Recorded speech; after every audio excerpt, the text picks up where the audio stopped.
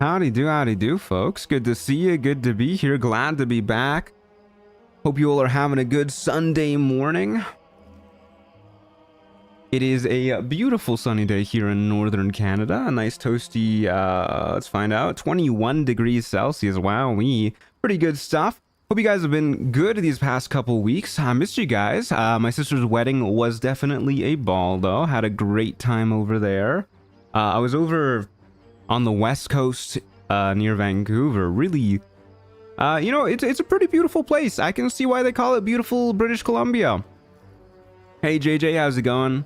Hey Bagel Man, howdy do? Hey Grim Reaver, hey Adrian, hey Hala, hey Christina, how's it going? Not so Hollow Knight.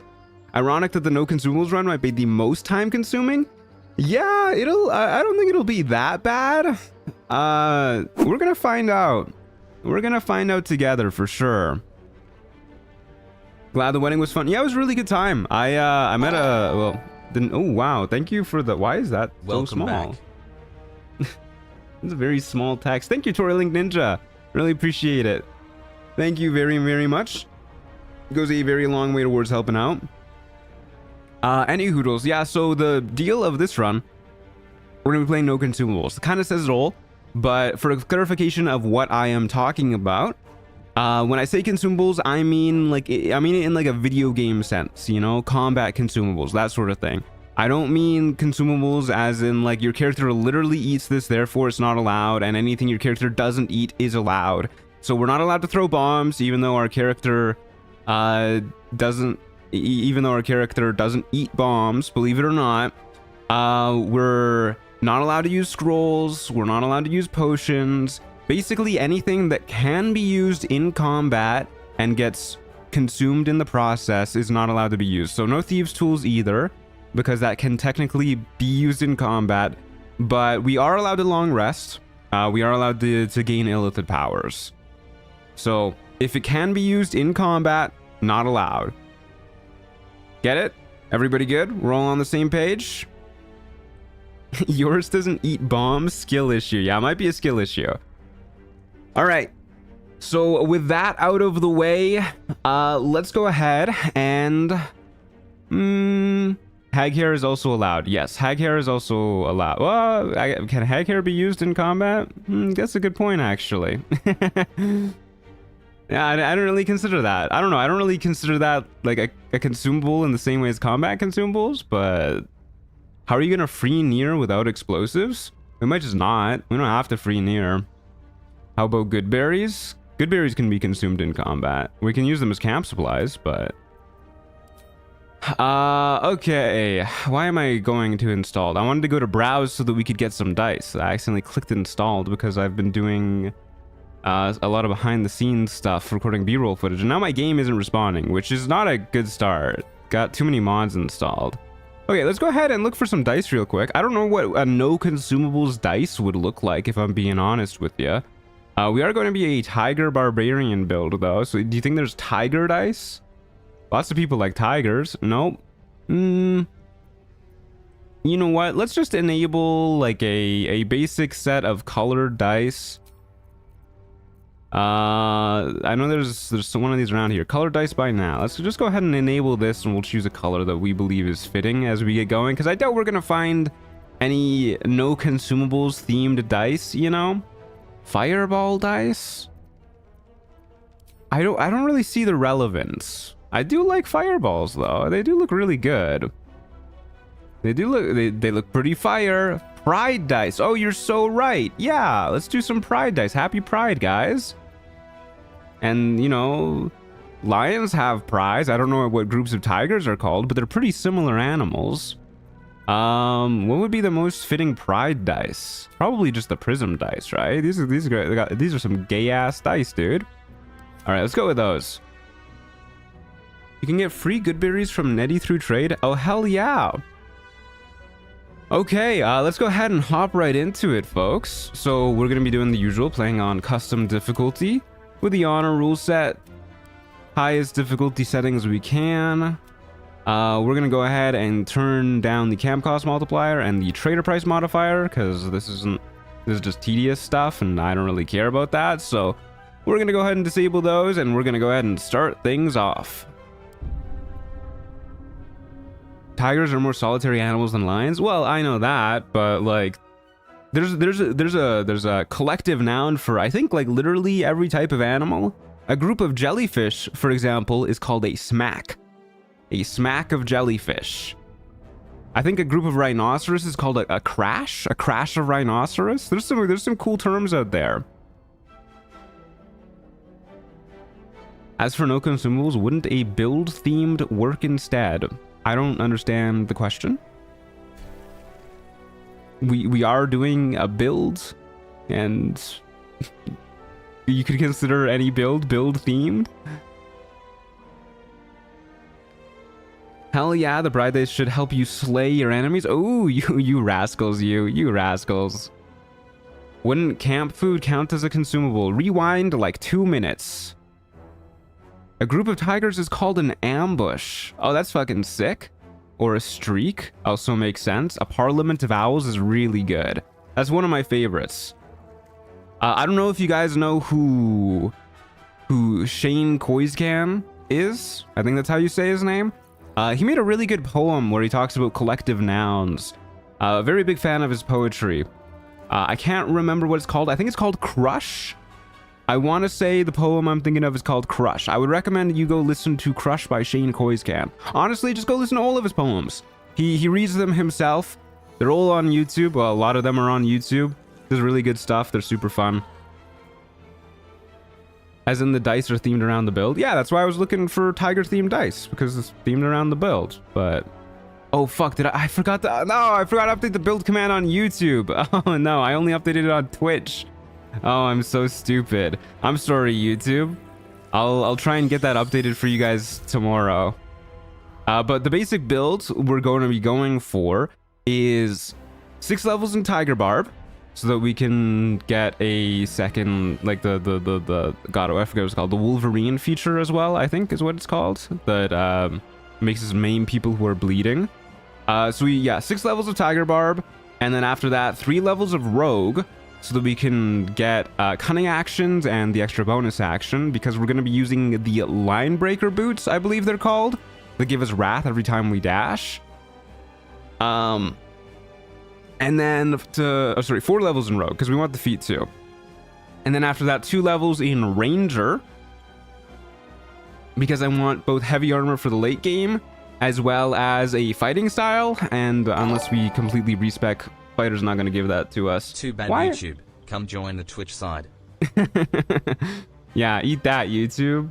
Thank you very, very much for the support. I don't know why the notifications are really small now. I had to restart my Streamlabs, so maybe the settings got reset.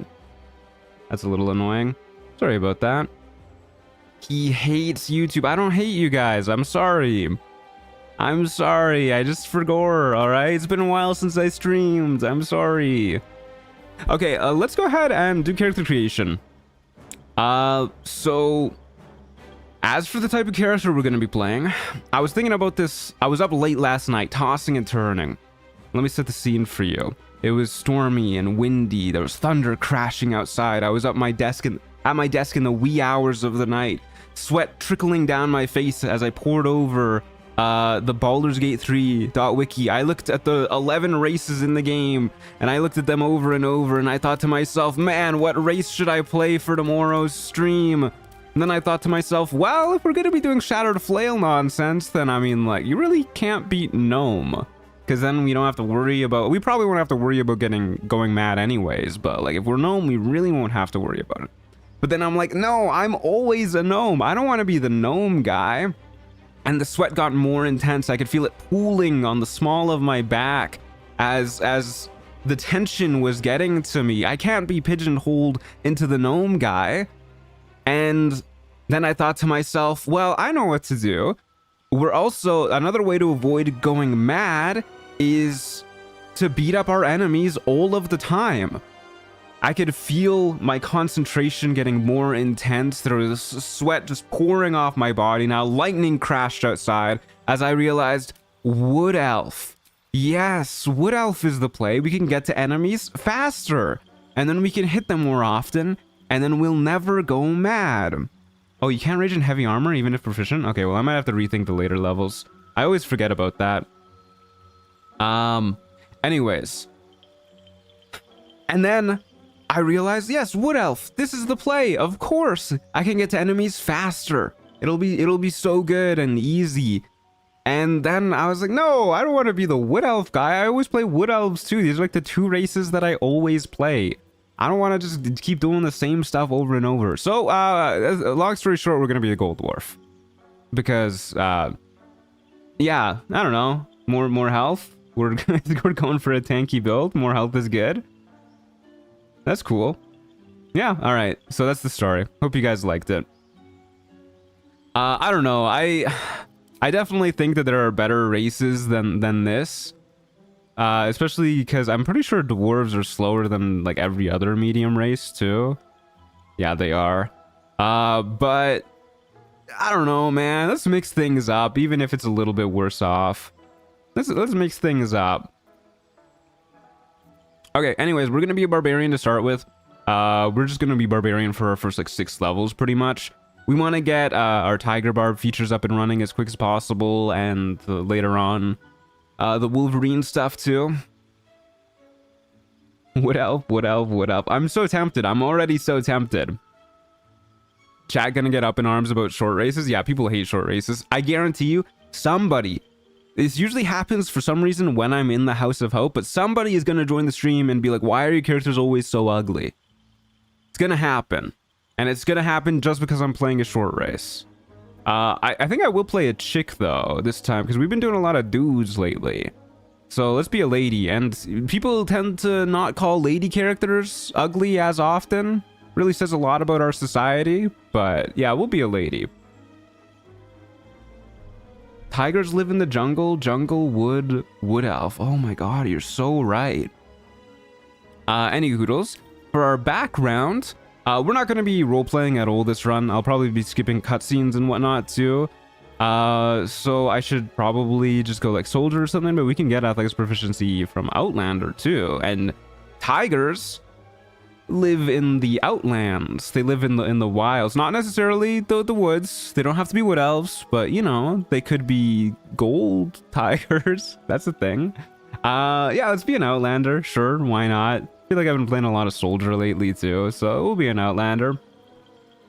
And then for our ability scores, I guess I should find just like determine whether or not I'm allowed to use Anti-Ethel's hag hair. It doesn't really fall under the same combat consumable criteria that I had in mind when I was making the rule set.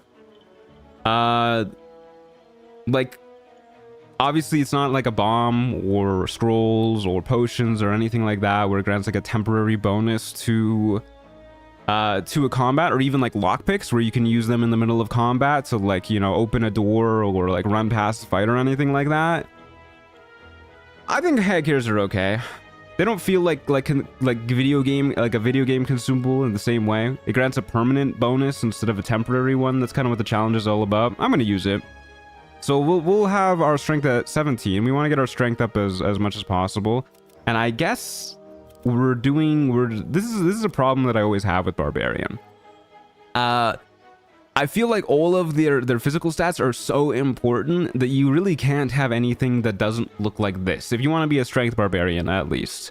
And if you're not using like Hill Giant elixirs, which we obviously won't be doing.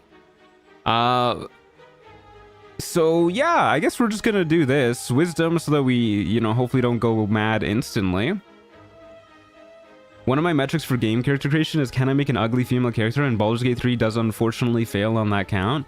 Yeah, it's a little rude, honestly. It is a little rude. I think the Baldur's Gate 3 character creation is a little lame in general. Don't murder me. I'm sorry, please. But most of the time when people make like really cool looking characters is with the use of mods, which I don't really, you know, like, at least you can mod it to make it better, but by default it's not very impressive. Okay, let's go intimidation so that we can at least have one good charisma check. And I guess perception, because these other ones just don't matter at all. Our skill proficiencies are horrible looking, by the way. We have one good skill, and then the rest are unimpressive, to say the least. Okay, this seems like a pretty good start for our character.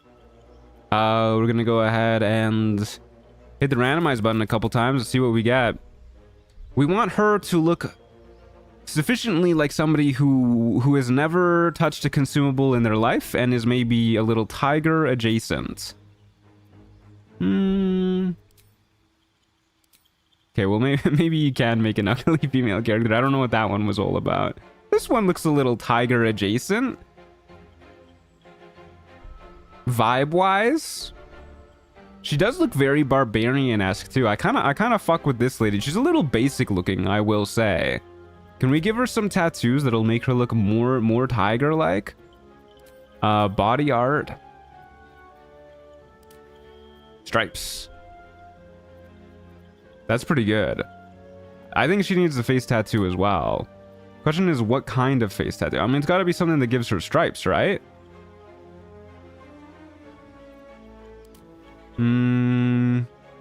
There's like too many stripes. It's got this weird thing going down here too. I kind of like that first one that I chose. Like, this one feels very tiger adjacent to me. I like this quite a lot, actually. What do you guys think? Just throw this on her face? Do we even need to change the color? We could change it to like an orange. Nah, let's just do this. Maybe turn down the intensity like a little bit so that it looks a little bit more natural. Make her orange. I mean, we could. I think, possibly. This is like a little orangey. Nope. Looks a lot more orangey when it's on the palette. I don't even know what color she was before. It was like this one or something. Good enough. What if she was ginger? We can do that. We can do that. Good God. Very ginger. This is more of a tigery orange, right? Than like this. Yeah, we gotta go like that, like this. This is pretty good. Black and orange hair.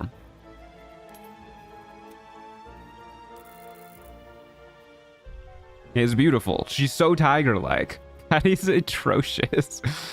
Oh, they're already calling my character ugly. Can we just have like black and then what does this look like? Maybe too much. Tiger, I hardly know her. Oh, you rascals, you. All right, I think this is pretty good actually. I'm quite proud of this one. How do we do piercings, by the way? Aren't barbarians supposed to have piercings? Is that body art? Piercing style. Is there any tiger-esque piercings? Kind of look like tiger fangs? I guess those are like little bird skulls or something. Oh, I like these. Yeah, get some fangs on her. They get special ones at level 3. Well, we can start with these ones too. These look pretty good. All right.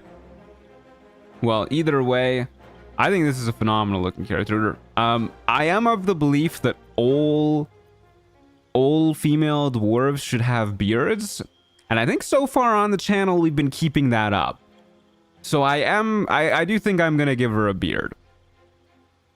It can be a shorter beard because, you know, she's a practical lady, but she needs a beard. Yeah, we'll give her a shorter beard. I like this beard. This looks like a pretty good beard if you ask me. It's so orange. Well, yeah. It would be weird if it wasn't, if her hair is this orange. I wish I had a beard this good looking, actually. This fits her really well. I think it's kind of fucked up that there aren't more games with female dwarves that have beards in general. Like, I think this is a big loss. And I blame Gary Gygax personally. Okay, let's go ahead and do this, folks. Go ahead and do this. I need a name. Can you give her black highlights for stripes? We already did. They're kind of hard to see, but there's black in there. All right, let me go ahead and get a poll going. This will be a YouTube exclusive to make up for me accidentally forgetting to update the build command over on YouTube. Ashley McGlobbin. Oh my goodness. Heart Thank suit you. emoji. Thank you very much for the resub. I cannot see your name because the notification is too small. Let me go here. Thank you, Rhubarb Toast, very much. Thank you for the resub. All right, and then we're making a name question mark. Ashley McGlobbin. Carol Baskins. All right, fuck it. Sure, why not? Carol Baskins. Barbara Berrien. Something Panthera related. I do like something Panthera related. Claudia... Okay, I really like Claudia Sharptooth. That's fucking sick, dude. I really like that. Claudia's really good. Narva, like gnome and dwarf, a liger, so to speak. We'll combine a couple names here. We'll do Narva. That kind of ruins the pun if we do Narva Barian, because we're losing the Barbara part of the Barian. Okay, we'll do Barbara Barian as the last name. I like names with the first name, last name. Okay, Barbara Barian as the last option. Make your pick, boys and girls. Give me what you got. Can I vote here? Oh no, I can't. I'm voting for Claudia Sharptooth. If it's a tie, then we're gonna pick Claudia Sharptooth. It's a good name. I'm gonna chug some tea while you guys argue amongst yourselves. Claudia Sweep. Yeah, Claudia Sharptooth is pretty fantastic. It is looking kind of one-sided here. Barbara Barian in a distant second. Carol Baskins in an even more distant third, and Ashley McGlobbin with not a single vote. Not even from the person who suggested the name. Which, you know what? Fair enough, I guess. Is there a specific reason for Gold Dwarf? If you rewind a few minutes, you can see my reasoning on it. I went through a whole epic story about it, but basically it's just so that I can play something unique, something that I haven't done in a little while that's still, you know, somewhat fitting for the build. Hey, Iron Gimbal, how's it going? You don't get a say in this, Matthew? Am I bad? Okay, well, now Ashley McGlobbin has a vote. Okay, I'm going to call the vote here. I don't think it's going to go much further. Congratulations to Claudia Sharptooth. An epic sweaty story indeed. Yeah, I was sweating quite a lot in that story. Claudia, that's not how you spell. Claudia Sharptooth. I hate whenever I have to name a character. You guys can just see how miserable I am at typing. It's a new keyboard, okay? I started using it like a month ago. I'm still getting used to it. I wasn't home for like a week and a half. All right, Claudia Sharptooth. Let's do it, folks. Oh, yeah, I always forget. We do need a guardian. Beautiful. Okay. I'm just gonna go ahead and skip this, I guess. We've done a lot of preamble already, and we're not role-playing this run, so we're gonna be skipping cutscenes and whatnot. I wondered how doable a common items only run is, maybe for a monk or barb. Yeah, I think it's definitely doable. Especially if you're using consumables and whatnot. Truant, did you see the Summer's Game Fest this year? No, I was out of town. I was getting updates on it while I was out of town. There's a few things I'm excited from it. Final Fantasy VII Part 3 coming out. Ooh-wee mama, that's pretty cool. Street Fighter 6 announced Tifa is joining their cast. That's crazy. Oh yeah, I've just got the better hotbar mod like permanently installed now. I got very used to it in the, what was it, the Mystic run? And I don't really like playing without it anymore. So we're just gonna have this. Yeah, Code Veronica remake is really cool. I hope you had a nice trip. I missed the first couple minutes of stream. I did have a nice trip. Thank you for hoping so. Very kind of you. Yeah, it was a pretty good time. My sister is on some stuff to help her anxiety these days, and it was really funny because like everybody instantly noticed. Because normally she's a very tightly wound person, to put it politely, and I was hanging out with my cousins, and we were all like, it's kind of weird that she isn't losing her mind, freaking out right now. Like, this is her wedding. You'd think she'd be stressed out of her gourd, but she was just vibing and chilling. And so we went up to her and we were just like, hey, are you okay? You seem calm. And she was like, oh yeah, I'm on meds. It's awesome. So good for her. Proof that the power of meds works if you get the right ones. As someone who never played Final Fantasy VII, what's the deal with the remake? Why are there 3 parts? A lot of game. A lot of game to remake, and they're putting in hella budget into it too. We might as well get us here. We have no reason to not get us, so let's go ahead and see what we can do. After RE9, I'm cautiously optimistic for Code Veronica. I thought RE9 was pretty well received. All right, well, let's go ahead and break the skull. Oh, we're so good. I also forgot to change to our gay dice. My bad. Sorry, guys. I'll remember next time. A good med prescription makes a world of difference. Yeah, she actually wasn't on her meds for I think like the 2nd day of the wedding because she wanted to drink a lot, and apparently her meds don't mix well with that. So she went off her meds for the 2nd day, and it was very, very immediately noticeable. At least until she had some alcohol in her, but you know, probably best to you know, go for meds instead of alcohol if you have an option. Hello, us. Welcome to the party. Our freedom is ours, friend. Sorry, I forgot to update the build command. I will update it for tomorrow. I pinky promise. I pinky promise, but that's an old command for anybody on YouTube. If you're on Twitch, you're good. Because Twitch, you guys are my favorite. Don't tell anybody. All right, let's go. To the helm we go. We are going to the helm. Okay, off we go. Hop on the elevator, us. Build is presently still on Mystic. I'm working on it. Okay. We're about to get us some free medium armor, which is pretty cool. What did you say? I didn't say anything. I didn't say anything. That wasn't for you guys to hear. I whispered it into the Twitch side of the microphone. How quickly you forget us. You guys didn't hear anything. All right, Lazel. Get in the pit. As for that thing. Get in the pit, Lazel. Where are you? Let me click on you. Yoink. I almost took her healing potions too, just by instinct. I actually need to get rid of that garbage too. All right, let's go ahead and jump over here. Goodbye, Lazel. Everybody say bye, Lazel. Bye, Lazel.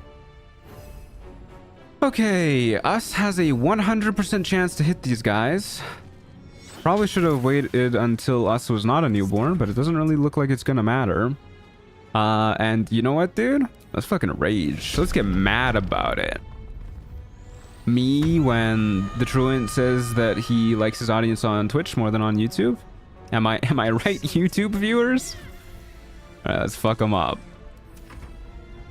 Why Barbarian if you can't drink healing pots? So that we can go Tiger, Barbarian, and then use the Shattered Flail to hit up to... Oh my god.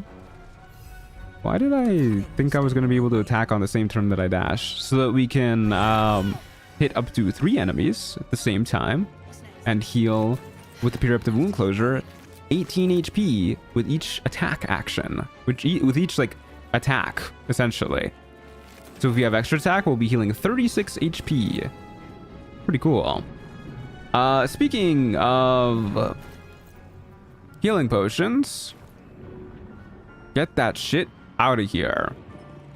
And get this one also out of here. Not really dramatic when you don't throw the whole stack at once, but they're gone. Beautiful. I guess I could have sold them, but you know, it's more for dramatic effect than anything else. Let's go ahead and throw on our armor too. So our AC goes up to a whopping 17. throw on some ranged options. There is definitely going to be a point, by the way, when I accidentally use a consumable in this run. So I'm going to be trying to save pretty often so that I can at least like roll back if it does, because that's what we'll do. If I use one, we'll just roll back. However, I give you permission to point and laugh at me when I inevitably do this. Pretty much every class besides rogue is probably going to need heals. Yeah. I mean, that was definitely an option for this run. Just go with like a stealth archer build or something like that. But I don't know, it's kind of boring, isn't it? Like every single run, the best option is just stealth archer. So we're mixing it up a little bit. When we do the no long rests playthrough, we're probably gonna be a stealth build of some sort, and that's probably gonna be. Oh wait, Us is gonna get mad if I do this. Sorry, Us, I won't do that. I won't murder that guy. So we may as well just, you know, hold off on any stealth builds until we do the no long rest one. If you mess up, complete reset. I think I'm good. I think I'm okay. That's weird. Why didn't the pod revive Bazel too? That's what happens to me. If you use this one, she's too far away for it to res. If you use the one down where she died, this one, then she'll get rezzed because her corpse is right here. It's just a matter of proximity. All right, in we go. Probably should have pre-dashed, especially because I'm a dwarf and not a very fast dwarf. But that's okay. We might just die here, and that's fine. What counts as a consumable? Basically anything that we can use in combat that provides a temporary benefit.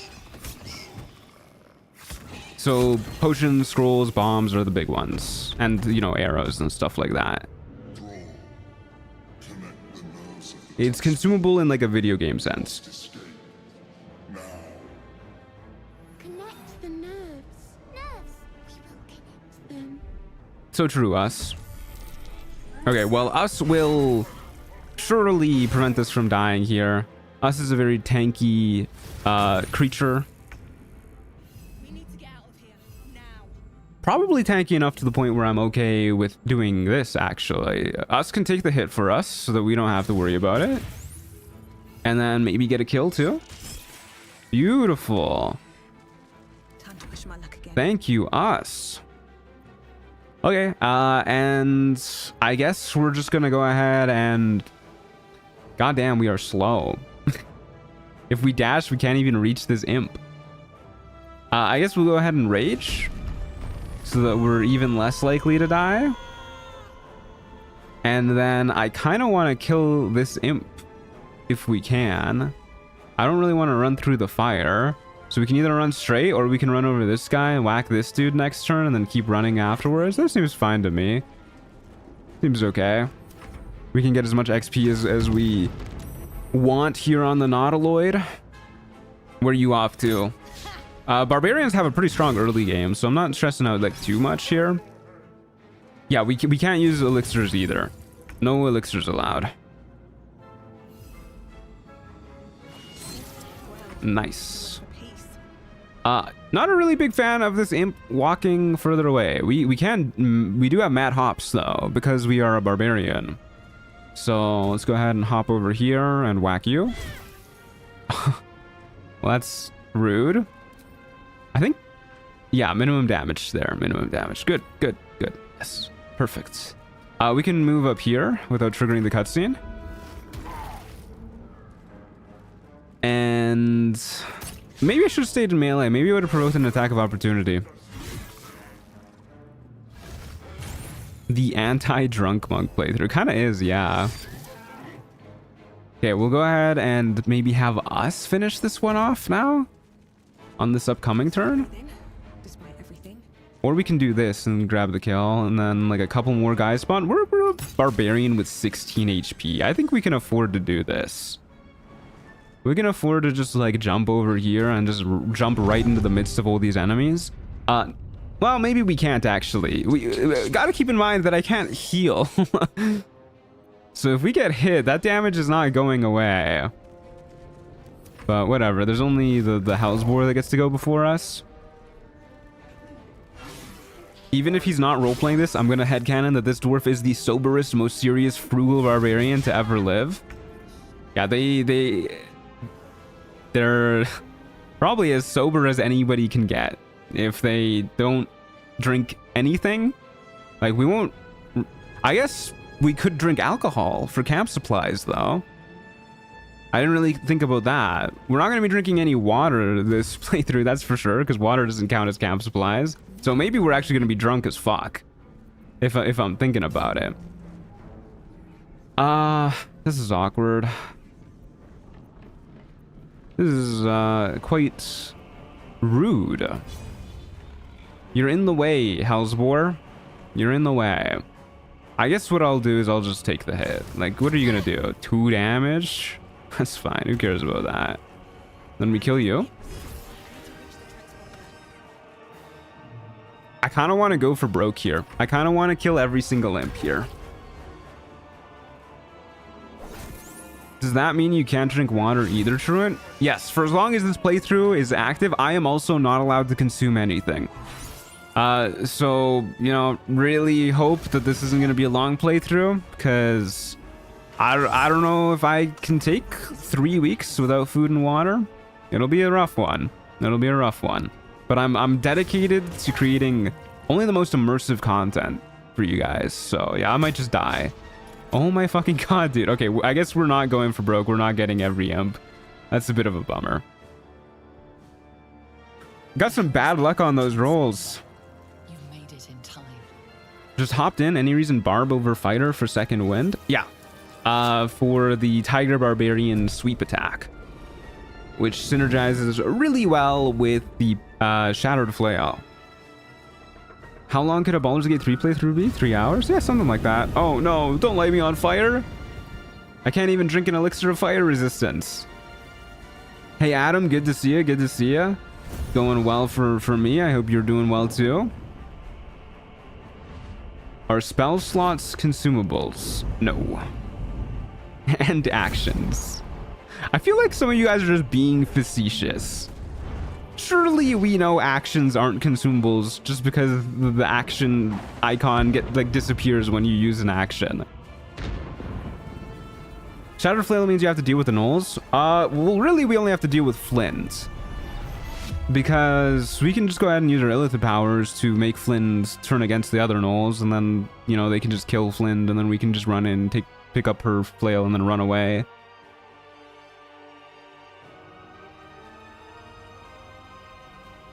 I think it would have been funny if the dragon warped with the ship. That'd be fucking sick. Dragon just warps out too and burns down the Emerald Grove.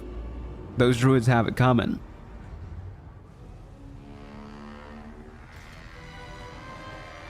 Love the Slay the Spire victory music as we make it out. Is the music too loud, by the way? It's a little loud on my end. I think I'm going to turn it down just a tad. Sorry for the laggy cutscene. Alright, we've made it to the beach. I'm gonna let this cutscene play out.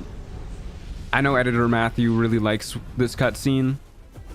Using the little like eyes opening scene on the beach is fucking killer way to start Act 1. Ouch. Oof, ouch, owie. No healing potion to wash that one away either. So yeah, basically our goal for the day, for today's stream, is going to be to get the Shattered Flail. So I think we're going to do our usual route where we kind of finagle our way over towards the Underdark, and then we'll grab the adamantine gear. And then after that, we will simply head on over to Flynn's, and hopefully our adamantine gear allows us to live long enough so that Flynn dies under mind control. As you wake, the first time I played Baldur's Gate 3, I had installed it to an external hard drive, and none of the entities in this cutscene had textures. That's really funny. Gotta check ourselves for injuries, man. Okay, huge. We gotta be really careful with getting injured. Who is this gorgeous specimen? This is Claudia Sharptooth. She's beautiful, I know. Alrighty. We made it to the ravaged beach.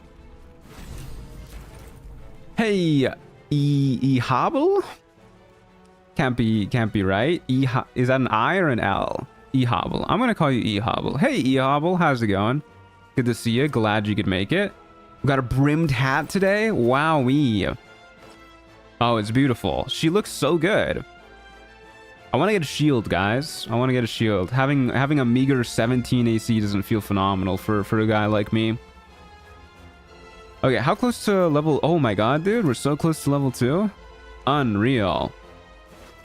I also think that I'm probably gonna be doing some candle dipping shenanigans this playthrough. Because I don't really... I think we're probably gonna need all the little boosts that we can get. And candles definitely are not consumable in this game. It's kind of weird how unconsumable they are. They're very sturdy. 5 XP over there.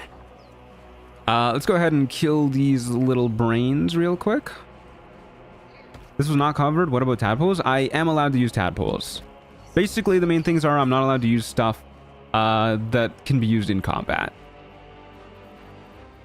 That's what it comes down to.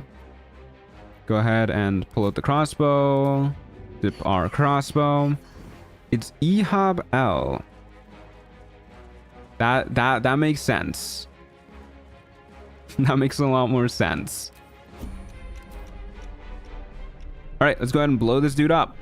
I did say I was gonna quick save frequently, so let's go ahead and quick save here, and then we're gonna go ahead and blow this dude up. As a dead dude. Well, we're gonna long rest soon anyways to get our rages back, I guess. But maybe we don't need to do it for this fight.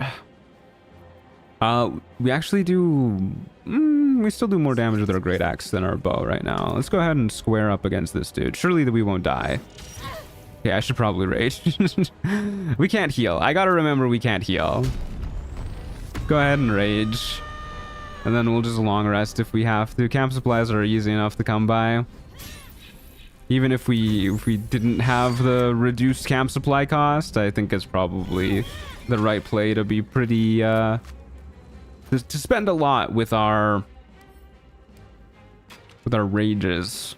I need to stop picking up consumables, by the way. We cannot have consumables in our inventory after we oh my god, I can't talk. Oh no, stop it. We cannot have consumables in our inventory after we grab the shattered flail.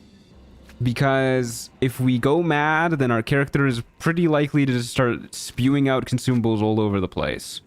You can always sell the consumables. True. True, I could. I don't know if I'm going to remember to do that every time, though. I guess I should. I should be optimal. I did say earlier that I could sell them. Fuck it, dude. Until we get the shattered flail, it's not that big of a deal anyways. Those fireball dice make me want to start a solo wizard run.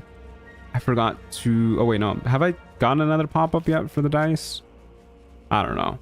Remind me next time the dice pop up to change them to the pride dice. 11 gold. Don't mind if I do. Are bombs consumables? Yes, bombs do count as consumables.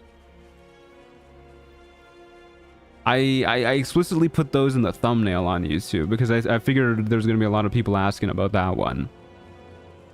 What things are considered consumables? The big ones are potions, bombs, scrolls, arrows. Those are what I consider consumables. How much farther can I go? Where's the guy? There's the guy. I'm gonna murder you, guy. Boop. Nice. There's our level up. Level 2. Don't mind if I do. Okay. We are a tanky boy. 27 HP. God, I love playing barbarians. We get danger sense. Advantage on dex saves against trap spells and surfaces. Can't be blinded or incapacitated to gain this benefit. Very cool. And we get reckless attack, which I think is actually going to be pretty good for this build. It'll be interesting, but yeah, I think it actually won't be bad once we get the shattered flail. Normally, I'm not too impressed by reckless attack, but yeah, we'll see. And things like void bulbs and caustic bulbs, yeah, those aren't allowed either. I should get a exclamation mark consumables command going for tomorrow's stream too. All right, up we go. I use a hell of a lot of potions in Baldur's Gate 3. You know, apparently I do too. Like, I'm thinking about it. I didn't realize just how many I did use, but like now that, like, as soon as I saw this potion of speed, I'm like, oh, a potion of speed, and then I was like, oh, a potion of speed. Fuck, I can't use that. First time seeing live, happy to be here. Been into 40k lately, so Baldur's Gate 3 is taking a backseat, but happy to see more challenge runs. Hope your 40k infatuation has been going well. I do want to play Rogue Trader one day. I keep trying to get into it. I keep bouncing off of it. As if malfunctioning. It looks slightly dangerous. I have high hopes for the upcoming 40k CRPG though. I can't remember what it's called. Yeah, I really can't remember what it's called, but it's coming out pretty soon, I think. I heard it was an alpha somewhat recently. I'm hoping it's a little bit more accessible than Rogue Trader. Because, man, whenever I boot up Rogue Trader and I just see all the systems, it's just like, oh my god, dude, I don't even know where to begin. That sure is a hand. High five, buddy. Dark Heresy, yeah, that's it. Perhaps I should have clarified. A helping hand. Okay. Anyone? No thank you. Far too dangerous. We can't risk taking any damage. By myself? I'll perish in here. I'll perish. Tough luck, nerd.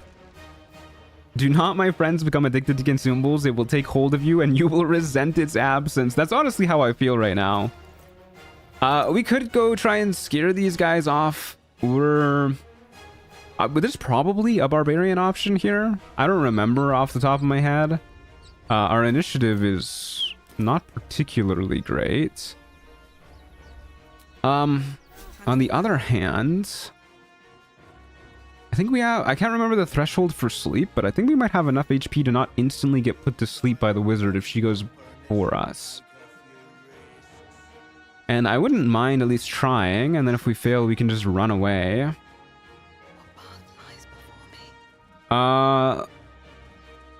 You know, fuck it, let's try it, just because I'm kind of curious about whether or not there is a barbarian option here. And then if we fail and die or whatever, I'll just leave it. Because I don't really like saves coming over and over again to get free XP. She's a little cheesy, you know? We might end up doing that with the Kuatoa though, because there's a little glitch that I want to exploit with them.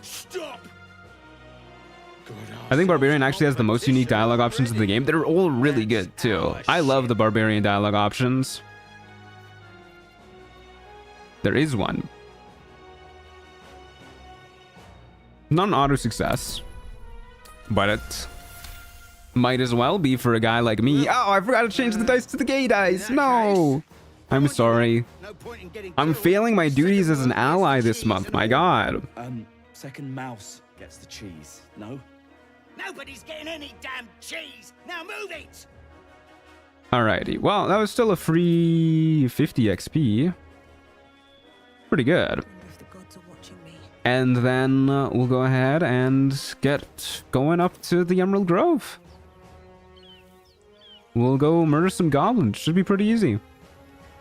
Okay, I promise I will remember to swap out the dice next time. The K Council is deeply disappointed. I know. I know, guys. I know. We should probably take a long rest. Gain our rage charges back. It's not like we're playing Trials of Half. We don't need to conserve our camp supplies. I sure do love having low camp supply costs too. I feel like this is the earliest I've long rested in absolute ages. Why don't they make it easier to change dice? You have to wait for a manual dice roll before being able to do it. Yeah, I don't know if it's just me. I might just be like a little bit stupid too, but I feel like by the time I actually get to a dice roll, I'm focusing on the dice roll. I completely forget about having to change my dice. All right, boys. Go beat up some gobos. Consuming soup, restart the run. Yeah. Fucked up. Open the Zevlor's orders! That pack of goblins will be on us any second! So, What's going on? I actually kind of have a... Tail, open Oh the wait, gate never mind, never mind. now! You let goblins Wait. here? Where is the druid? No, I don't understand. Okay, so Please, there's no time! Zevlor ordered them to keep the gate closed no matter what, for nobody to get in. So Aridin leaves, and then does he expect to just not to ever be allowed back in again? 9 hells! Open the gates! That seems a little weird.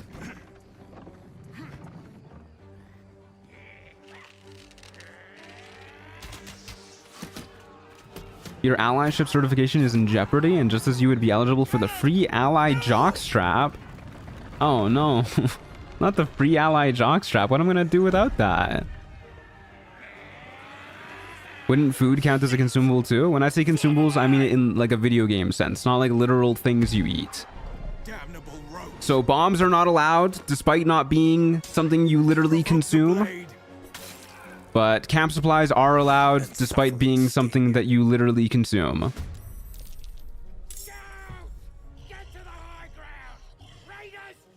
Zevlor probably did it after they left, and with the assumption Halston was going to be coming back with them. I get that.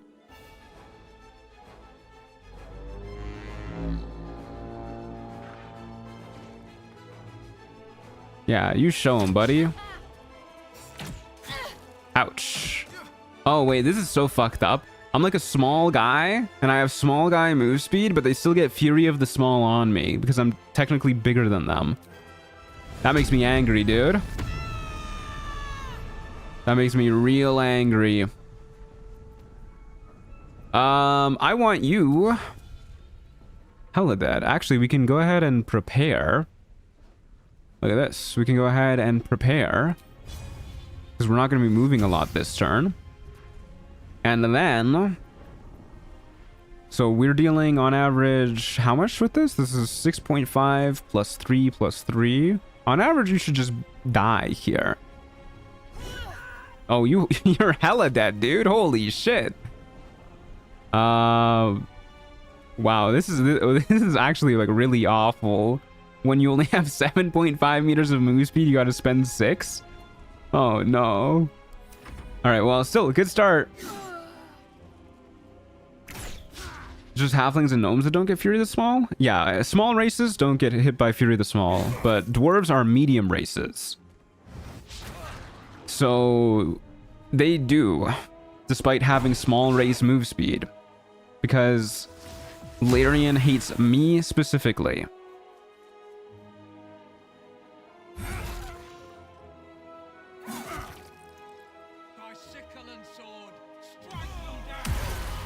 No long full rest. No, food is allowed. Long rests are allowed. Bombs are not allowed. We're not doing literal consumption, guys. It's video game consumables are not allowed. They hate our short kings that are big. They do. They do. All right, let's go ahead and do like a lacerate here. Damn it. Wonder if I can shove you off. I have a feeling this question will come up a lot. Yeah, I'm probably just going to start ignoring them soon. And then I'll set up a command for it for tomorrow. All right. Well, that was a pretty good start.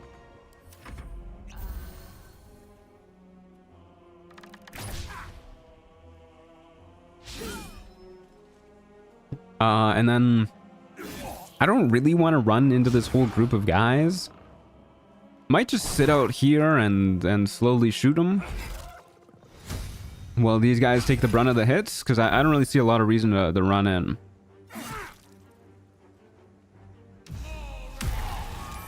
Good job, Will. Nice. Will, you're cheating. You can't do that. He drank a potion. What the fuck? Spiritually are we consumables? Yes, I'm not allowed to have you guys either. I'm turning off the chat because I'm not allowed to have you because you're consumable. Technically, just being a person makes you a consumable. You can eat people. You shouldn't, but you can. Nice. You can't eat us? Why not? Are you made of like plastic or something? I can eat plastic too, actually. I'll show you guys. I'll prove it. No consumables run, but I gotta prove that I can't eat something before I'm actually allowed to use it.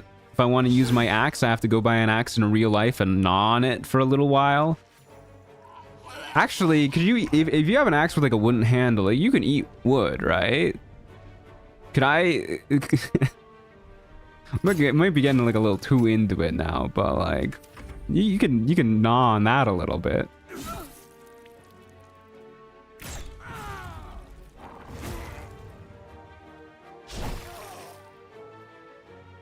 Oh no, Barth! Anybody but Barth! Probably has a lot of chemicals in the wood. I don't think they were using chemicals back in the Sword Coast days. You know, 500 years ago, when North America was known as the Sword Coast, and that giant elder brain appeared. All right, we're gonna hustle a little bit closer and murder you. And then saunter up into melee. What happens if an ally throws a potion at you? You know, not something I considered. I think the restriction is mainly against my own character. Be a little weird if I had to control what uncontrollable AI does.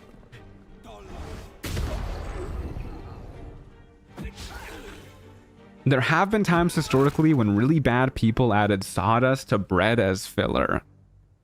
Sounds like something that really bad people would do. Are you in melee, my friend? You sure are. Alright. Swallow them. Fuck it, dude. Alright, well, this is just embarrassing. You know what? Zakrug? Sorry, Ramirez. Zakrug is your problem now. I don't want to get hit by him. Oh no. Oh no, poor Ramirez. Maybe the most fucked up thing that I've ever done in this game.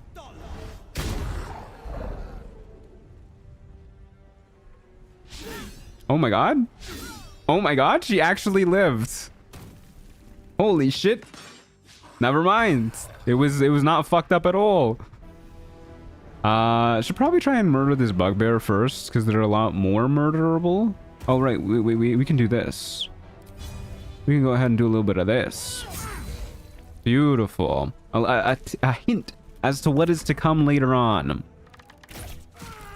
Oh, and she killed him too. Good job, Ramira. All according to plan. Yeah. If an ally you can't control heals you with a potion, then it shouldn't count. You did not consent to that interaction. Yeah, exactly. Okay, thank you, Zakrug, for the shield. I should probably find a weapon I would like to use as well. Morningstar works. Morningstar, shield, gloves. I'm a new man. Got so many things. Alright, good stuff. Maiden in the Emerald Grove. Pretty clean fight. Eridan lived with 1 HP. We was running for our lives. Eridan, I would not be picking a fight at 1 HP against a man who has Hellish Rebuke. That simply cannot go well. Let's say relax. Claudia's gonna be a chill lady. I'd be lying dead next to the goblins if you'd stalled any longer. My duty is to this camp. Oh, God forbid you risk your precious tail. But I shouldn't be surprised. God. Full-bloods Punch him. known for courage. Punch him. You see the tiefling's jaw clench. He's about to erupt. We can punch him. Yeah, I want to punch him. And we get to switch to the gay dice. What are the gayest dice here? Rainbow Prism? Go Rainbow Prism. Happy Pride, y'all. Oh, yes. Yes. Beautiful. That's... I love this stupid fucking hop that short races do. The goblins have found us. No doubt the beasts will be back. A chill barbarian who doesn't drink and barely eats, is she okay? Yeah, something's going on with her. Okay. Rewarded for being an ally. Yeah, that wouldn't have happened if I didn't switch to the rainbow dice. Alrighty, we've made it to the hollow. Hey, pal. Well met. Is there anything you need? I don't know, actually. Is there anything that I need? Ritual will be complete before too I can sell some stuff to you. 6 gold from this. 18. You know what? Consumables don't really sell for a lot, guys. I'm noticing this. That's we got 1 gold, 2 gold. Are consumables even worth picking up if we're just gonna be selling them? Like, I'm not very impressed, I must say. Yeah, let's grab the gloves of missile snaring to help us out for now. And then we don't really care about any of this, I don't think. Yeah, not really. Yeah, I think we're a-okay there. We can go ahead and... Wait, we can throw these, right? Yeah, I should keep thrown weapons, because they're better for us than using a crossbow or some such. Yeah, we'll do this. Fantastic. Give me some gold. Huge. 1 gold is more than none gold. You're very right there. Hey, Roland, how's it going? Hells, we can't just leave. They're kin. I'll not get. Can we? Have you considered It's fine too. staying? Only cowards run from a fight. How dare! That works? Prove her wrong then, if you think you're able to, that is. That's so funny. Fine. Don't even have to make a check for that. That's how manipulatable Roland's toxic masculinity Thank you, is. Roland. We love manipulating men with cheap machismo. Okay, let's go ahead and swing by Damon. Hello, Damon. You know what? Actually, since we can't use heavy armor even in the late game, because apparently barbarians just aren't allowed to rage when wearing heavy armor, even if they're proficient with it. We actually don't need to keep Damon alive. We could do an evil run. I feel like it's been a minute since we've done an evil run. Oh, but I do kind of want to get the flawed Helldust gloves in Act 2. That's kind of a thing I should think about. Ooh, a war pick. I've never used a war pick before. Go ahead and do that. Are there any items you think you'll need to buy later? Because maybe selling the consumables will matter later? Yeah, I mean, there's definitely stuff that I'm going to need to buy, but... I mean, getting like 1 or 2 gold here and there isn't blowing me away by any means. I like the look of the war pick too. The actual like blade part of it isn't as big as I thought it would be, but it's kind of a cool looking weapon. Please do an evil run. Am I small enough to go down here, actually? I'm curious.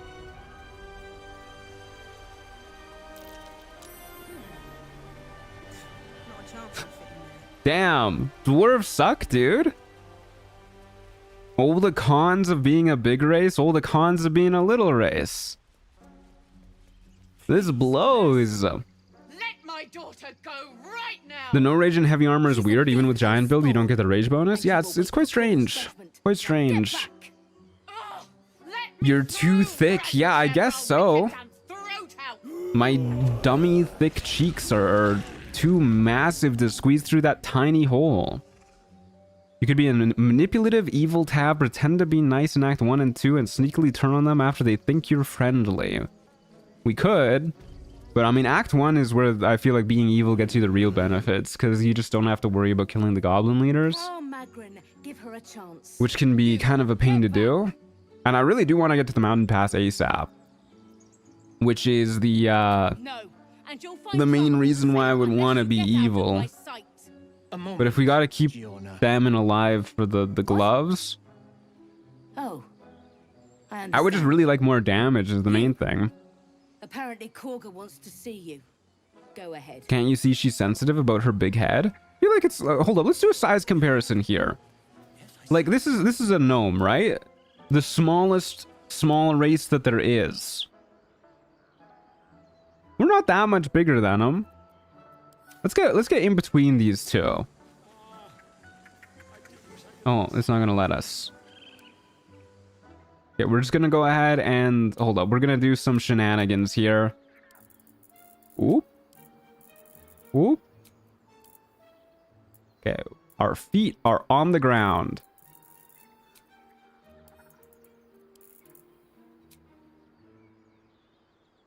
Like, I guess we're not that small. I mean, she's kind of not on it properly either, but like, I don't know, dude. I don't know, dude. Giving me 7.5 meters of move speed, letting me get hit by Fury the Small. Ah, my good friend. You were at the gates just now. You should be the most evil When the possible whilst goblins maintaining came, the best items you saw the need. bad clothes? A few See, we don't questions. need the extra damage from the flawed Helldust gloves. If you guys really want me to be evil, I can be evil. It would be nice to have. Okay, so, funny thing about this item. When you heal a creature, it gains a d4 bonus to attack rolls and saving throws for 2 turns. You would think this would be really good with the Shattered Flail. This does work when you use potions. It does not work with the Shattered Flail. A lot of items that proc off of healing do not work with the Shattered Flail for whatever reason. So this doesn't work. The amulet that gives you poison damage when you heal yourself doesn't work. Stuff like that. So it's all very sad. So Volo can't actually really do anything for us. Goodbye, Volo. Can't you just get the DJ gloves? You know, I've forgotten what the DJ gloves even do, but if you tell me they give damage, I'll believe you. So we'll just go for the DJ gloves, and I guess we'll be evil this playthrough. Hey, how's it going, Cobalt Cots? I don't know if I said your name right, but how's it going? Good to see you. I know it works with like gear that heals you every round. Yeah, it does work with like the Ring of Regeneration and stuff like that. She's just a what, Raph? A D4 necrotic? That sounds good to me. Yeah, I'll go for the DJ gloves. I will And I'm assuming if they're DJ gloves, then they're probably in Act 2 somewhere. Stranger. Let me look them up while Kaga yaps away. Dark Justiciar, Gauntlets, Baldur's Gate 3. Then steals our most holy idol in You get them near your gear. All right, we can do that. Here until the rite is complete. And keep still, devil. Tila is restless. She's so mean. What about Saravok's weapon? Yeah, we'll probably switch to that later on, but that is a long way down the line. Okay, pro tip, don't do the Barbarian option here. It's pretty high DC, and if you fail, everybody murders everybody. I think this literally triggers the druids killing all the tieflings. Like, it triggers that cutscene. So don't do this line. That's bad.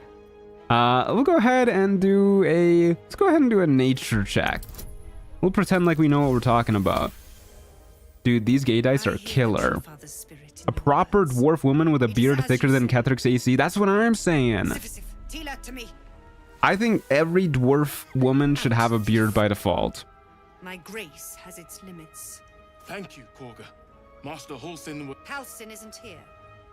Keep his name off your tongue. Just throwing it out there for curiosity. I've never seen an evil playthrough because it makes me sad to do it myself. Well, you're about to see one today. We'll be evil. I guess we saved Arabella though, but that was more so just as like a flex, you know? I do want the Ring of Protection too. You could argue that it's I see you. somewhat evil to steal their idol. Alright, we'll wait patiently. I need help. You seem healthy enough. Got a tadpole in my head. I can't. Please help me, Nettie. Please, please. And give me 30 XP too. Thank you. Where is she going? Like, she's not a real dwarf, dude.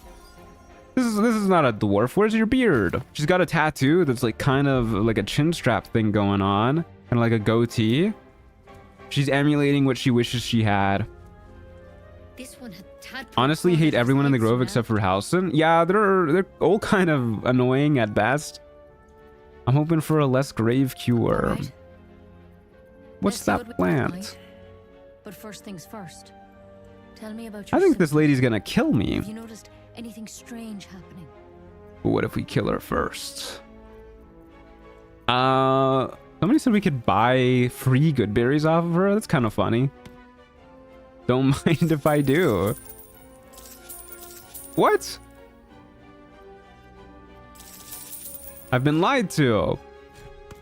There you go. I can merge my mind with anyone else that's infected. Do you watch Critical Role? There's a dwarf woman with a solid beard in the newest campaign. I do not watch Critical Role. I can never really get into watching other people play Dungeons and Dragons. My friends were all super into Critical Role when we were teenagers, and I don't know, it just never clicked for me. I was kidnapped and infected. Oh, she locked the door. Hello? Look, I think we gotta kill this lady. straight with me, so I'll be straight with you. I don't know if I have any rage charges right now. Here, we're all dead. But you seem like a good soul. Killing Kaga has more value than letting her live. The Broodmother's Revenge is a really good amulet. Unfortunately, we can't use it because it doesn't work with the Shattered Flail, and we cannot use potions to proc it. But yeah, I agree. I think the Broodmother's Revenge is a very solid amulet. I do have a rage charge. All right, let's fucking do this, guys. I'm not taking poison from a woman I can't trust. Don't you understand? You could kill us all. Or I could kill just you. I'm not gonna die. And I've no choice. I'm sorry. All right, let's fucking murder this lady. We are missing 5 HP, but that won't matter. We'll go ahead and hit her with a...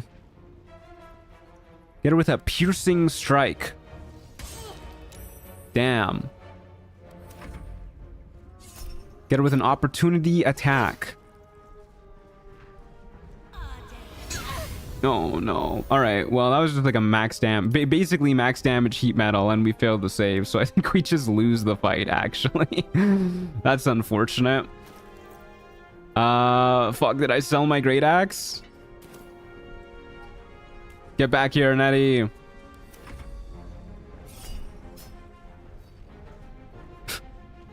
Okay. Yes, we do just lose there. Unfortunate. Unfortunate. All right, you gotta live this time, Nettie.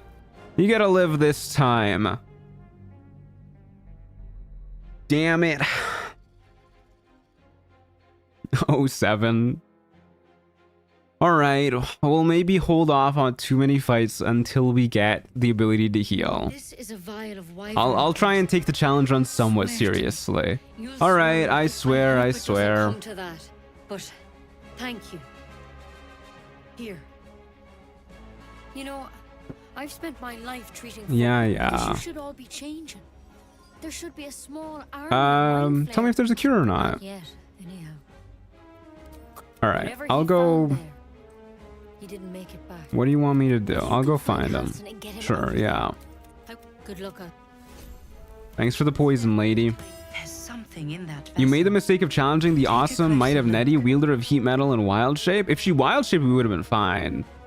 Heat metal is the really tough one.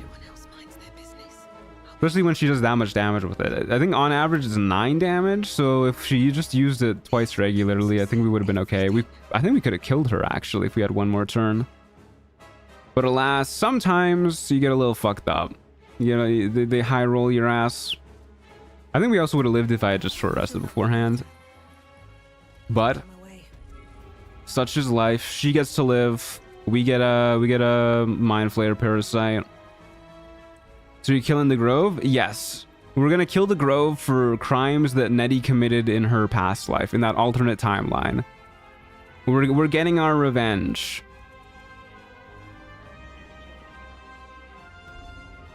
Alrighty, yeah. Let's go see if we can learn how to play every instrument ever. Hello, Alfira. Also, I do want to grab the Ring of Protection, so we'll probably do that in a moment. Hey, Alfira, how's it going? What's that tune you're singing? Not the time for music. Let me help you finish it. We can perform together. All right. Check this shit out, guys. Smile and pain will. All right, don't check that out.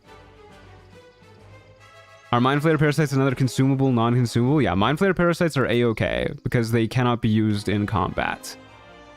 It is basically just combat consumables that our rule set does not let us use. Why don't we try again? All right, check this out, guys. Oh, baby, that's how you do it. That's how you learn every instrument ever known to man. So Grove-like. There was so much blood. Toughen up or you won't last. She'd have said the I love same. how you just can't be mean to Alfira here. Like, there's just no option that's actually mean to her. You can be like, toughen up, loser, and she's just like, that's exactly what my mentor would have said. Have a long wait. Anyways, we can now jam out with the best of them. Oh, sorry. Hell yeah. The fact that she's doing this with gloves on? Yeah, our character did do that with gloves on too. That's pretty impressive. All right. Well, we did it. I feel like between our gloves and Alfira's nails, neither of us should be able to play stringed instruments. I haven't even looked at Alfira's nails, but don't... Yeah, actually, now that you mention it, don't most tieflings have like crazy long nails? Show me your nails, guys. They look like they got some claws going on. Scare me. Our little Hellion told us what happened. I hope we'll meet again under better circumstances. Wonderful. We got Chimera's Locket. Huge. Okay. I need to get in here. I think... Isn't there an option where you can just talk to this kid like over and over and then you just get to make like infinite checks here to try and find it? He stares right past you as if you're invisible. Turn around to see what he's looking at. As you turn back, the child slips between the rocks. Or you can just get it on your first try because we're just built that good. I think, right? Well, is this the one that we need to succeed? You look the rocks over.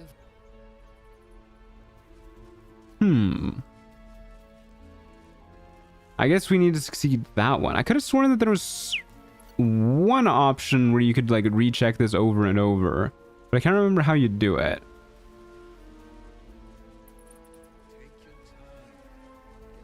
Yeah, I guess it's that one. I'll just save scum for this. I really feel like there's a way to do that check over and over until you just immediately spot it, but I can't remember how.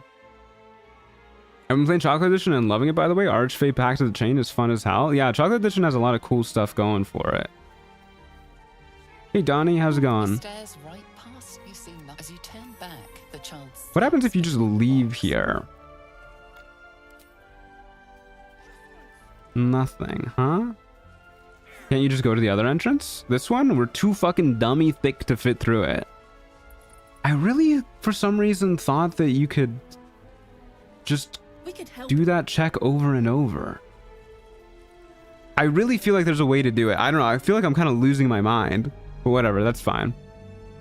We can also just use the DLC helmet to squeeze through the small section if we really want to. So it's no biggie here. Have you ever thought about doing a Blood Sorcerer run? I think it's one of the coolest mods available.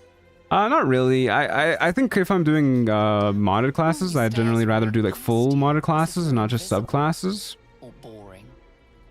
You see What are you looking at? Turn back, the child slips between the rocks. Yeah, we'll do a quick save here. Dwarves are too big. I didn't know that. Yeah, unfortunately so. You find the edges. Wow, first try. We did it. Where is my character going? Hello? Alrighty. Give me the quest to steal their idol, pretty please. Hello, Maul. How's it going? Well, Mike, you saved Arabella from the druids. Happy to help. And we're happy to be helped. Do you need help with anything I want else? to steal that big shine. I'll see what I can do. Alright. Off we go. Let's go steal a druid's idol. Can we exit out this way? Probably not, right? I'm not even gonna bother trying. I already know you can't. Would you ever do the chocolate edition witch mod? There's a chocolate edition witch mod? That's kind of cool. Probably not. There's a lot in chocolate edition, just like regular chocolate edition, that I would already like to check out that I haven't yet. That's why dwarves especially are known for all their mining. Yeah, you think a dwarf would just be able to like make that hole a little bit bigger? What is a chocolate edition witch mod even entail? Is it just like, because like there's there's already the witch mod. How does chocolate edition change it? Is it just like a different witch mod at that point? Okay, so we can do this without darkness arrows or anything. We literally just need to like steal it and then instantly go to camp. I'm gonna use my gamer mouse for this. Is that quick enough?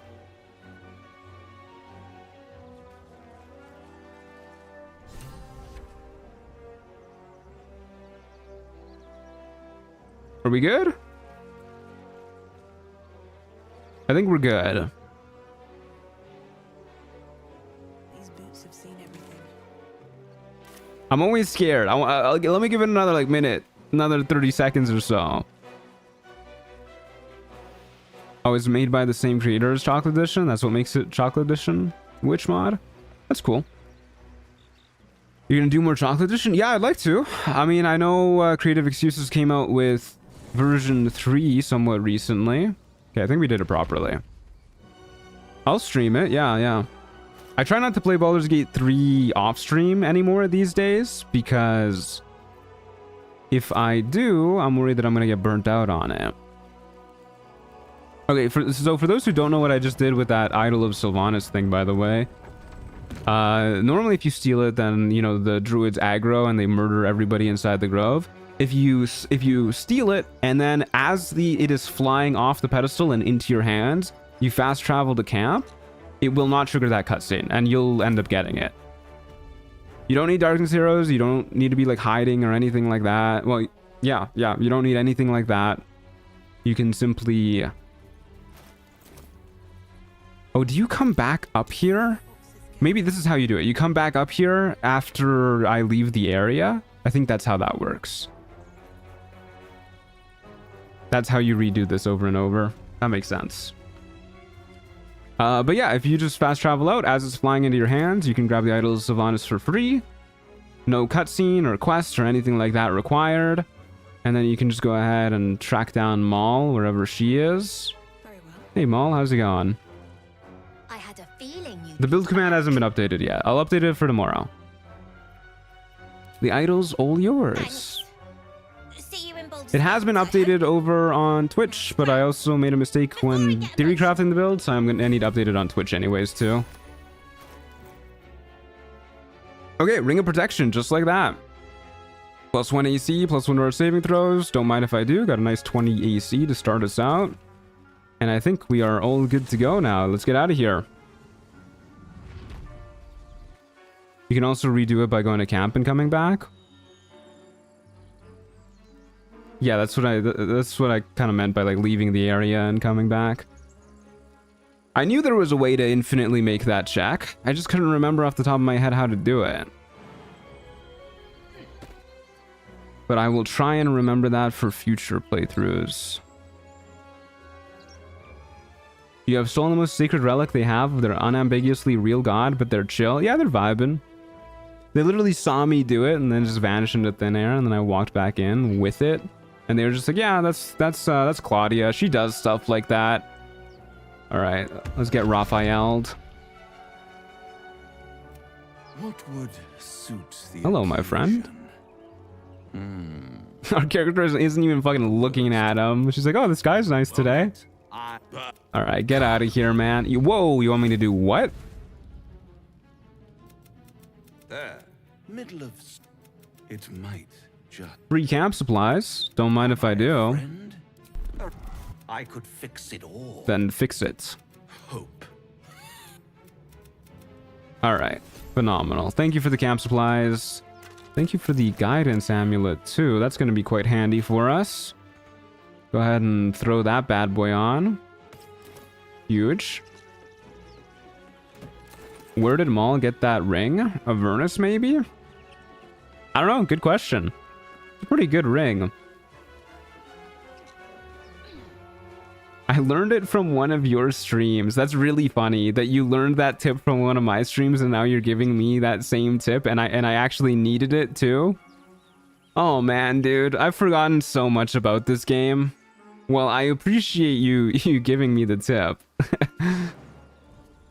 Oh, that's actually so embarrassing.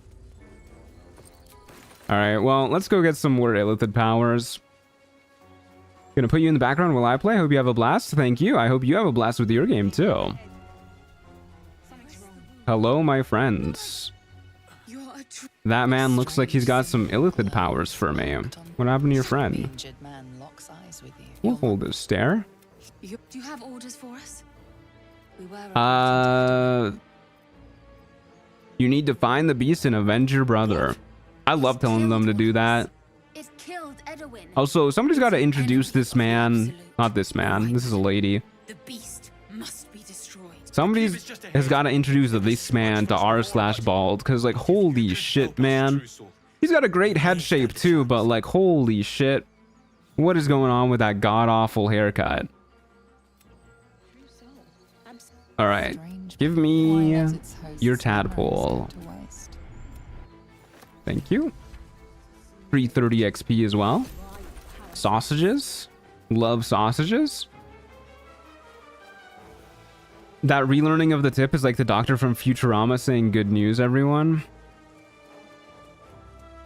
It's actually so embarrassing that I had to relearn that tip from somebody that I taught that tip to. I gotta do better memory exercises or something, man. Almost level 3. That's pretty good. Hey, Eridan, how's it going? Busy with the foul bloods in Elson's Grove. Can we like ease up with the racial slurs a little, my friend? Knock it off with that foul blood shit. We may be evil, but we're not that evil. Yeah, whatever you say, don't matter anymore. Can we punch him again? He looks really rough, man. Gods, this contract was cursed from the first. A few goblins killed your whole crew. Pathetic. Yeah, that would never happen to me. Mainly because I am not gonna fight any goblins for as long as I can, because we are not allowed to heal, and that is a bummer. What was the contract? Okay, give me what you got. I'll take it. You are wasting time. Get out of here so I can loot your dead friends. Alright, they're gone. We're good. Free camp supplies, thieves tools. We're not going to be allowed to use thieves tools either, because those can provide a benefit in combat. So we're going to avoid using those. Great stream. Do you consider things like super tadpole consumables or using arrows as consumable? Using arrows as consumables. Super tadpole is good. When I say consumables, I mean it in like a video game sense. So stuff that provides like a temporary benefit in combat. So like bombs, arrows, scrolls, potions, that kind of stuff is a no-go. Stuff that we are literally allowed, and thieves tools too. What do thieves tools do? They unlock doors. You can use them in situations like, I don't know. You can use them to, like, when you're in combat, you know, open a door that is locked behind some guards or something, and then just run past them, stuff like that. So we're gonna forbid thieves tools.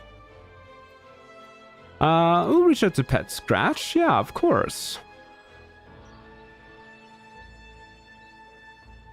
It's a little arbitrary, but I don't know. Thieves tools feel like consumables to me, just vibe-wise, you know. We'll peer at his collar. You see a name etched Is Scratch a consumable? No. Is the only thing in this game that isn't a consumable. We've already established that axes are, and so are people. Scratch is not a consumable. Yeah, we'll just be smashing chests and doors. It's not really going to change the way we approach the game too much, I don't think. Alright, let's pet him. He's so handsome. What a handsome guy. All right, come on, Scratch, follow me. He whines, but remains rooted by the corpse's side. All right. We'll hold out our hands so you can find us. Is our hair getting more orange, by the way? It didn't look this orange last, like when we were in character creation. I swear to God, it's gotten more orange. Is Bloodlust top 3 in terms of elixirs? Yeah, Bloodlust is really, really good. I don't know. I'd probably put, like, in no particular order, Bloodlust, Heroism, and Strength elixirs, I guess, as top 3. All really, really good. Let's just go in through the front door, and then we can use our illithid powers to scare off these goblins.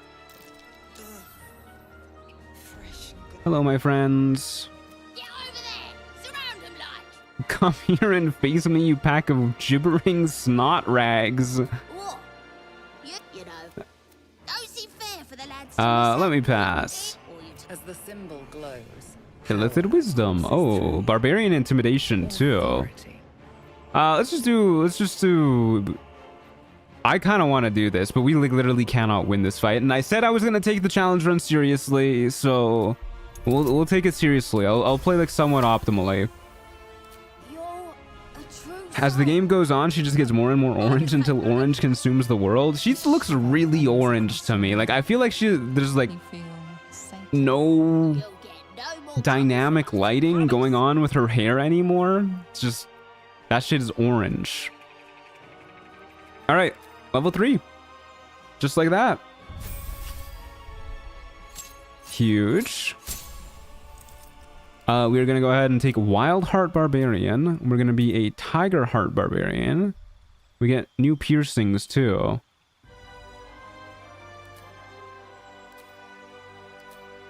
I mean, I guess we'll just go with the tiger ones because we're a Tiger Barbarian. They look pretty good. I like them. So this is what our build is going to be centered around. We are going to be able to use Tiger's Bloodlust while we are raging from now on. Also, our jump distance gets longer. Tiger's Bloodlust is a cleave attack that replaces essentially, well, we can replace a regular attack with it. So we can go ahead and lash out to attack up to 3 enemies at once and make them bleed. If the attack hits, they bleed. There's no save on this, that's pretty cool too. But yeah, it basically just does your damage divided by 2 to all 3 of those enemies. If you have the Shattered Flail, you hit 3 enemies, you heal 3d6. So this is going to be our main sustain in fights. And then hopefully if we're just fighting like a one-on-one, we won't need more sustain than 1d6 per turn, but we'll see. Either way, pretty good stuff for us, if I do say so myself. We can also speak with animals now. That's huge. Gain another rage charge. Gain more HP as well. Phenomenal. Now, we are going to want to increase our strength, I think, all the way up to 20 as soon as possible, because this build is going to rely so much on actually landing hits. And of course, we cannot use a strength elixir. Bual's Blessing could also be huge here. Yes, it definitely could be. So that's why I said I'm probably going to save scum the dialogue for the Kuatoa earlier. Oh, we can't do this. What am I doing? Oh my god. Get it away! Get it away! You need a bludgeoning weapon. Morning stars are bludgeoning, right? Really? They're piercing? Okay. Quarter saves are bludgeoning, right? Anyways, yeah, that's why I said I was probably going to save scum with the Kuatoa earlier. Because normally you can only get Bual's Blessing by... you can only get it by sacrificing a companion to Bual. Obviously, we can't get companions either. It's part of the restrictions of our run. However, there's another way to get it. If you pickpocket the Sickle of Bual from Pooldrip the Zealous... I should also probably just take a real long rest here to get our illithid power back. If you pickpocket the Sickle of Bual from Pooldrip the Zealous, and then do the dialogue options that would normally result in you getting the Sickle of Bual, You instead get Bual's Blessing. So ideally, we're going to try and do that. For those who don't know, Bual's Blessing makes it so that you have an advantage on attacks against people who are bleeding. So we hit people with this, they start bleeding, and then we have advantage on all future attacks against them. That's the basic idea. Problem is, I don't know how we are going to be able to pickpocket from Puldrip the Zealous. Because I don't know how we go, like, get in a position where we are not seen by the other Kuatoa there. But that's kind of a later problem, I guess. I think maybe what we're gonna have to do is get to Act 2 and grab some of, like, the fog cloud gear. And then use the fog cloud gear to stealth next to Puldrip and then pickpocket him like that, I guess. Ain't no way to do that without consumables. I think we could get by with fog clouds. Invis? Okay, well, how are we gonna invis?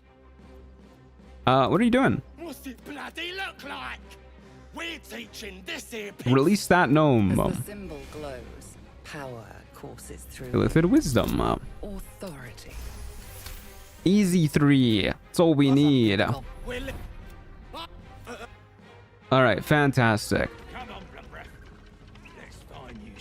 Sometimes fog procs aggro. Yeah, that's why I said we'll use the fog next to Puldrip the Zealous. We just don't cast it on him. I think so long as we position it properly, we can just be in the cloud and hide and pickpocket him. So that should be fine. Oh, I guess I probably should have just flung him off into oblivion. Is it too late to fling him off into oblivion? Hold up a second. I don't need Wolverine for anything, do I? Or sorry, Barkus. I always get them mixed up. Alright, get out of here, buddy. Hey, Soji, how's it going? Good to see you. We are a barbarian today. Bye. Imagine the poor hope that we gave him for that brief moment. He's like, oh, he stopped it. Thank God. Sorry, Barkus. Just the wrong button. My bad. Wonderful. Okay. I'm also kind of curious if the Cloak of Cunning Broom procs aggro on people, because that's not like a targeted fog cloud. You're not targeting people with it. And I think the targeting part is what triggers aggro on enemies. So I think maybe we'll be able to use the Cloak of Cunning Broom to create fog clouds in a way that lets us pickpocket people easier. But we'll find out. We'll leave these guys for later.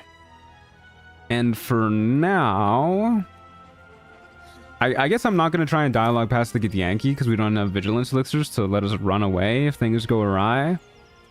So for now, let's just go ahead and head in this way. I don't think there's any illithid power stuff that happens with these guys. Now that I think about it. Is there? I can't remember. Do you get back your illithid powers with a partial rest too? I'm gonna find out. I don't even remember if there is one here.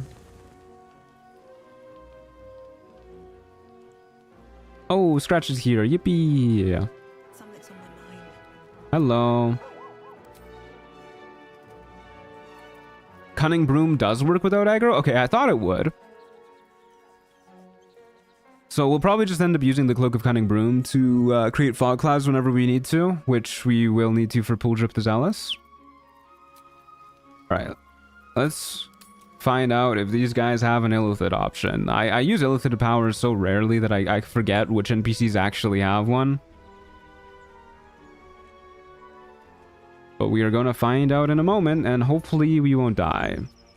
If we fail to dialogue past these guys, I'll just probably go around another way, because I don't think we can actually take these guys in a fight. Time to skulk about. Time to press ahead.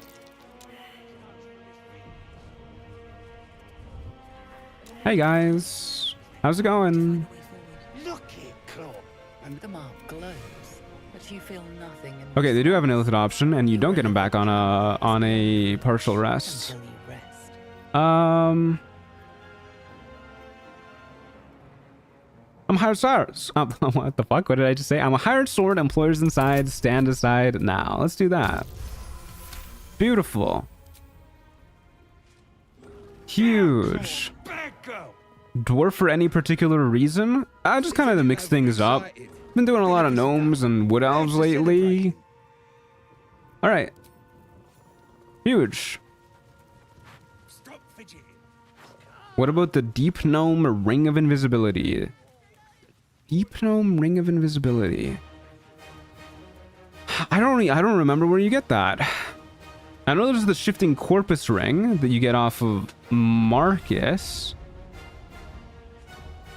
Deep gnome ring of invisibility. Baldur's Gate 3. Let's see what the wiki has to say. The fetish of Caladrin smooth hands. Oh, in the Grimforge. Overwhelming authority that you've used on others, only infinitely stronger. Turned against you. Your vision clouds, leaving you in a dark, featureless shadowscape.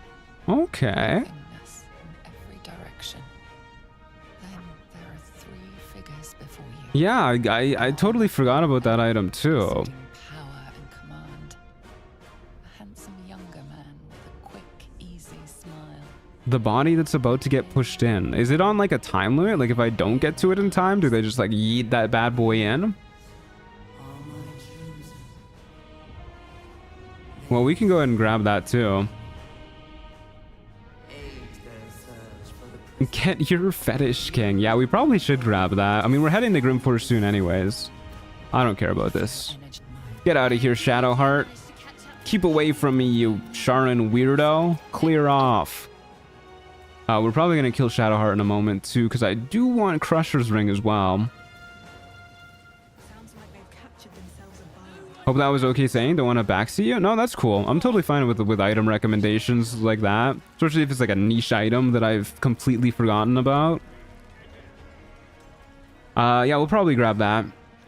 Okay, let's go ahead and trigger Volo's cutscene first, and then we'll go deal with Crusher. Hello, Volo.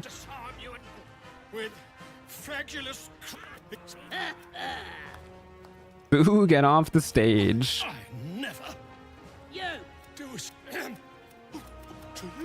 All right. We broke Volo by booing him. Get out of there, loser. With Crusher's Ring, you almost move as fast as a not short race. No, we move faster. Non-short races have 9 meters. We have 7.5. So with an extra 3 meters of move speed from Crusher's Ring, we'll have 10.5. Wowee. Okay, and then let's go ahead and do this. I think we can take these guys in a fight if we don't manage to convince him, but we're gonna find out. I'm glad Mark described that as the Deep Gnome Ring of Invisibility and not the Smooth Hands Fetish Ring. Yeah, I probably wouldn't have understood what the Smooth Hands Fetish Ring is. The mark glows, but you feel nothing in response. I don't get why gnomes are slower than dwarves. Is beyond reach. Aren't they the same speed? They're both 7.5 meters? It's a fact. You're nothing but dirt beneath my feet. No, kiss my foot. Easy peasy, baby. Look, mate, just piss off. I thought short races got 6 meters. No, they get 7.5. All right. Problem solved. Go piss, girl. What I saying? They just had to talk to me. I gotta take a piss. All right, beautiful. I've played like 1 gnome and 50 elves. Yeah. They really did short races kind of dirty. Gnomes are pretty good though. Gnomes are pretty good. Elves, high elves at least, got a lot better once they introduced Booming Blade though. Booming Blade is so nutty. The ability to get it from a race is insane. Hey Shart, you gonna be chill about this? I do not think she's gonna be chill about this, guys. Let's do another quick save. Because we're about to start a fight and there's a chance that I accidentally take a consumable. You sort of fight. Yeah. Crusher even stops pissing for this. Hey Shart, how's it going? That was really impressive, lady. Our chance to hit is really low with this. I guess that's just early game stuff for you. Hey, that's cheating, Shadowheart. Shadowheart aggroing here is basically assisted suicide. It's really weird that she aggroes here. I still don't understand why she does. Oh, hey, look, a shiny artifact. Don't mind if I do. Why did she not use her touch attack? She's a little stupid. Hey, Ethan, howdy do? Good to see you. Alright, I'm gonna... Hold up. Gotta go ban somebody real quick over on Twitch. Bye-bye. Incredibly weird thing to do, to join somebody's stream and advertise your own stream, presumably? It's kind of weird. Especially by saying better vibes. Like, I feel like you kind of got rancid vibes if you're trying to, like, poach viewers in the first place. Alright, goodbye, Crusher. Thank you for Crusher's ring. Don't mind if I do. Extra 3 meters of move speed. Huge. So, yeah, we actually move slightly faster than a regular character now, which is going to solve a lot of problems for us. This basically increases our move speed by, like, 1.5 times. Huge. Phenomenal. We do want... Actually, we don't want the Doom Hammer. This is weird. Man, fighting Merkel's gonna be awkward as fuck, actually. Wait a second. How do we beat Merkel? This is not something that I considered. How do we beat Merkel? We can always skip Merkel. I've never skipped Merkel in a challenge run before, though, but we could skip Merkel, but I don't know how we beat him otherwise. Huh. Because we can't heal when we're in melee, so the Shattered Flail doesn't let us sustain. Huh. Yeah, I don't think we get to beat Merkel, actually, with this build, unfortunately. Which is a bit of a conundrum. We might just skip him. I don't really feel too bad about skipping him. We could respec too if we really want to and just do like a whole different build just for Merkel. That's kind of annoying. You can skip Merkel. If you go down into the Illithid colony and then use the Feywild Pixie Bell to summon Dolly thrice. Hold up. I'm actually gonna go ahead and for realsies get my Illithid power back here just to dialogue past these guys. If you summon Dolly thrice and then insult her, and then she turns you into like a roll of cheese or whatever she does, a churl, I don't know. She turns you into something. You are transforming. Then you can fast travel out, and then you can just go to the Act 3 entrance, and you just leave. It's a glitch, but I mean, like, I don't know. I think I'd actually rather use a glitch to circumvent Merkel than just respec into a completely different build just for one fight. A cow. She turns you into something.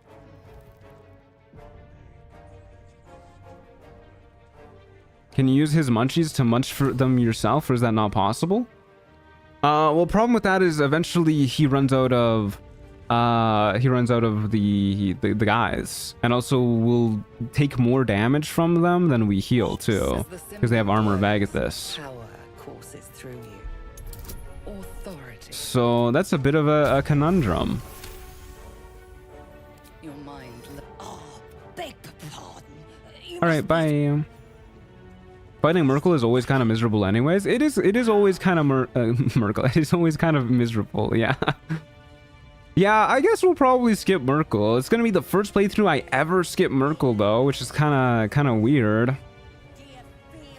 But yeah, I guess this build just doesn't have a way to beat Merkel.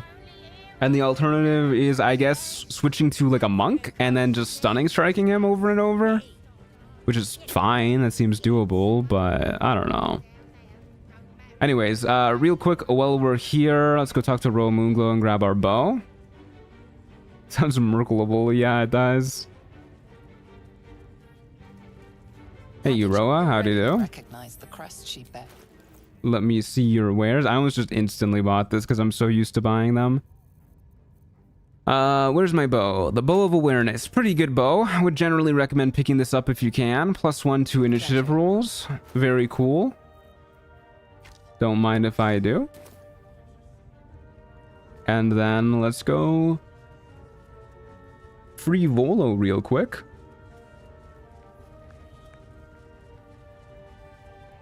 I guess Doomhammer Bear could, but it's still rough. Yeah, I mean, we don't even need Barbarian. We could... Like, we could try and thug it out with Doomhammer and just... I guess I probably will. I'll tell you what, that's what I'll do. When it gets to Merkel, we won't switch our builds, but we'll... Don't go bothering my we'll use the Doomhammer, and we'll just try and, like, run at him and deal, like, a decent chunk of damage. And if it works, it works. And if it doesn't, then we'll fast travel out. But I don't see how a way I don't see a way how we outpace this damage. I'd like one of my own. What's the 105 item stack you have in your inventory? That's the cheater's scroll mod. I have it installed in case. Well, actually, it's actually kind of completely irrelevant for this playthrough. I've just kept it on for the past few playthroughs because sometimes I'll need to load up on a whole bunch of consumables, for example with the Merkel fight, and rather than you guys sitting here and watching me go shopping for however long it takes to get all the consumables I want, I'll just cheat in the consumables and remove a bunch of gold from my inventory, and we'll just pretend I bought them. But I guess we're not going to be using that mod at all on this playthrough because I won't need to cheat in consumables. Alright, Volo, get out of here, buddy. I guarantee the story. Get yourself to safety and quick. Go to my camp. Thanks for the free 45 XP. And while we're here, we may as well do all this nonsense. Everybody look away. We're taking off our... Whoa. Excuse me? This is her... Oh no, this is... You're right, yeah. For some reason, I thought it would just automatically go to the homely clothes. This is her underwear. Girl, we gotta get you better underwear. I'm sorry. Why do dwarves get underwear that looks like this? And elves get underwear that look like elf underwear? Like, come on. They hate short races so bad, dude. Alright, Abdurak, give me what you got. I wonder. They hate short races, dude. They absolutely loathe them. I'm still not over the when I was doing the romancing old companions run. I was playing a dwarf in that one, for those who don't know. We got to Shadowheart's skinny dipping scene, and my character was just fully submerged in the lake the whole time. Just head completely underwater, because I guess they didn't even bother modeling that romance scene properly for short races. And its intricacies, you see.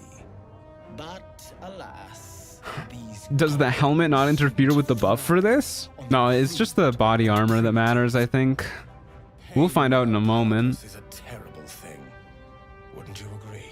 Yes, it's appalling. Forgive me, but How did you know? please. Let How me would you do that? my work can grant Why not, man? simply Yeah, just the body armor. yes. This will do nicely.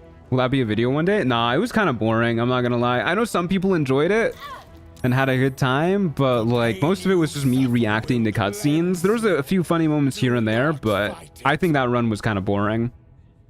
I don't want to personally edit it. I'd feel kind of bad subjecting an editor to that too. You want more? I think it's only stuff that's actually tagged as armor. Oh yeah, that might be it too, because this isn't actually armor. Wonderful. Just More. Damn, that was actually pretty close. you want more? Give it to me. Give me what you got. Got a long ass reach. Holy shit, man. That's it. Welcome the pain. More. Part of you. Yes. All right, last one. Give me what you got. Fantastic. Child. I am proud to Thank you. I enjoyed myself. All right, for those who don't know, that wasn't just for fun. It was also for Leviatar's love. Excuse me, man. Your particle effects are in the way. +2 bonus to attack rolls and wisdom saves when we're at low HP. Very good. This makes me wonder what background gives you the most inspiration opportunities. That's a good question. I usually go soldier because they're pretty easy to come by, just doing combat and stuff, and I don't really like going too far out of my way. I think Guild Artisan is a pretty good one, from what I remember. Let's go ahead and... I guess we'll just go ahead and get drugged by True Soul Gut here. Doesn't count because it's in a cutscene. This gut needs to touch you too. Hold out your arms. Yeah, I'll get branded. Why not? I think it's Guild Artisan. Yeah, I remember Guild Artisan being pretty good. Pretty easy to get stuff too. As pain muddles I'd have thought Charlatan. Oh yeah, Charlatan's super easy as well if you're doing a charisma character. a familiar sensation. I find that the more I've played of this game though, Darkness seems the to less swallow often I've done charisma shenanigans though, especially in Act 2. receiving Early game, it almost feels like a necessity in some of these challenge runs, like this one in particular. Like, we really can't do fights without healing potions in the early game. your mind's Don't want to. Maybe I can help with that. Us true souls Um, gotta look out. Any help would be appreciated. Yeah, these seem like nice, reasonable people. We should align with these guys. Haunted one from Dirge technically has the most. Yeah, Haunted one is pretty good too. Pretty easy to get some early ones as well.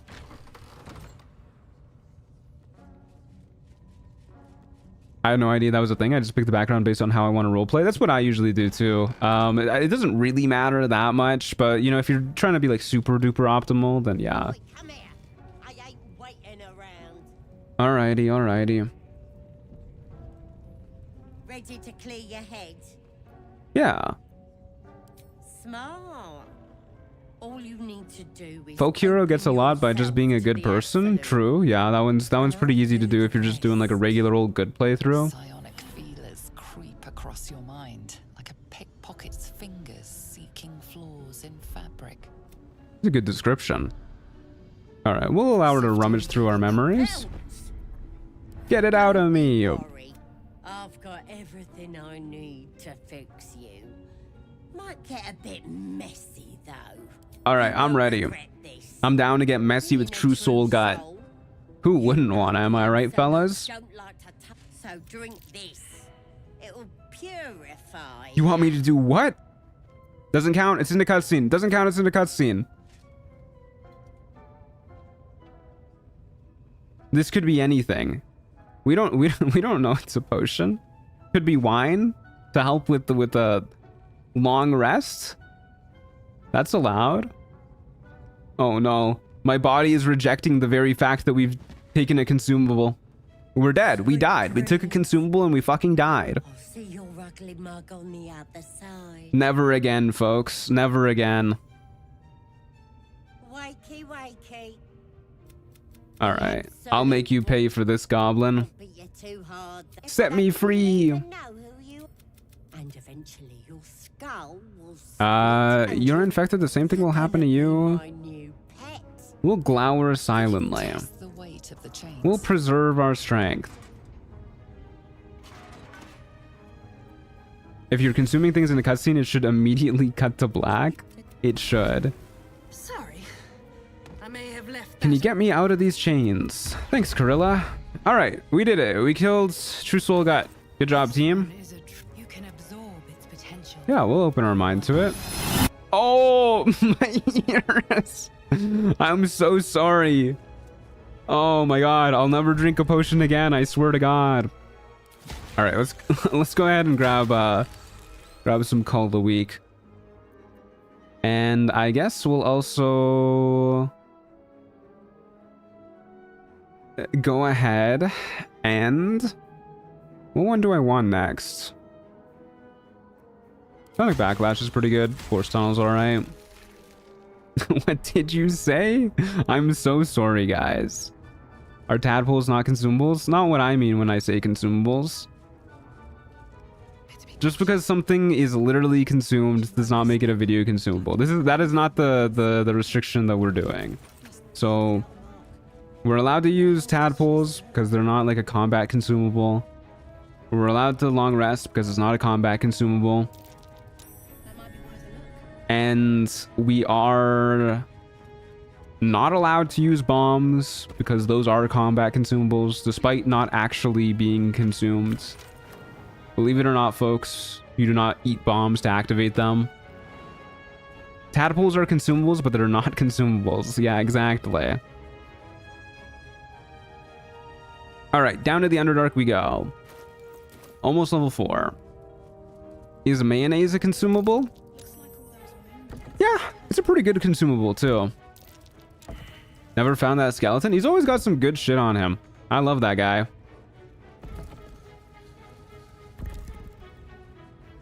What am I doing here? No, not that. Why did I do that? What the hell's wrong with me? Just clicking around the place. I meant to rotate this one. All right, now we rotate this one. And I guess we're going the long way around. And then you can get over here. What about the alpha worm that could be eaten? True, that one you do literally eat. All right, phenomenal. Wish you could click on multiple at once. Me too. It's okay, I don't mind. That puzzle doesn't take too long. All right, down the ladder we go. Mayonnaise is like okay. I actually really like mayonnaise. I went through a phase when I was younger where I didn't think it was that good. And then I moved out and I started to put more mayonnaise on my food and I was like, damn, this is actually kind of fire. But I went through that phase because my mom and my sister were downplaying mayonnaise and I was like, yeah, I guess they're right. Because, you know, how am I supposed to know any better? I am but a wee man. And then I gained free will and I started putting mayonnaise on everything. And then I was like, this is pretty good. And I started to put more mayonnaise. And I was like, wow, this is really good. I never enjoy it on anything other than tuna. Yeah, it's pretty good with tuna. I like it on burgers a lot too. Sandwiches are great. Hello, Mr. Minotaur. Would love to get some XP from you. One more set of blasts. Oh, this is gonna be beautiful, dude. Okay, 70%. Why is... Okay, so this is also 70%. This is 70%. They're both +1 weapons, but my strength is higher than my dex. Do you not get the +1 weapon benefit from throwing weapons? Weird. That should work. Alright. 375 XP. Don't mind if I do. Let's go ahead and break this bad boy. Huge. And open the gate. We are almost at the point where we get adamantine gear, which is going to be pretty nice for us. You guys are going to need to tell me where the invisibility ring is, by the way, specifically, once we get there. Somebody said they dumped that body into the water, too, so I think we're going to have to go fast. I'll try and speed towards it. These fungal spores are everywhere.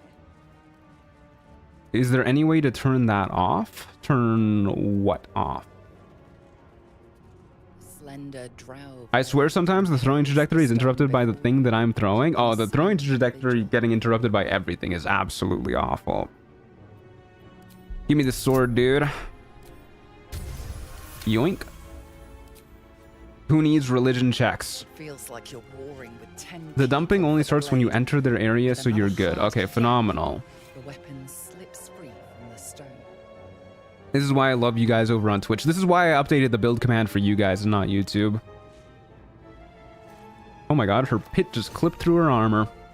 Get a little bit more XP there too. 25, don't mind if I do. Go ahead and shoot this. Why do you hate us? I'm sorry, I don't mean it, YouTube. I love you guys.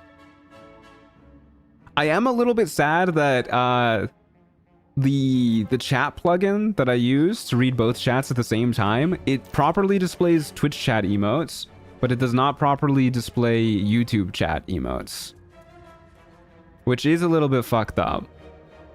So when you guys do emotes, I see like the text of what the emote is, but I don't see the actual like picture of the emote, which is very, very sad.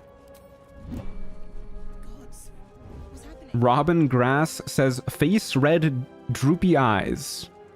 I'm assuming that means you're sad. But I can't see the emote, so I don't know. Oh wait, some of them are popping up. The sobbing emoji popped up, and then so did that red bird. Just not face red droopy eyes. Okay, goodbye, Boulette. I feel like I'm kind of playing on autopilot, by the way. I'm not really describing what's going on in the game. Summon the Boulette. Boulette spawns, and then we run out of the way.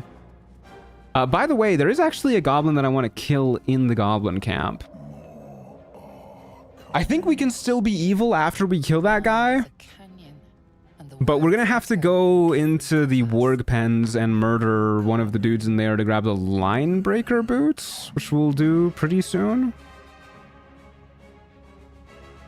We'll ignore the voice. I'm doing what? All right. Blow this nonsense up. I so wish we could use other streamer emotes on YouTube. Me too, actually. I think YouTube has a lot of catching up they need to do in terms of Twitch when it comes to like chat interaction and chat capabilities. I would love it if YouTube would let you like, you know, have different colors for chatter names in chat, channel points and channel rewards and stuff like that. Really cool over on Twitch. Being able to use different emotes over on different channels is really awesome too. But I do still, if I have the choice of watching a live stream over on YouTube or on Twitch, I do still generally prefer watching on YouTube because I just like the platform more as a whole. The choir fades. A single melody rises above the others. Going in the Myconid colony as a drow and telling Thula that I will kill her near the end of my first honor mode run. Oh, do they get pissed at you for doing that? Hey, haha, funny. How's it going? Good to see you. Build gives your old one. Yeah, I know. I forgot to update it on YouTube. The way Nightbot works is, at least as far as I can tell, you gotta have a separate account for both YouTube and Twitch. I don't think there's any way to meld it, so I only remembered to update over on Twitch side, which was very silly of me. I thought I did it on both, but I just forgot.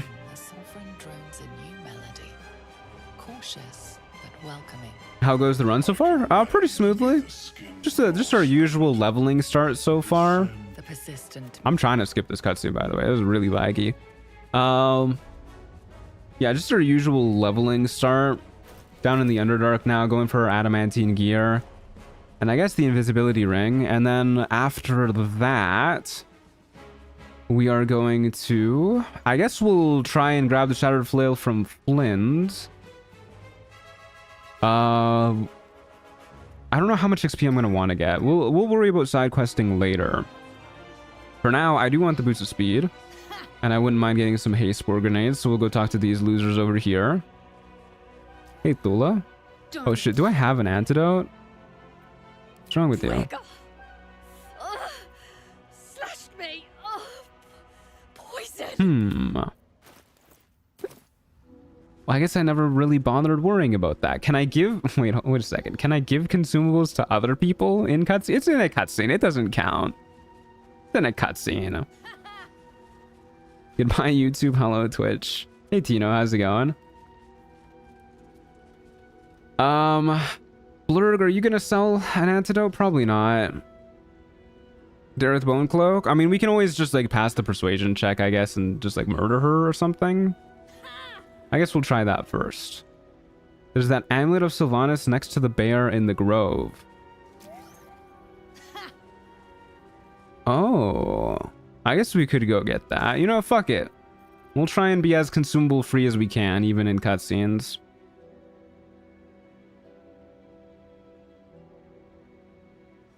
Oh, it's such a far walk, though. Okay, here's what we're gonna do. We're gonna see if Dareth Bone Cloak has an antidote. If she does, we'll just use that because I'm too lazy to walk all the way over there. You see a fella on his own on your way in. If she doesn't have an antidote or anything like that, then we'll convince her. And if that doesn't work, then we'll grab the amulet. But we're good. We're good.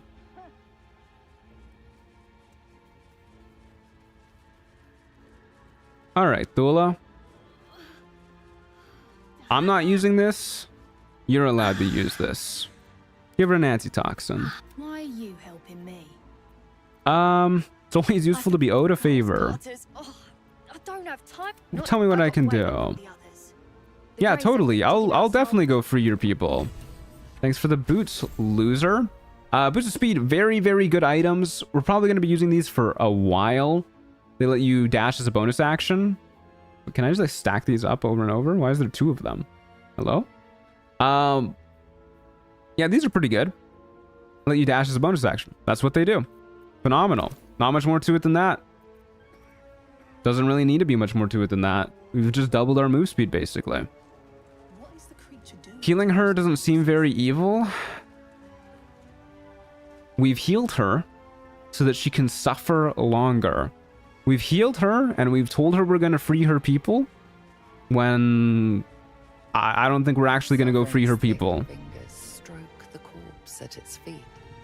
I don't even know if we're going to do the near fight. Like, I don't even think we can do the near fight, actually, because we can't use bombs to blow up his little cave-in. I show you a memory.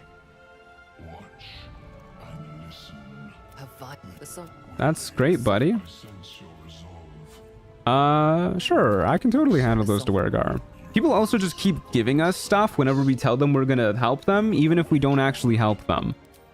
So, I mean, it's working out pretty good for us so far. Are we dirge evil or evil for the love of the game? We're just in it for the love of the game. There's something that I want from Dareth too. Oh no, get away from me. Something that I want from Dareth too. What do I want from Dareth? This. The Caustic Band.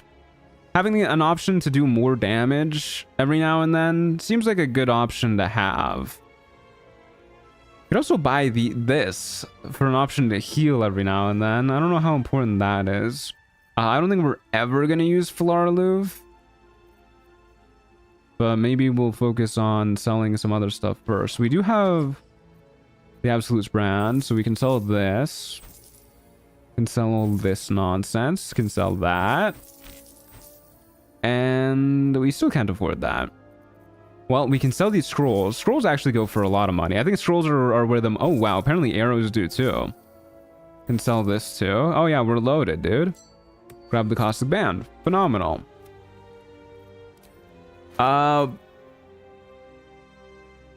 So we're not going to be kiting a lot.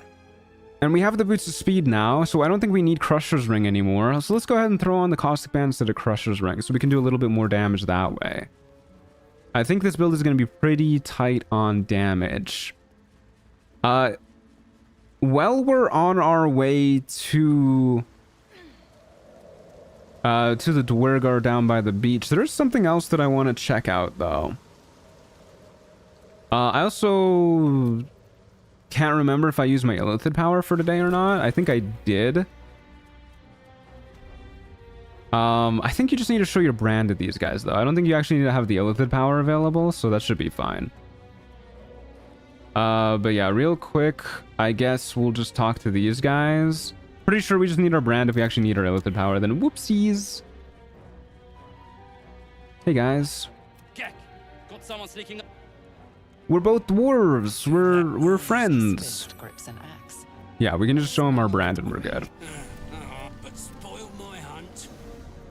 All right, what are you doing here? Killed a slave and I got the boots right here, man. All right, good. Now we're free to roam around the place. Can I grab the waypoint from up here? That would make me really happy. Where is the waypoint anyways? I thought it was like right down here somewhere. Maybe on this side? There it is. Okay. Dwergar don't really like other dwarves? Yeah, I know. They're mean like that. Okay, so real quick, I do want to check out and see if we can buy the Sickle of Buwal from Puldrip the Zealous before we do the rest of the dialogue, because that would simplify things a whole lot. The wiki said you could only do it after you do the dialogue to kill Buwal. But the wiki could be wrong. It happens rarely. The good wiki, that is. This isn't the Extra Life wiki. We're talking BG3.wiki. But I figure it's worth checking. We're here anyways. Hey, Arson Frago, how's it going? Good to see you. And if it doesn't work out, we'll just reload an older save. But I want to know. We're going to be save scumming this shit anyways, so... we could also see if maybe there is like a... Yeah, there's no real patch of ground where we can hide from these guys. They have dark vision too.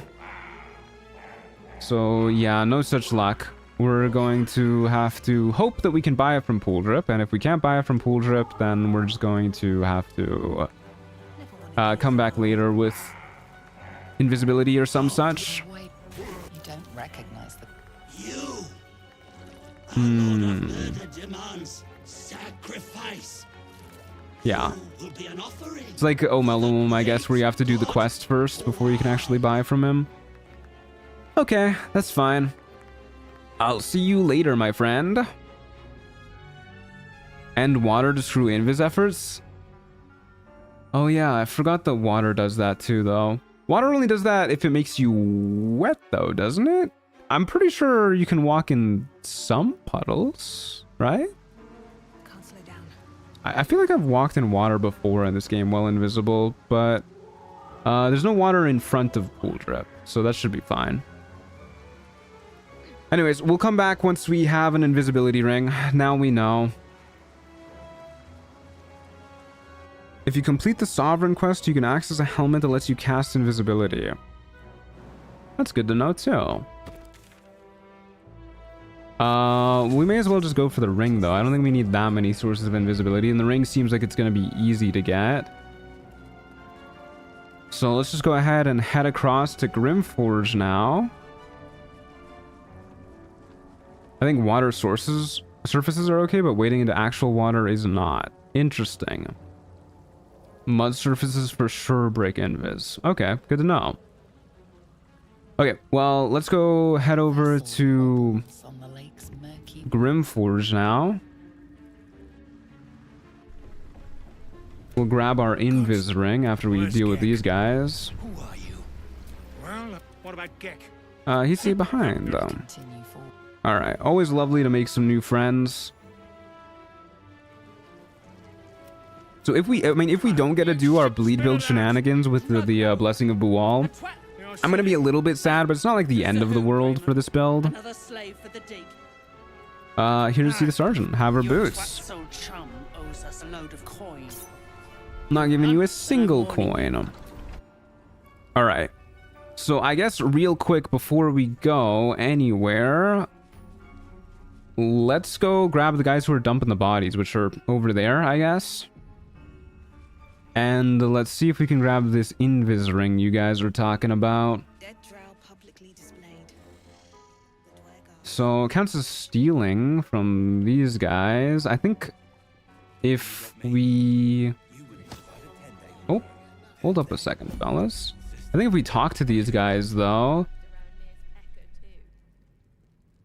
Yeah, I have no idea which one it is. I think if we talk to these guys, though, then there's a dialogue option, I think, to Let's you're here to kick some stiffs lakeside.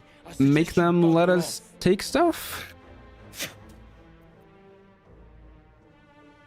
Sounds like a lark. I reckon I could kick a corpse farther than you. You can also buy it? Not from these guys. Alright, well, I kind of want to press the barbarian option. It was a figure of speech, you lummox. We ain't looking for help. Damn. Looking for company neither. These guys are assholes. What the Find hell? yourself a minotaur to wrestle or something. What the hell, man? Okay, well, this is probably the check that we need to pass, so let's pass it. No. Is there any backup option? Done gawking? Lend a hand or get good for something. Oh, wait, hold on. They're just gonna let us loot it now? Which gnome would it be? Right here? Oh. Alright. Don't even need to pass it. Cool. Alright. Just like that, we've got the fetish of colored smooth hands. Sure, that's how you say that name. Cool. I don't think I've ever grabbed this ring before. I don't actually think I knew it existed before you guys told me about it like an hour ago. Very cool. Lets you cast invisibility. You'll love to see that. That'll be handy. And we hit level 4. That ring's name scares me a lot. We gotta read the description on that ring, actually. We do not want to change our bestial heart. We do. So we're only gonna be getting 2 feats, I think, at most with this build. Which means I think we're taking strength for our first one because we want to be able to hit people. That's really important for us. And later on, maybe we'll grab buff or something. I don't know. But for now, yeah, strength ASI seems pretty important for us. We aren't allowed to use strength elixirs to fix that if we have low strength, so let's get that bad boy up. Our health goes up to 49 too. That's pretty good. All right, let's read this description. The smooth 6-pointed star on this ring is beset with small underdark gemstones as befits a talisman of the god of mining and patron of deep gnomes. The patron of deep gnomes name is Calardaran Smoothhands. Damn, dude. Couldn't have had like an easier name. I think they mean fetish in the Marxist sense. Yeah, I don't think this is like the god of deep gnomes secret kink. This weird ring here. I somehow doubt that. I do kind of want to maybe fight these guys down here for Wondrous Gloves at some point. You never know. You do never know. I am very relieved. Oh, that reminds me. You saying you're relieved has reminded me of this knowledge I'm about to give you. So I got a gift card from my realtor recently. It arrived in the mail. I'm sure they sent it a little while ago, but they gave it as a nice little congratulations for buying a home. Which is very nice of them, to a place called Pizza 73. Can I make this jump, by the way? This is so sad. All right, let's go up the other way. So I went on Pizza 73's website to check out what kind of Zaz they got, because I've never heard of well, I've never been to this place before. I have heard of it before. It's like a whole chain here where I live in Alberta. And I went onto their website and I went to their specials section because I'm a frugal man. I wanted to see what specials they got going on. The very first special they have listed at the top of the website was called the Pump Relief Pizza, which is just an incredible name for a pizza. Is the extra large one topper Pump Relief. which like it was it's like $20 for a one topper pump relief. That's a good deal. Same dark armor. It's pretty okay expensive though. Yeah, I don't know, the idea of buying a one topping pizza sounds not very good to me. But yeah, they had like a whole description talking about how since gas has gotten more expensive, they this is the medium one, it's the heavy one. Since gas has gotten more expensive, they're lowering the prices of their pizzas to relieve you from the pump prices. So they called it a pump relief pizza, which I would have named it maybe something else, but that's just me personally. Okay, let's go ahead and get ready to kill these guys. I think we can kill these guys, possibly. Gonna be a little awkward. I don't know if we can throw these guys without having 20 strength. But I want this scale mail mold. Worst case, if we can't kill these guys, we just grab this, run away. And then...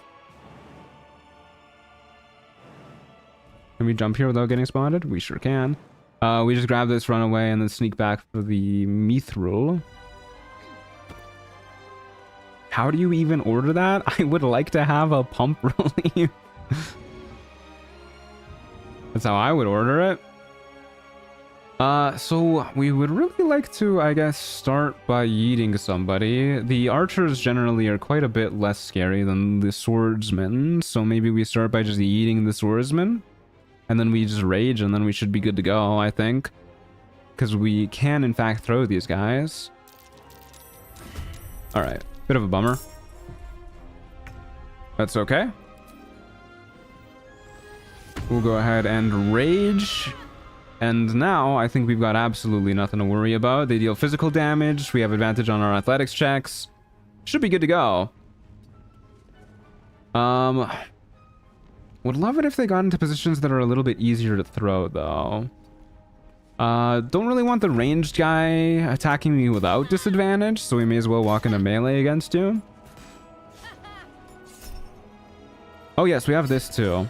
So we really don't care too much about the ranged guys. Archers have trip attacks, be careful? I think you're making that up. I've fought these guys like a million times. I don't think I've ever once seen them do a trip attack. I'd like an extra large pump relief. Excuse you, it's extra large? Get over there, my friend. Thank you. One down. That going into the lava? Sure ain't going into the lava. Whatever. You're a later problem. And we'll just stick right by you. I have dementia, I guess. My B. Happens to the best of us, brother. Don't you worry about it. Nice 0 damage arrow, nerd. Yeah, the Yankee have trip attacks because they're fucked up and they need to deal 1,000,000 damage with every single hit, and also knock you prone, and also give their allies temp HP, and also have a plus 13 to hit at level 5.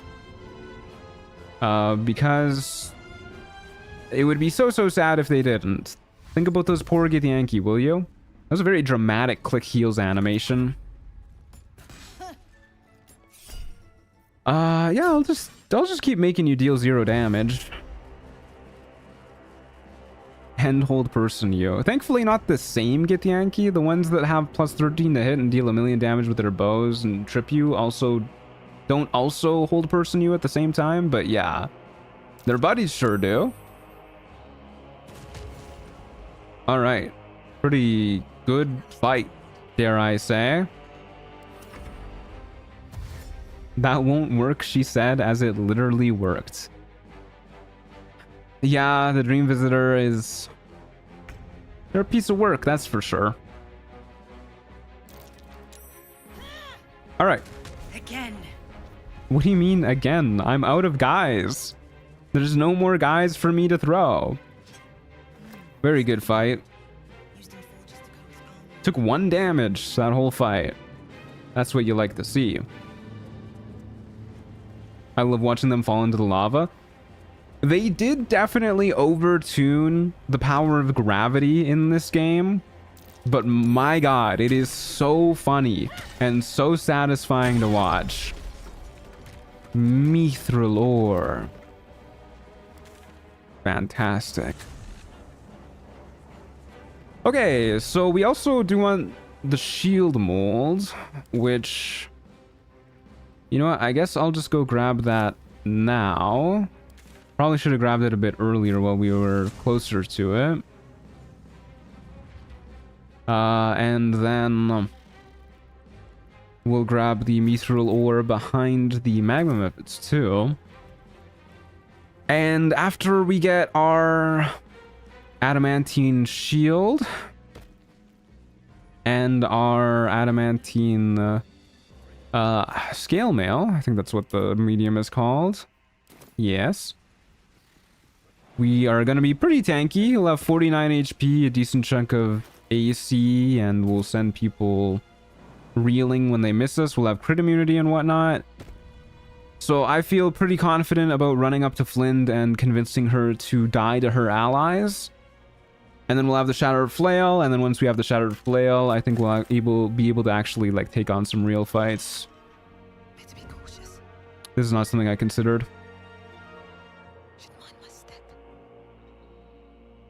Hold on a second. Can't jump through there. Okay, there's definitely another way around, isn't there? Can I jump from like right here? Minus 38 HP? Am I gonna get spotted by the enemies if I do? Oh, I won't even be right next to it. Anyways, okay, hold up a second. Hold up a second. Do Airs of Darkness count as a consumable? Yeah. No! Stay! God, it's such a long ladder, too. Stay on top of this section.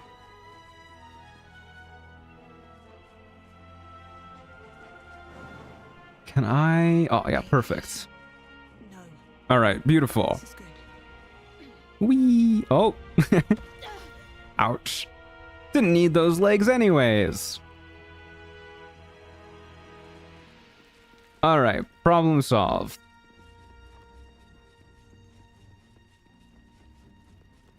Give me my shield mold. Yoink. And I guess we'll grab that key while we're here. Can that key open this door, by the way? Is there any key that opens this door? Well, not one that I have. That's fine. Okay, let's go grab our other piece of mithril from behind the magma methods. And we can beat up Grim. Well, at 34 HP if we cheese him from the top rope. Use me, Mr. Magma Methods.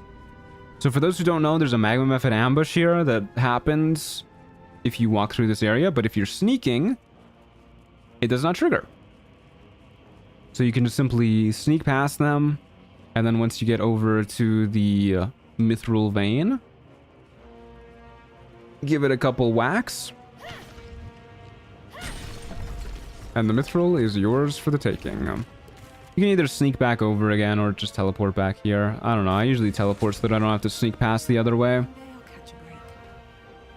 And now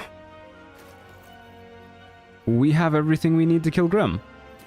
This is probably going to be a long one. They changed how easy Grim is to crush. He's a little bit harder to crush these days than he used to be. But it's still definitely doable with the returning pike, so we might just be here for a bit. Are there any other areas which work like that with unbreakable locked doors? You know, I think there's a few. Most like zone transition doors are unbreakable, and there's a few of them that are locked. But as for ones that happen just in the same zone, I I'm having trouble thinking of some that just immediately spring to mind. Gauntlet of Shar. Yeah, there's Gauntlet of Shar.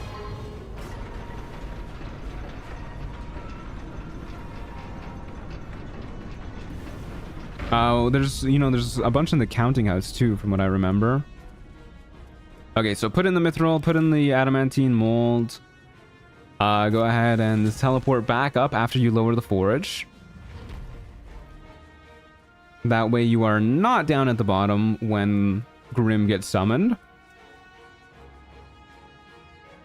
Oh yeah, there's also the door to the Mirror of Loss. Take 2 falling damage because you can, because you're just built different. And then head over here, shoot the lava valve.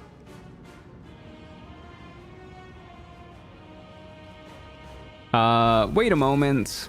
Watch this really sick fucking cutscene, dude. I'll let Twitch run ads and watch from YouTube. I'm guessing you get benefits of some sort if people watch the ads entirely. Yeah, I do get money when people watch ads on both Twitch and YouTube. Twitch ads actually pay like pennies on the dollar though. I don't get a bunch of money from Twitch ads. It adds up though, don't get me wrong, and I really appreciate the support in all sorts. But generally speaking, YouTube pays like way more on advertising. If everyone else minds their business, All right. I'll be fine. Grim, my friend. Can I convince you to like stand on the platform for a moment? Pretty please. Oh well. That's fine. We'll just go like right up here. You know what? Returning pike can be a little glitchy when you start a fight with it. Can I shoot you somehow from here? How do I not have line of sight on you from here? I can't move any closer to the ledge. All right. Let's start the fight. Oh, there you go. Okay, well, let's get the lava going again. I really don't know how the lava works in this place. Like, I think it's supposed to go away every couple turns, but it just doesn't really. We do more damage when we're raging with thrown weapons, so I guess we might as well. And then we'll just pass our turn. Returning pike can be a little glitchy. Nothing more is ever needed. Yeah, it's a very glitchy item. Okay, now we need to go to a spot where we can get an angle on him. Which I think maybe here will do. Maybe like somewhere here-ish. Then we can throw... Oh my god, dude. Somewhere here-ish. And then we can throw... right here. Okay, so... our goal is to find the pixel where we can crush him. Is this finally your Tiger Barb run? It is finally the Tiger Barb run. So I remember having a lot of luck when clicking on his booty cheeks. So I think that's good. Use your illithid potential. Use your potential to shut the fuck up, please. Okay, booty cheeks didn't work. Let's try the left shoulder. That didn't work either. Let's try right shoulder. That didn't work either. Let's try the his little hanging thing here. That didn't work. Hey Truant, I just landed in Germany, but I gotta keep up my stream streak. Hey Mars Function, that's some serious dedication. I really appreciate it. Okay, let's try the tip of his toppy head. Hey, that worked. Returning pike, thank you. Definitely do not end your turn before the returning pike returns, otherwise it will never return, and then we're shit out of luck. Okay, tip of his toppy head seemed to do wonders. Let's just keep doing that then.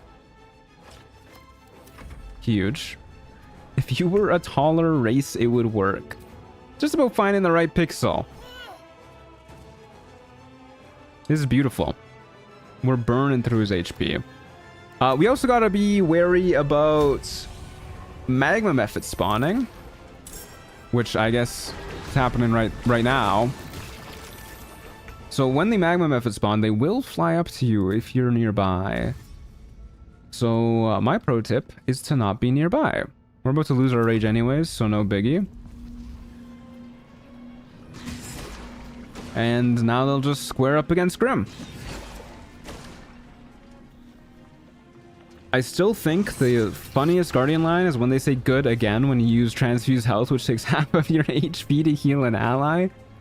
Damn, they just want you dead when they say that. Don't move an inch before it returns. Don't start combat with it. Don't use it on a day ending in Y that does not start with a T. Yeah, pretty much. It honestly, what the hell is that guy doing? Hello? Honestly, the returning pike is kind of like a fey creature if you think about it. There's a lot of rules that go on with it. It's very picky if you want to tame it. Also, so with this build, we're doing kind of like a bleed themed build.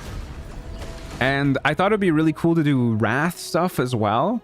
Because I think Wrath is another kind of like underrepresented condition in Baldur's Gate 3 builds. So I was looking at a lot of the Wrath gear, and like all of the Wrath gear is bugged. Like it all behaves differently than the way the tooltip says that it behaves, and some of them just outright don't work. Like the Enraging Heart Garb, I think it is. That gives you... It is supposed to give you Wrath every single turn when you're raging. Doesn't give you any Wrath at all. The Linebreaker boots that we're gonna be using later on once we... Way later on once we get 2 levels in Rogue. So at like level 8 we'll be using those. They say they give 2 turns of Wrath. They actually give 3. There is another Wrath item. I think it's the Cap of Wrath. It says it gives you 2 turns, actually gives 1. It's just, it's not very consistent, to say the least. Alright, well, this is a little bit sad. Grim, you want to come back over here? Thank you, buddy. Is there a link to donate? I don't want Twitch gobbling up half the sub price or YouTube taking 30%. If you do exclamation mark tip, then the link should pop up. There's also a link in the description over on YouTube. And I think there is at least. I might have forgotten to include it. There's supposed to be. Hold up a second. Is there? No, I forgot to include it. If you do exclamation mark tip, it should pop up. And then... Well, I still have display capture going too, my bad. And there's also a panel for it over on Twitch too. I used an older stream layout because the rules of the run were a bit more similar to an older run. And I forgot to add the tip link. Wow, we still got the crushing damage going too. But I appreciate you going out of your way to support the channel for sure. The notifications also seem to be a bit glitchy today too. For some reason. I didn't change anything with them. I did relink my Streamlabs to my OBS though. So I'm worried that the notification might not pop up. If you do it and the notification doesn't pop up, let me know in chat.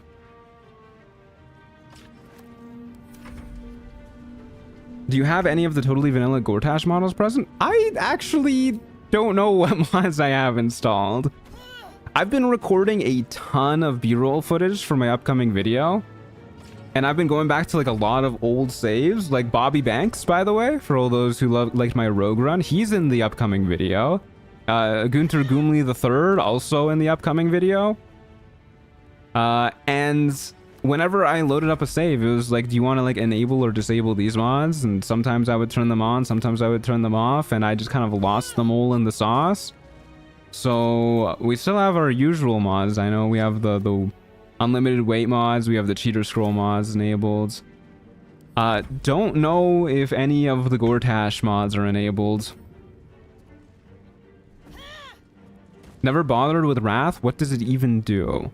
Wrath makes it so that for each turn remaining you have of it, you deal 1 additional damage. Up to a max of 7. Quite a lot of damage. Okay, we are unfortunately at the point where we no longer want to deal crushing damage. Because if we hit and then deal crushing damage, I think he just dies. Which is a little bit awkward for us, because he has a lot of HP left. Huh. This is awkward, so I guess we can just, like... It's gonna take forever if I do it like this, though. Okay, maybe we'll try and sneak in one more throw and just get, like, super lucky.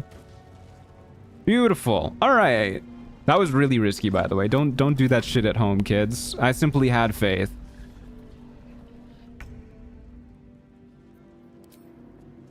Okay, can I get closer somehow while maintaining line of sight?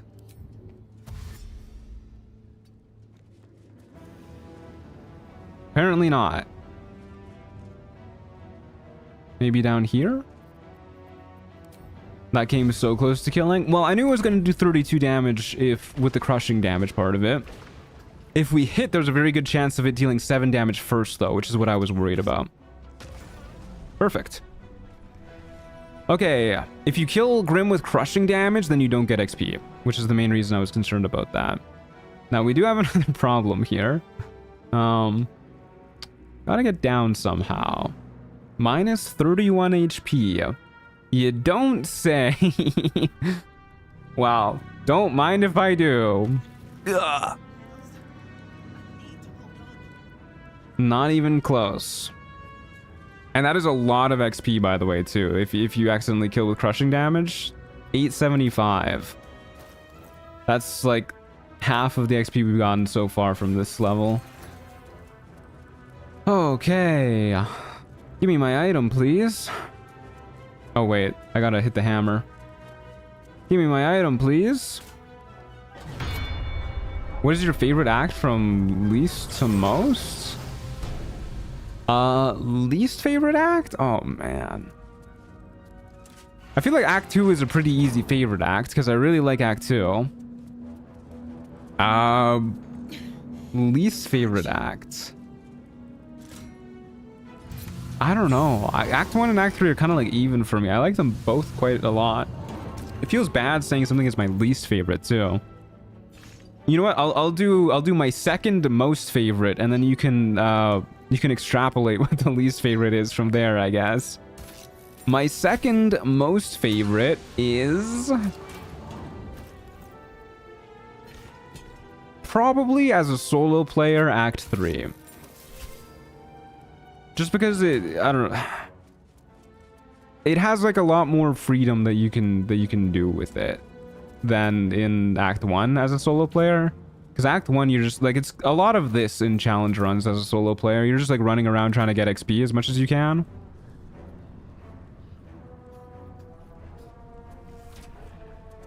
I miss you, Troy. It's been a while. Hey, Faris, how's it going? Good to see you. Glad you could make it. Good to have you back.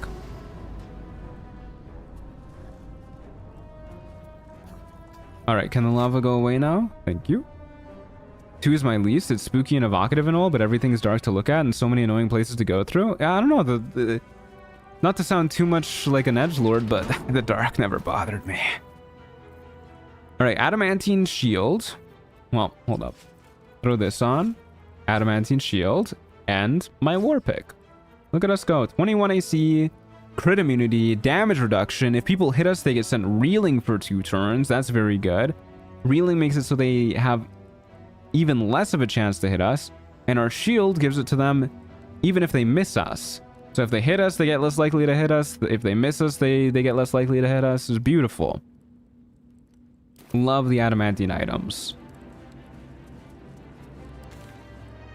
Okay, so is there anything else that I really care to do here in Grimforge right now? Not really.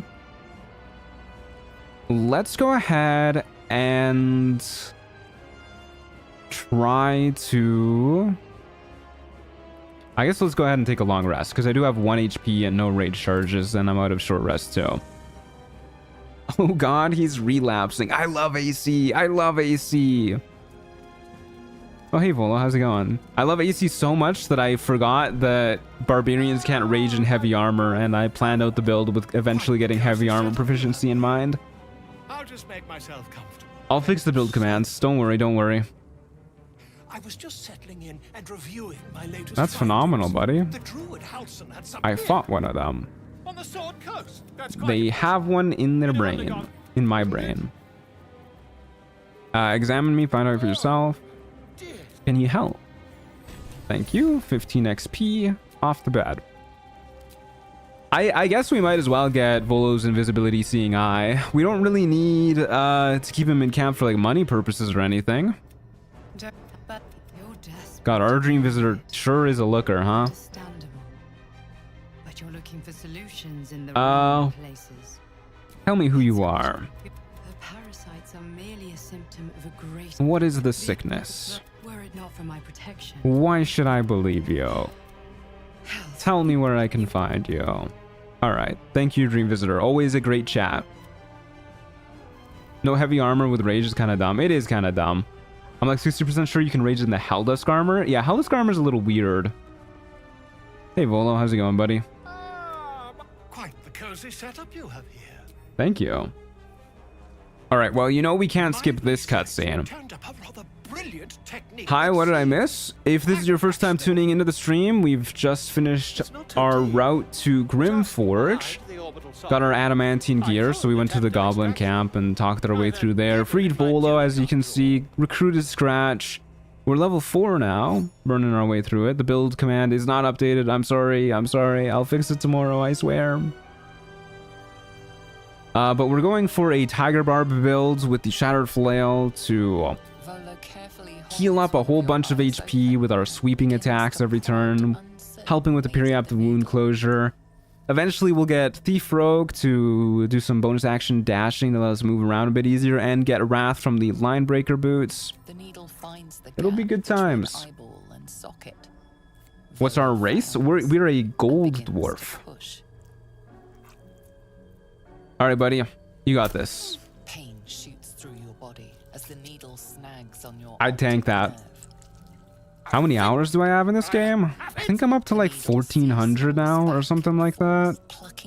It's getting up there. Oh, bother. It's definitely pretty high. I shall need a more robust implement. You know, I was looking at my... hold as still as possible. I was looking at my hours for Street Fighter that I have recently. I started playing Street Fighter like a year ago now. I think I've got too many hours in Street Fighter. A lot of the time I have been just kind of like leaving it on idle, I will say, but I do have like 500 hours in Street Fighter. It's kind of insane for like 1 year. All right, you got this, man. Metal presses against the skin beneath your brow, and then tap, tap, stab. Ouch. Do you feel that? I like the two different reactions to me saying I have 1400 hours in this game. First person says, only 1400? How? And then the next person says, guess you like this silly little game. Hey! IDX cat. Thanks for the $1 anonymous. Really appreciate it. Thank you. Goes a long way towards helping out. Thank you very much. You know what? Today is feeling like... After that donation, I'm feeling pretty good. That feels like an ack kind of day. I agree. I agree. Didn't show my GIF or my name. Bad website. Well, thank you, Christina, very much. At least we know that the notification, like, kind of works. I don't know why it said anonymous. He pauses, looks down at your eye, and recoils. I'll try and fix that. I'll try and look into it. You're like the second person to use that tip link, I think. So I don't have a lot of experience with figuring it out, but I'll work on it. I'll try and get it working better. You can use Volo to get infinite health potions. Very useful for this run. Incredibly useful. All is well. Alright, thank you for the extra eyeball. We can now see invisible things. Very cool. Another permabuff. It all adds up. It all adds up eventually. Okay, phenomenal. Yes, we are looking good. We're feeling good. And I am off to go speak to some Kuatoa. So we're gonna save scum for this, which actually is gonna be a little bit annoying, I think, if I don't grab some things to help me pickpocket a little bit better. So real quick, let's go over here. And we'll just head north for like a moment. We'll head to the ravine here and grab the smuggler's ring to make us a little bit better at sleight of hand. Did you gold dwarf for that extra HP? Yeah, and also just because I wanted to do something different. Because we've been doing a lot of gnomes and elves recently, and gnomes and elves are probably the best races for this run. I was thinking maybe a Dwergar too. I've never played a Dwergar before, but I don't know. It doesn't really synergize with this build that much. I tried to send a cat gif. Oh, I mean, the cat gif was in the message. It was just really, really small. It was there. I saw it, but I need to make the notification laid out in such a way where the text is bigger instead of having that random big old green gif on top. Does Volo's eyes still turn off invis from other people? Hey, there's your name. Troubleshooting. Thanks for another buck. There's no gift that time. I really appreciate it. Thank you very much. Okay, skeleton. Smuggler's ring. +2 to sleight of hand and stealth. Good for pickpocketing. We could go do some Zentrum stuff to get even better at it. If I was doing honor mode, I probably would, but I'm gonna just focus on making this build strong, and if we have to save scum for it, then who cares? That's fine with me. My bank is gonna hate this. Yeah, they're just like, what's with all these $1 charges? Also, in general, if you're doing honor mode stuff where you need to make like a lot of checks of any sort, whether it be stealth or charisma or pickpocketing or what have you, if you guys don't know how to do get the shapeshifter's boon ring, would definitely recommend looking up how to do that. Basically, you can use a familiar to hit the strange ox in the Emerald Grove, have it kill your familiar, and then after it kills your familiar, you can go talk to the ox and just buy the ring off of it. And then if you use like the shapeshifter's helmet from the deluxe edition or disguise self or something, you just get a D4 boost to all of your checks for like ever. You can even take the ring off and you're still good to go. It's an honor mode staple. Okay, let's go ahead and throw on the smuggler's ring. And we're gonna try and pickpocket this guy. Sorry my donation is taking so long, brother. You do not need to apologize for that. You do not need to donate at all if you don't want to. Okay. Shapeshifter's boon also applies while in starry form as a druid. Yeah, it's really good. Really easy to trigger. Okay, so I don't really know how this is going to work, but we are going to try and figure this out. Does your armor reduce dex buffs? Shouldn't. Oh, disadvantage on stealth checks, but that doesn't matter. What? This is unexpected. Hey, Pino, thanks for this 694. Face emoji. Thank you very, very much. I'm willing to bet that's just like translated into like Canadian dollars or something like that.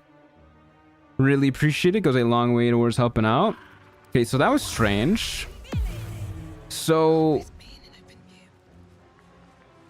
does this just trigger even if I'm invisible? Like I was invisible and crouching. Oh, I didn't even step in the water there. Uh-oh. We might not be able to do this. On the front lines of my war against insomnia.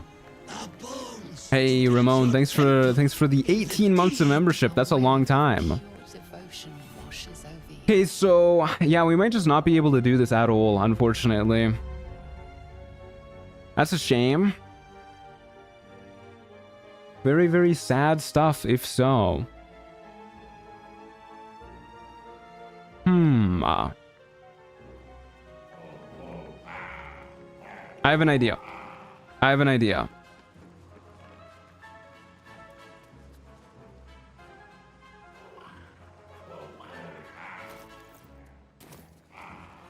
Maybe from behind. I mean, I think if we just walk into the water, it's just gonna make us uninvisible. And I think the trigger is too close to pull drip anyways. What if we enter turn-based mode and then do this? Oh, just auto pass you in there. Didn't convert my USD into CAD. Oh, yeah, that's kind of weird. Okay, so you can trigger this cutscene with... I know you can trigger it with shovel. Hey, thanks for the $5 super chat. Thank you. I really appreciate the support. Okay, I've got ideas on how to do this. Scratch, I need you to give me your ball. Or we can go use shovel. One or the other. Oh, wait, no, we can't use shovel. Because that's a scroll.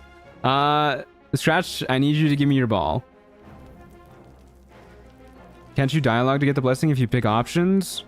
No, you need to pickpocket Puldrip the Zealous and steal the Sickle of Bual first. Because, basically the way it works is if you are a solo character, you don't have the option to sacrifice a party member to get the Blessing of Bual. But you can get the Sickle of Bual. There you go. Is this my ball? Wonderful. Wrestle the ball from him. However, if you do the dialogue options to get the Sickle of Bual and you cannot get the Sickle of Bual because the NPCs do not have it, then you will get the Blessing of Bual instead. So we need a pickpocket from him first. And then we should be able to do the dialogue. Okay. Scratch. Please work here. This thing is fucking huge. Holy. Doesn't even fit in my... What? Okay, this is unexpected. Hey, thank you very much for the $10, Guy and Gimbal. Did I save before doing that with Scratch? I sure hope so. There's a oh wait, there is a specific dialogue path to get the blessing with no sacrifice such sickle, but it requires like 3 dialogue checks. Oh, okay. We can just save scum all 3 of them. Hold up, I want to see if this is gonna work first though. I actually had no idea about that. I thought this was the only way to do it. Either way, thank you very, very much. Okay, there you go. Scratch is in it, but Scratch is the only person in it, and I can't control my character. Alright, I was hoping we could send in Scratch. Beautiful camera angle, by the way. Okay. Well, there goes my plan. Okay, what are the dialogue options to get the Blessing of Bual? I will...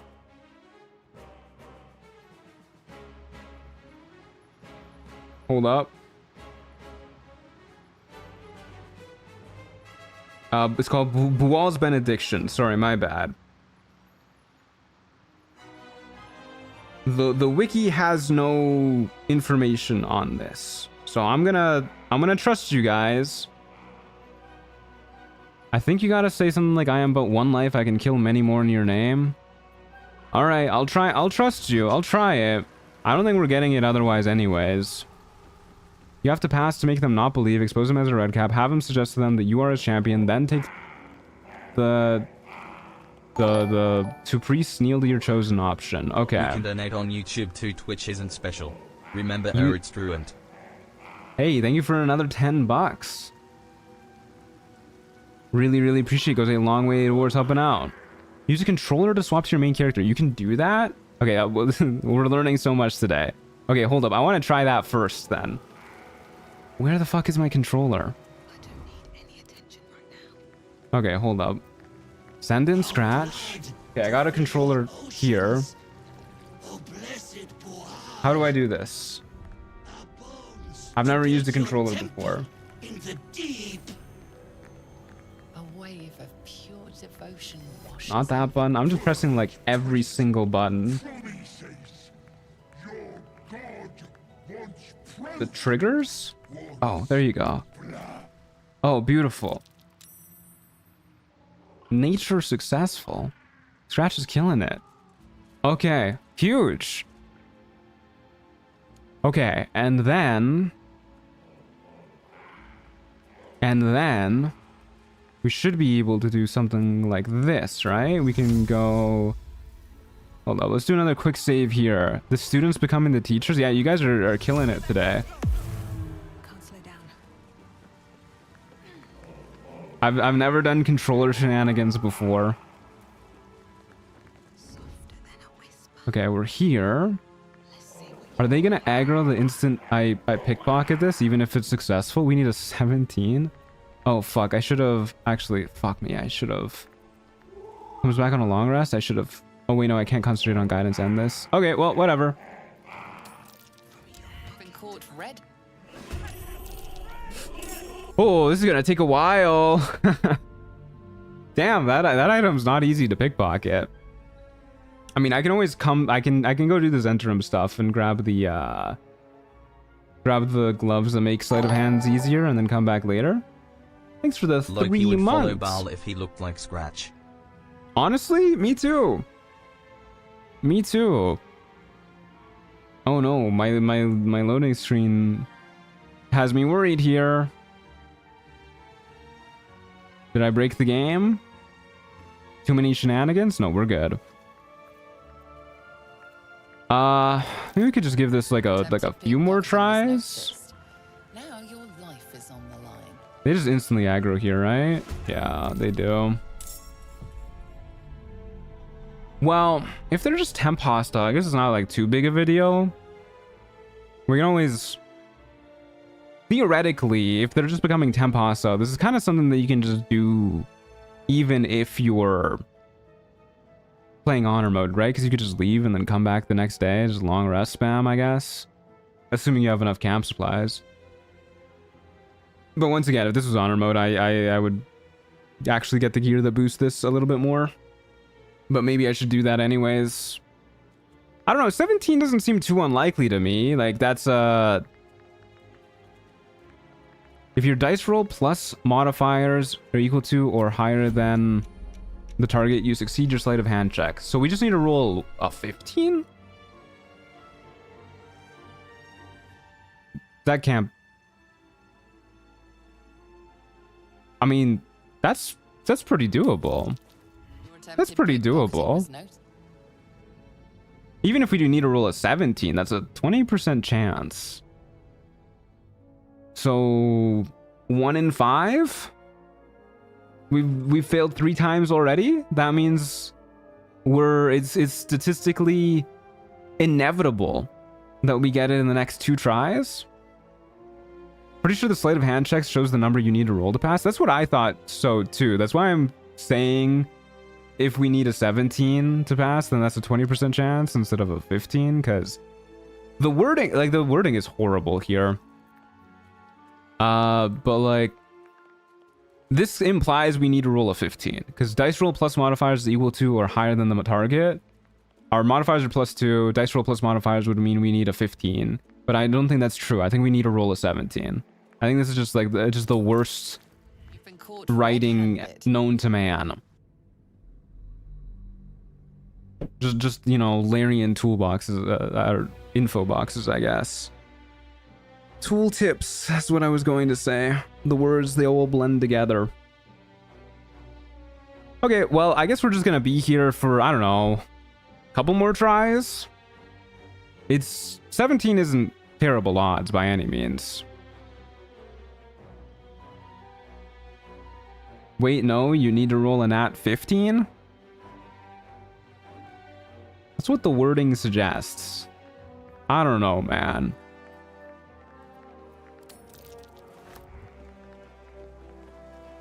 Okay. So we can just go ahead and dip out. And now we have the Sickle of Bual. Huge. So now we need to go in and we need to actually do the charisma checks. Which I'm a little worried that if we Let's go ahead and do a quick save here. I'm a little worried that we're gonna need Scratch to do them. Because, like, hold up. We could do... Like, we could try to kill Scratch to unsummon him, and then hope that the cutscene re-triggers with our actual character who's capable of speech. But I'm a little worried that the cutscene isn't going to trigger a second time. Will Scratch get the blessing? Oh, that's a good point, actually. What's going to happen here? Let's just kill Scratch and hope that we can re-trigger the cutscene. Sorry, Scratch. Everybody look away. Okay, he can't be hit. There you go. Okay, he's out of the cutscene. We'll go ahead and quick save again. Oh shit, he realized there's somebody pickpocketed him.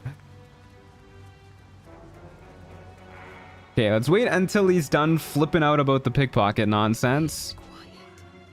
And then we'll go talk to him. I don't actually understand yet why we don't walk up and talk to them ourselves. I forgot what we're doing. We're trying to get Bual's benediction. So we need the Sickle of Bual to not be on Pool Drip. And then we can go ahead and talk to them, and then we can do the dialogue options to get Bual's benediction. Somebody said that you can do it even without doing this nonsense, without stealing it. But I kind of wanted to do it this way just to prove it was like theoretically possible for us to do as a solo character. And we're gonna need to do a lot of save scumming here anyways, so it's either way, I don't think it would have been easy. But let's go ahead and talk to Pool Drip now. Oh, are you shitting me? We can't trigger the cutscene anymore?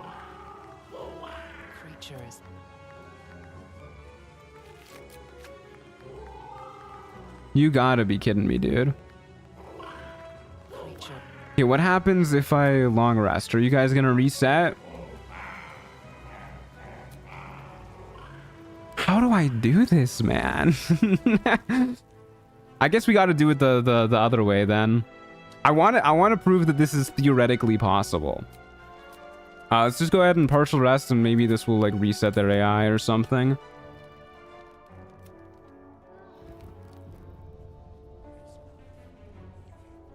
Fingers crossed. Hey guys, how's it going? Damn, really? The creature, man, the creature. What if I like yoink some of your fucking fish? Can you do the checks and then pickpocket? No, because at that point you've already done the checks. You've already gotten the sickle from doing the checks. Okay, well, I guess we're just gonna try it the other way then. I guess this is not theoretically possible. Sad, sad life. Okay, so this... We need to go back before Scratch spoke to them, which I think is right here. They're so devoted. They are so devoted. This is so sad, dude.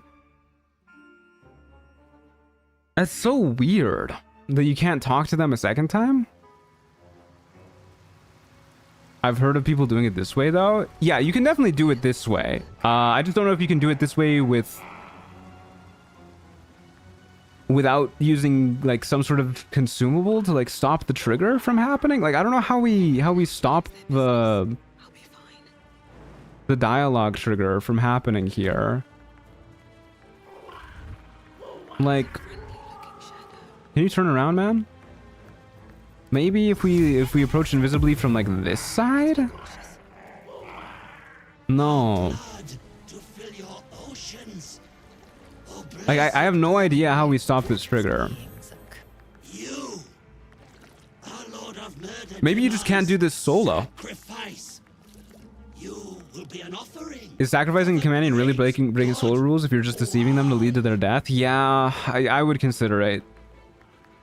Okay, we need to do all this nonsense now. Okay, what have you stumbled in on? I think this is where we got to start. Beautiful. Who is this diva? This is Claudia Sharptooth, belongs to a common redcap. our beautiful tiger barbarian. Creatures known for their bloodlust. Maybe some silence shenanigans. Oh, true.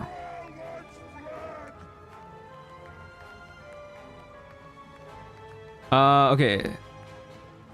So I think we need to do this one next. We gotta like call him out. His way. Hold on. Let me scroll up in chat.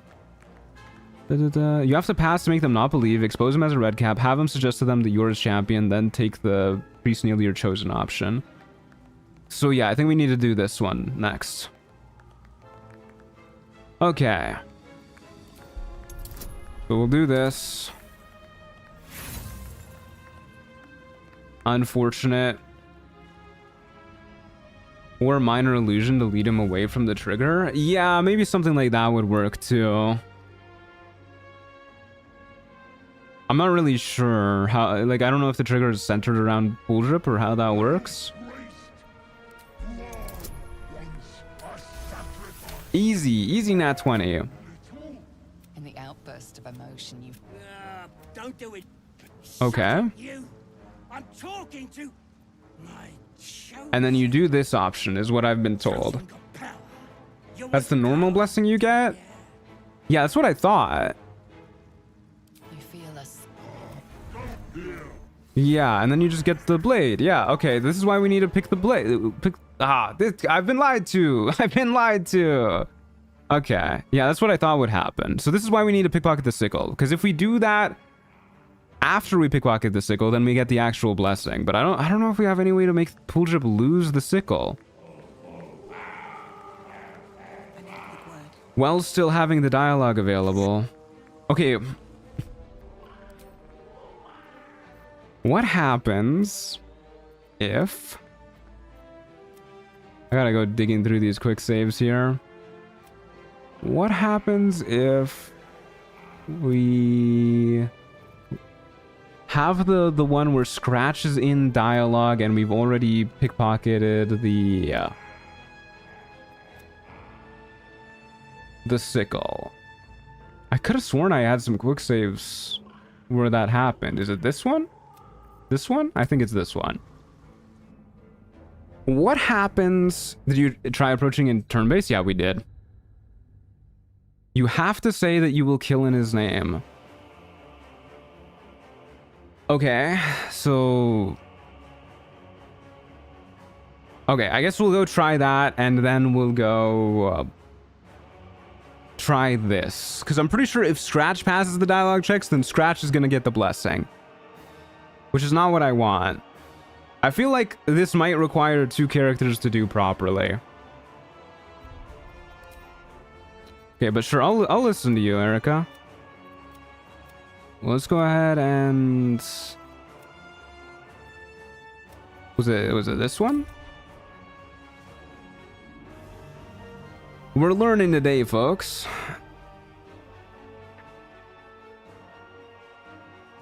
The blessing goes to all. To all's benediction.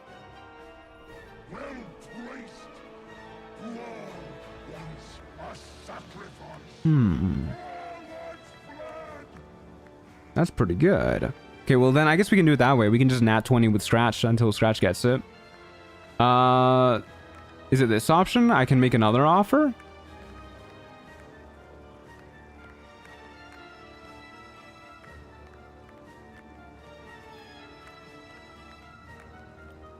The blood you want? I can kill many more in your name. Yeah, it's this option. Okay, well, we'll try this, and if it doesn't work, then we know for sure. But I'm pretty sure we can just do it with Scratch then. We'll just, Okay, so yeah, it'll definitely work if Scratch does the dialogue checks. We'll just have to get, like, nat 20s with Scratch. I think Scratch should have pretty high charisma, if you ask me. Man, this is so awkward. This is just because of that weird dialogue trigger range. Bummer, that was pretty close. Yeah, if we complete the dialogue with Scratch, then we should get the benediction. I've heard minor illusion can get pool drip away from the dialogue trigger zone. I try not respec with these runs. I don't know if I put no respecking in the rules for this run, but yeah, it's just the blade. Just the blade. That's what I thought would happen. We don't care about the blade. Okay, we'll have Scratch give us what we want then. Oops. Fuck me. I did not mean to double click on that one.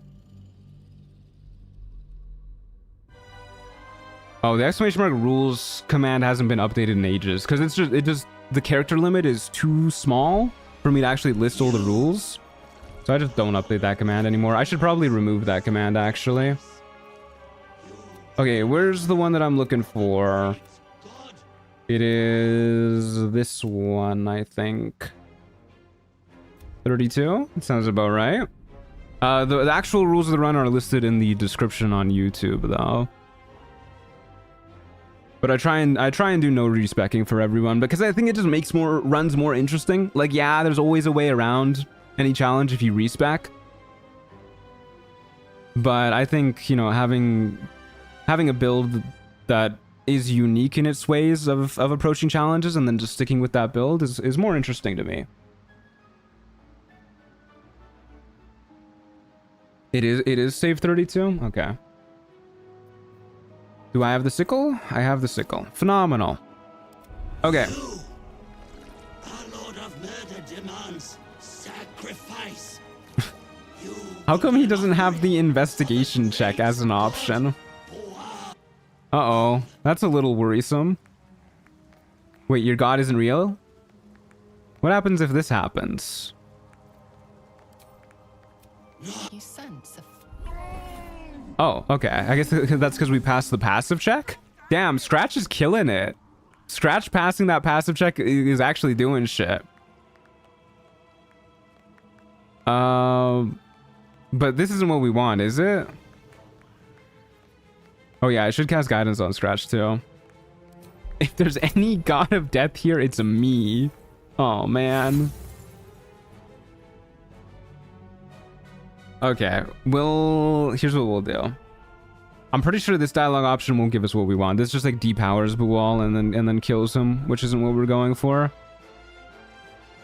So we need to do the other option. I don't know why Scratch can't make the investigation check.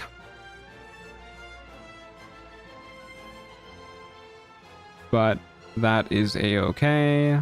Please load. My poor computer must be like fucking exploding or something. I don't even know if we need to sneak up to Scratch here. I think we can literally just like walk up to him and then cast guidance and we're good, right? We can just like boop. Have some guidance, buddy.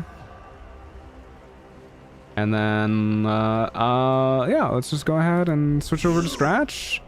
Do a little quick save. Lord of Murder demands Okay, we need a nat 20 anyways. We're gonna be here for a minute, guys. We're gonna be here for a minute.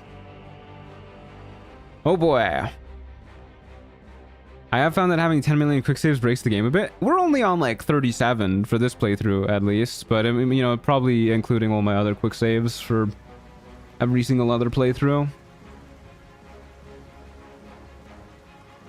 Once he depowers, you can still get it by using the two priests kneel before the chosen option, like gave you the sickle earlier. So you're saying that if we do the other option, if you're saying that if we, wait, I quick saved, right? Yeah. You're saying that if we do this option, there's no kneel before me thing though here. Like we can push it one further. But I'm pretty sure this just kills Buwal. We may never know. I mean, I'll try it. I'll believe you guys. But I'm pretty sure that isn't gonna work. I'm so pleased to see you're still streaming. What's good, bro? What's the plan for this build? How's Bone Daddy gonna go? I think we're actually gonna skip Merkle. I'm gonna... Oh, I need to buy the Doom Hammer anyways. I'm gonna try with the Doom Hammer, but I just straight up don't think we get a beat Merkle with this build, sadly, because the plan for this build is to use the Shattered Flail to heal through fights, and that doesn't really help us. the persuasion will depower him. So this one. All right. We'll do this. I'll believe you. I'm honestly so much more confused trying to figure out this buff. The wiki is very unclear. I'm pretty sure it's just if you pickpocket the sickle and then do the dialogue option that would normally result in you getting the sickle, you get the benediction of Bual. I think it's that straightforward. So I am 99% confident that if Scratch does the Arcana option at the beginning and then goes forward until we get the option to get the sickle normally, then it would work just fine. It's been so long since I've done this dialogue path that I don't know what's going to happen here. I'm not confident, which is why I'm figuring it out. You feel the presence of what? Don't do anything. Shut it, you. Okay, yeah, this should work. Yeah.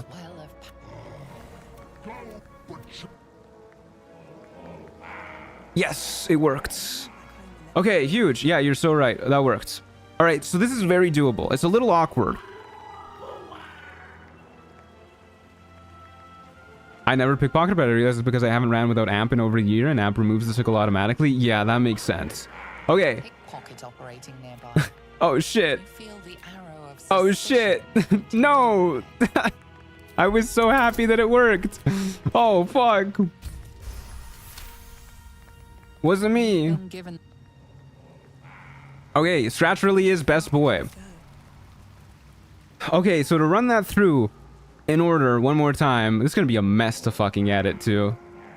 Basically, what we had to do here is we had to put Scratch in dialogue, sneak up to use our controller to switch to a different character, sneak up to Pool Drip, steal the sickle, and then finish the dialogue with Scratch by passing a persuasion check against Bual.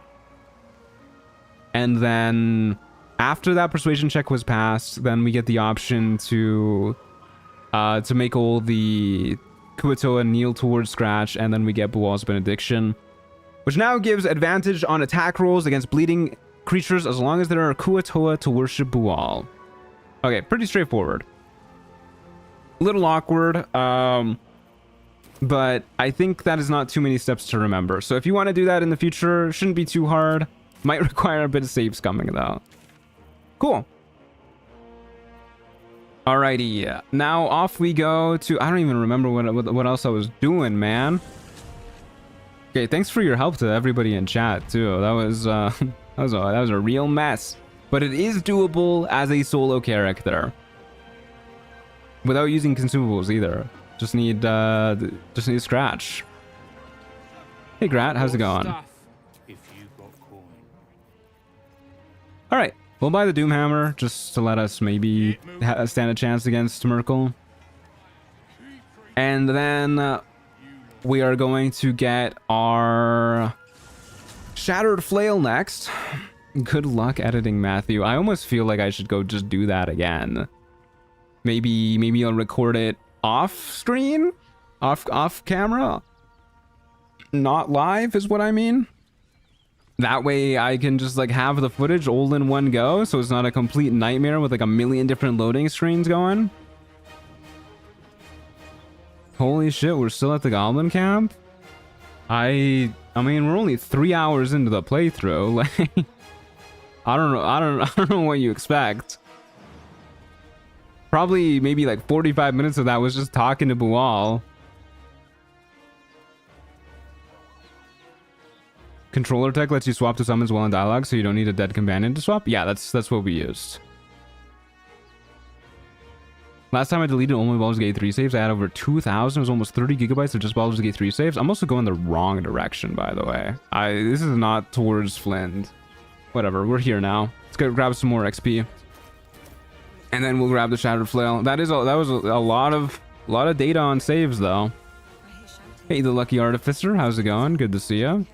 That's not what I wanted to do. I think this thing breaks to slashing damage. bludgeoning damage.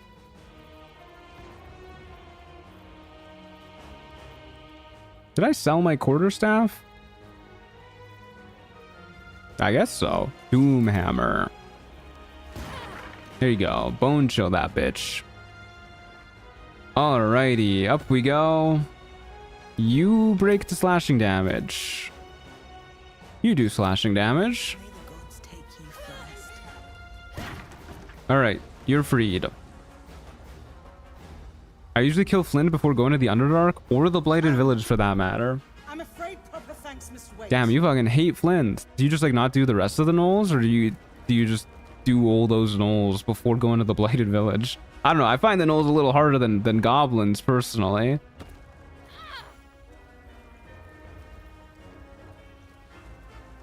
Okay. Hey, Councilor Floric, how's it going? May I trust you'll see it through? Yeah, totally. People keep giving us free shit whenever we say we're gonna do something for them, so yeah. And should you go, I will fist. Oh, look, free shit.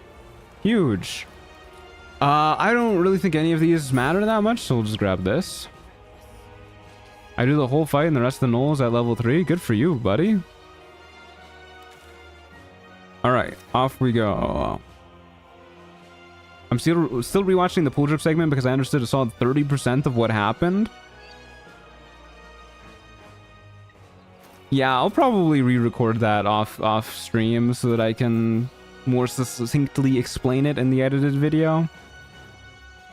Okay, let's go ahead and throw our actual gear back on now. Throw this on, throw this on, throw this on. What weapon was I using? I was using this, which actually, yeah, fuck it, let's use Falara Luve instead. I forgot about these guys. Hey guys, how's it going? I was so eager to get over to Flint, I just totally forgot about these losers. I don't even know what happened to that arrow. It just like vanished into midair. Whatever, these guys should be somewhat murderable, I think. Yeah, should be fine. Get all up in their grills, Scratch. Do a little rage tiger heart. Do a little... I'm actually going to bump this up by 1 because we're getting a lot of abilities going on. And then we'll just hard focus on these losers real quick. So, you know what we can do, though? Let's get them bleeding for 2 turns. We can do something pretty cool here. We can Tiger's Bloodlust. Yeah, fuck it. Now they're both bleeding, and now we'll have advantage on future attacks against them. People have advantage on us, but... the Demonic Bite is the only thing that we're really afraid of. We can do that, too. We get Soul Numbed, we lose our bonus action. It doesn't really matter for us. What are we gonna do? Not use healing potions now? Oh, I should have saved my reaction, actually, so that I could have opportunity attacked that guy. Better than Sonic Backlash.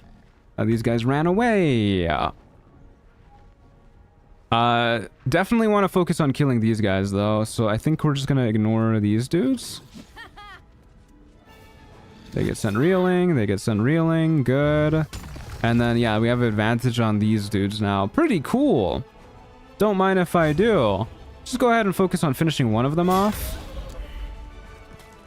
And then we'll try and get this one next. Saved on the Demonic Bite, no biggie.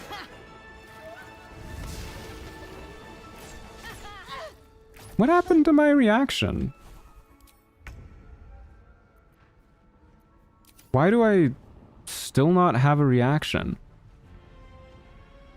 What is happening? Okay, well, we need to kill this guy. How much HP do you have? This should kill you. This should kill you. There you go. Don't need to take too many attacks of opportunity. And then... over here. Did you drop a hard save before the Blue Wall shenanigans? I did not. That's okay. It'll be fine. If I don't go back, then, you know, I can fix it with editing. It'll be fine. The steps are there. I can just put the narration of how I did it over top of the successful steps, and I think that'll make sense too. Do a little tiger's bloodlust. That's really upsetting. Well, try and kill you. That's fine. And you know what, dude? Tiger's bloodlust again. So something to note about Tiger's bloodlust, by the way. You may be thinking to yourself, it's not too much reduced damage. So it actually adds a bunch of the bonuses after the fact. So you can see it does 2 + 1 + 4 divided by 2. So that is up to 7 divided by 2, which always rounds down in Baldur's Gate 3. So that's 3, and then +2 from the Bestial Heart Tiger's Rage. So 5. And then we get another +2 afterwards from this, which is also not divided. So yeah, pretty much any additional damage riders that aren't a part of the actual like damage dice plus strength mod plus magic enhancement gets added on after the division. Soul Numbs takes reactions too, does it? That makes sense. We cannot hit people. Get bleeding again. Yippee. Melee AoE is very fun in my opinion. Yeah, we're gonna be doing some cool stuff with it as we go on. Damn, we got rid of our bleeding. Bleed again. We're not very good at hitting people. I'm starting to notice. How did you get the blessing? We pickpocketed the sickle from Pool Drip, and then we used Scratch to do the dialogue checks. And yeah, it worked. It's pretty good. We went through the dialogue check after we used the one that triggers when you pass the passive check, because Scratch passed the passive check. And then Bual loses powers, then we did the persuasion check, and then after we did the persuasion check, we got the option to tell the other Kuatoa to kneel to Scratch, and then they did, and we got Bual's benediction. Okay, so I think if we just walk up to Flynn's and get like a surprise round, then it should work. I think. Getting Flynn's triggers are really awkward. I feel like they're really inconsistent, at least whenever I do them. But when I was doing... when I was recording some B-roll footage, one of the B-roll footage fights I recorded was a fight against Flynn, and whenever I got a sneak attack... What? Oh, well, this works. I don't know what spotted me, but something spotted me. That's weird.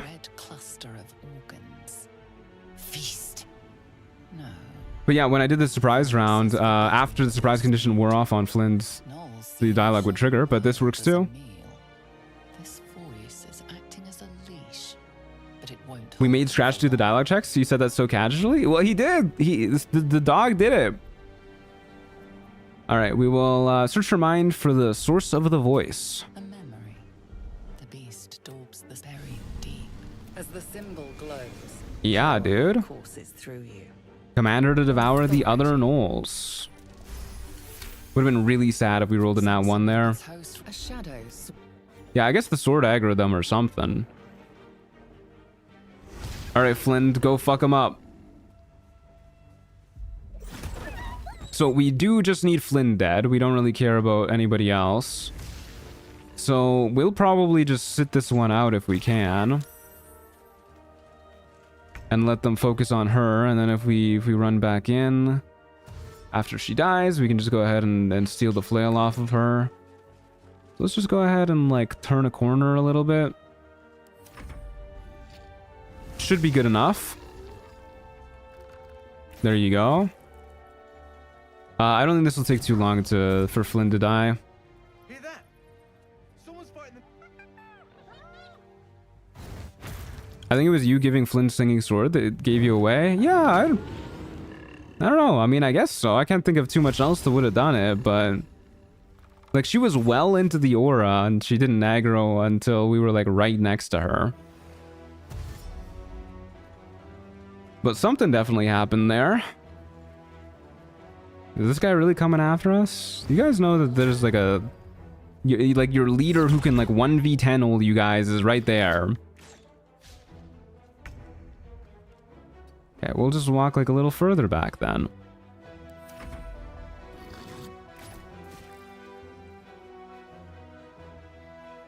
Come on, kill Flynn, boys.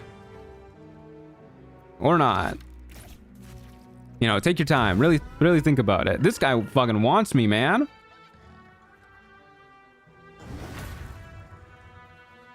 It's called Singing Sword Shriek. That's bound to make some noise. Yeah, you'd think so. All right, well... Lacerate is actually really important for this build. Now that I think about it, like having the option to make people bleed without having to cleave is pretty cool. I mean, we're gonna lose it in a moment, but it's cool to have. Yeah, fuck it, I'll reckless stack. Alright, might be. I'm not gonna rage here until after Flynn dies.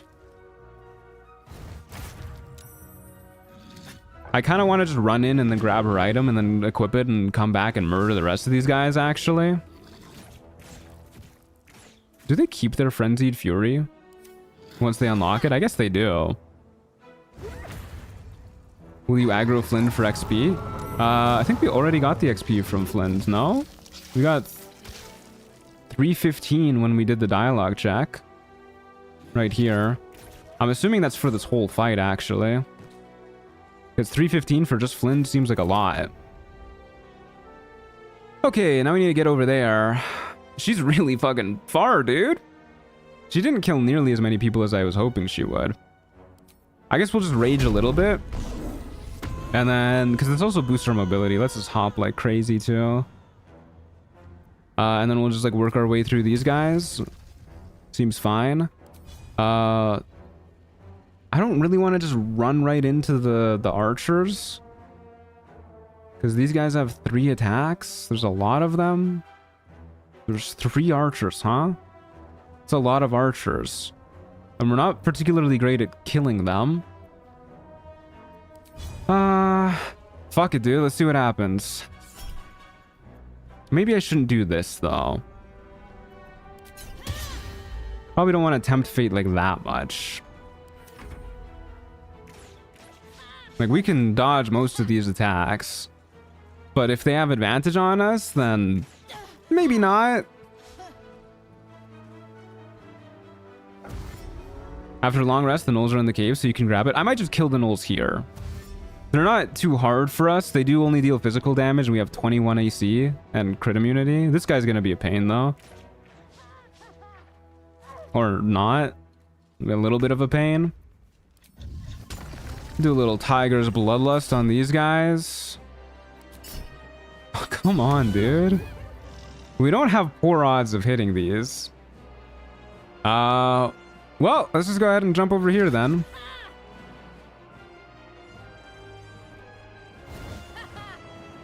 Jump over here then. Grab Flynn's flail. We could just leave. Everyone is low rolling. Yeah, apparently.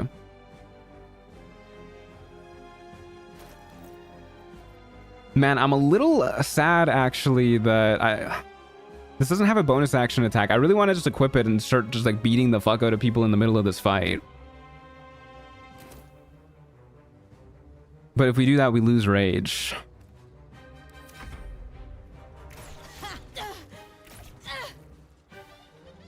Unless rage actually works like it says it does.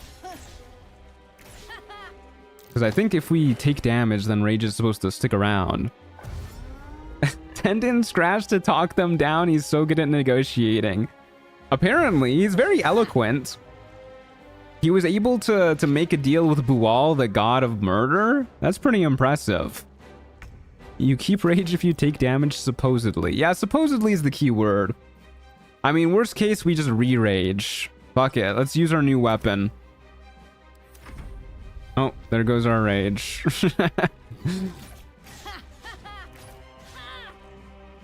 We're gonna heal back all of our HP anyways, so it's no biggie. Oh man, immediately get tossed around too because we're no longer raging. That's disappointing. I would have loved to have stayed in the middle of all three of those guys too. Immediately start doing the big tiger's bloodlust sweeps. Ouch, that hurt. Okay, let's hope this works. Beautiful. Immediately healed back 5 HP.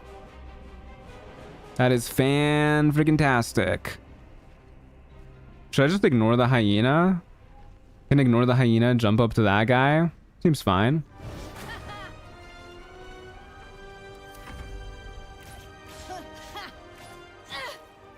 You could have triggered opportunity attack to keep rage? I don't think opportunity attack would have changed anything. We had already taken damage that round and we still didn't keep rage anyways. Rip that guy. Oh, bleeding proccing and Call the Weak is so good too. Then we just go ahead and jump up here. And do Tiger's Bloodlust. Heal another one. So actually, real quick, for those who don't know what Shattered Flail does, I know I was talking about it quite a lot. Hitting an enemy with this weapon heals the wielder for 1d6 hit points, but they can go mad if they don't continue hitting an enemy each turn. Healing through this item doesn't trigger other passives that react to healing. Really weird that they specifically did that. Like, it feels like a strain. Like, did they think it was going to be too broken if you were triggering the Whispering Promise Ring or something? I don't know. Kind of weird. But the way going mad works is if you don't hit an enemy each round, or if you don't attack an enemy, don't deal damage to an enemy. Yeah, I guess you need to specifically deal damage. If you don't deal damage to an enemy, then you have a chance to go mad if you fail a wisdom save.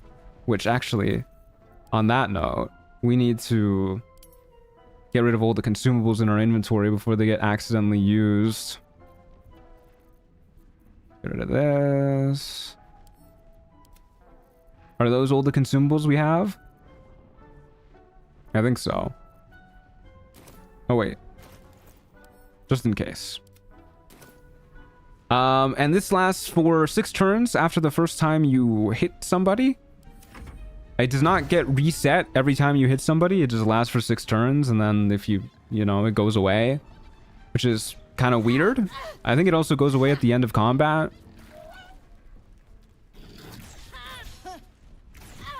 Ouch, they're hitting now. They sure are hitting now. Die, please. Phenomenal.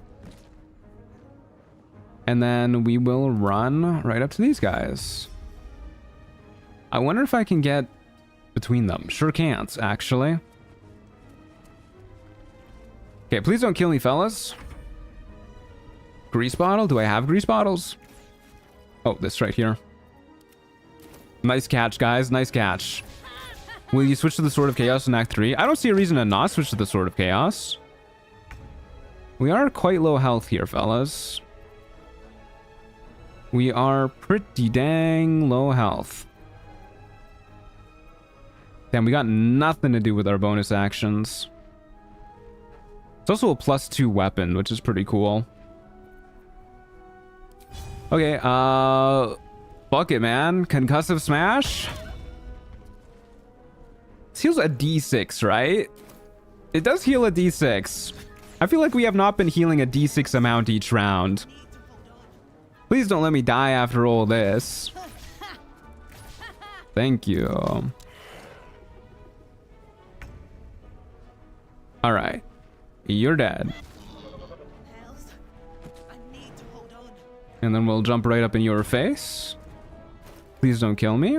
I also have the Gloves of Missile Snaring that I feel like has not been proccing at all. Alright, I think we're good. I think we've stabilized. Are you going to be able to free near without bombs? I don't think so. I don't personally know of a way. And unlike getting Bual's Benediction, I don't really care that much. Okay, let's go ahead and... Probably just want you dead ASAP. We already have a pretty high chance to hit, so let's just go do this. Will Periap make it so that it's always 6? It sure will. It sure will.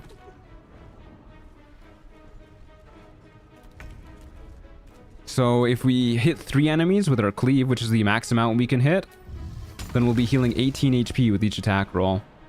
Pretty dang big. God, look at that fucking jump, dude. Alrighty. Easy fight, man. By the gods. That's the power of the Shattered Flail. Kind of a cool showcase for it, where we just like immediately equipped it and then started slugging it out. All I saw was blood and guts. So we can actually fight people now, as you guys can see. The gnolls aren't exactly like the easiest fight in Act 1, and we were able to take him out pretty effectively.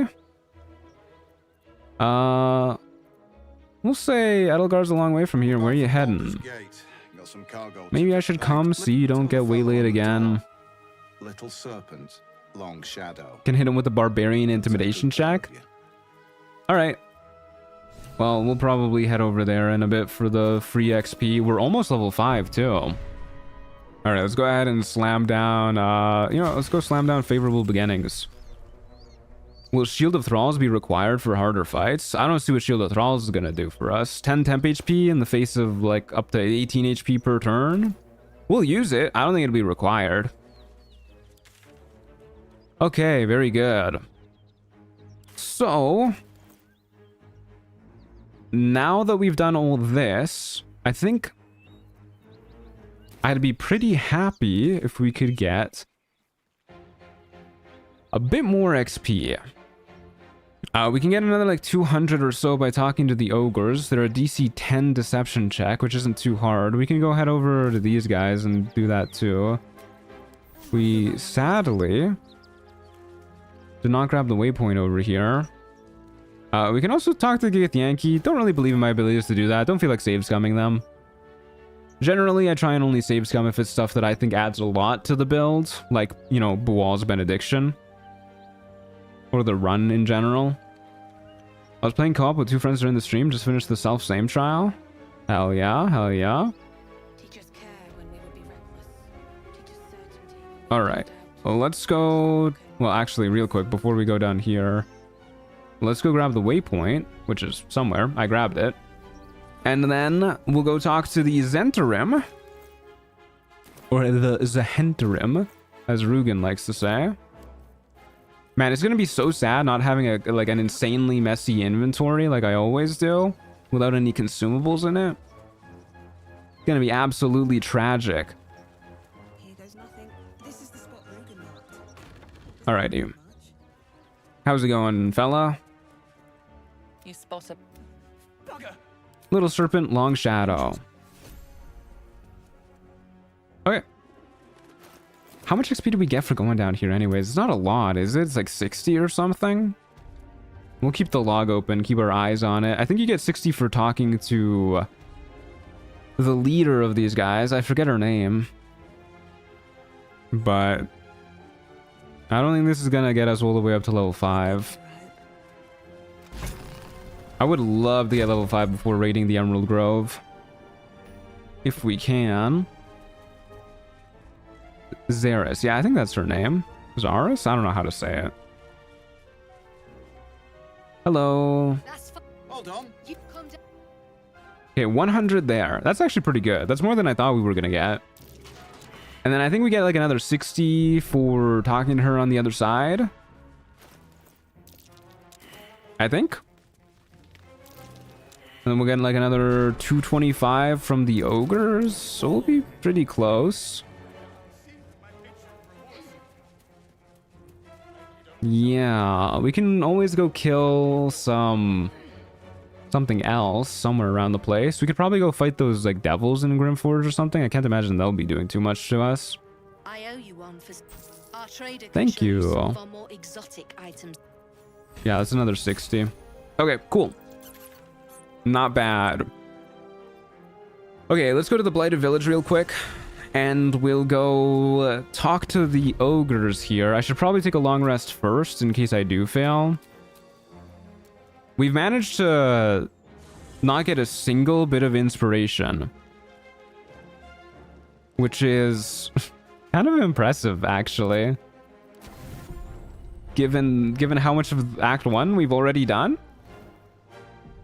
Oh, I want to kill some goblins too. I think those goblins in the goblin camp that I want to kill will probably be enough for us. No Titan string? No, I think I'd rather have the Bow of Awareness. The Shattered Flail doesn't really mix too well with other weapons. Like, it's... Well, actually, I guess it does work somewhat well. I don't know.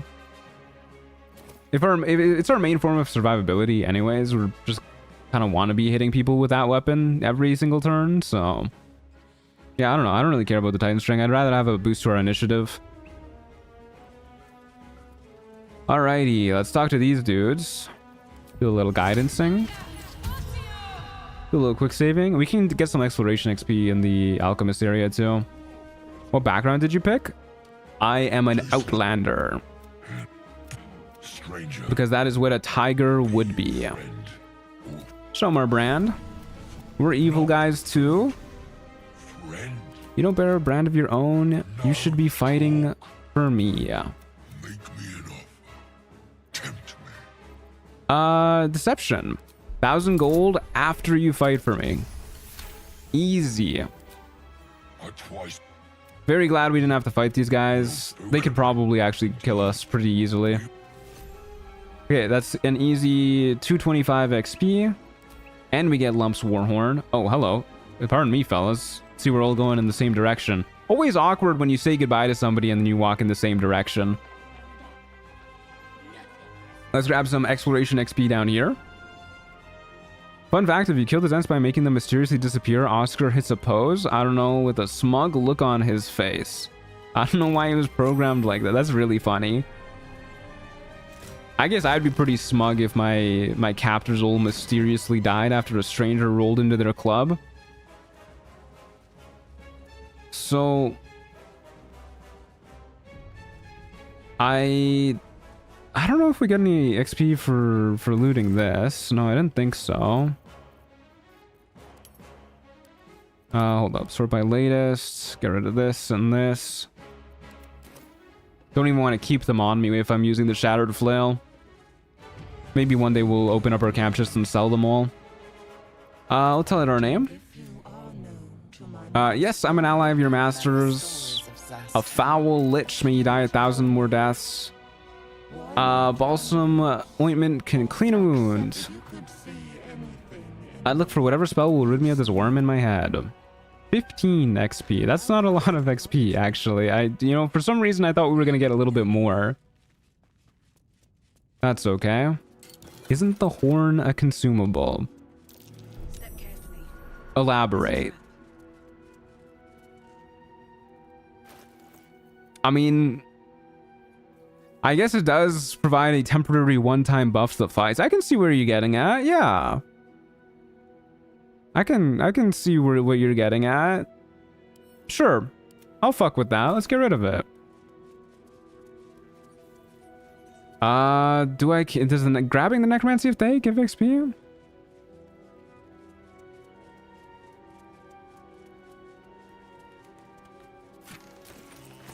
Let's find out. There's a key over here. Yoink. Just a question? No, actually, I think you were onto something by saying the horn is a consumable. Like, I didn't really think about it at first. Hey, thank you very much for the 2 Merry months. Christmas. Merry Christmas to you too, Jamberlia. Gotta like lean into my second monitor to see the little names because it's so small. I don't know why the Twitch subs are so small.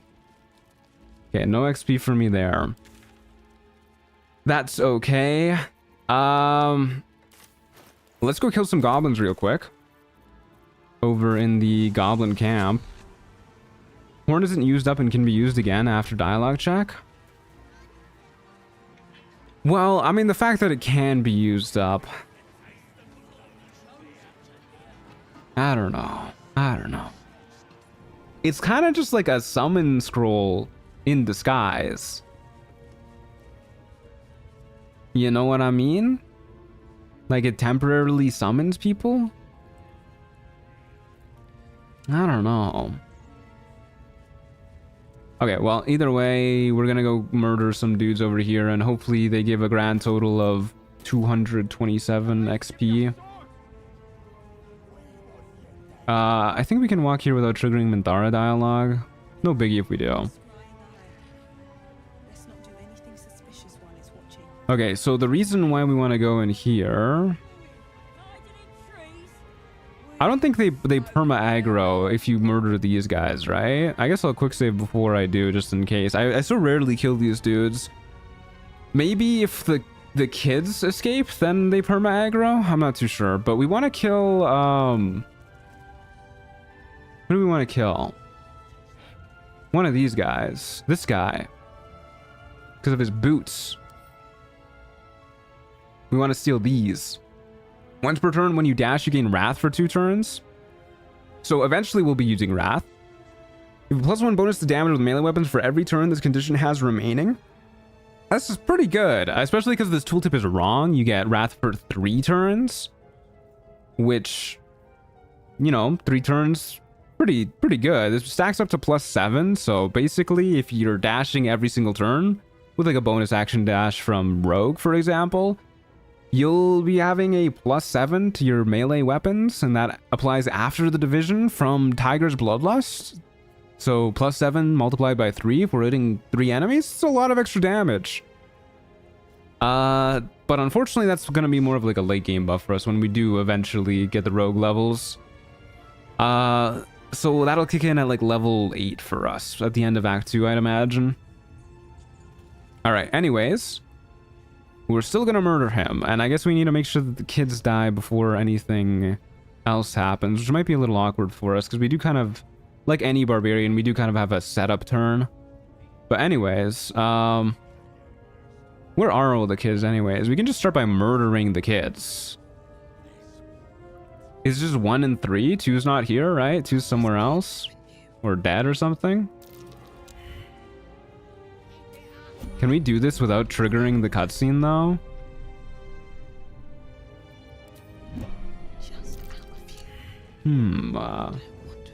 Motherfucker. Why is this trigger so far?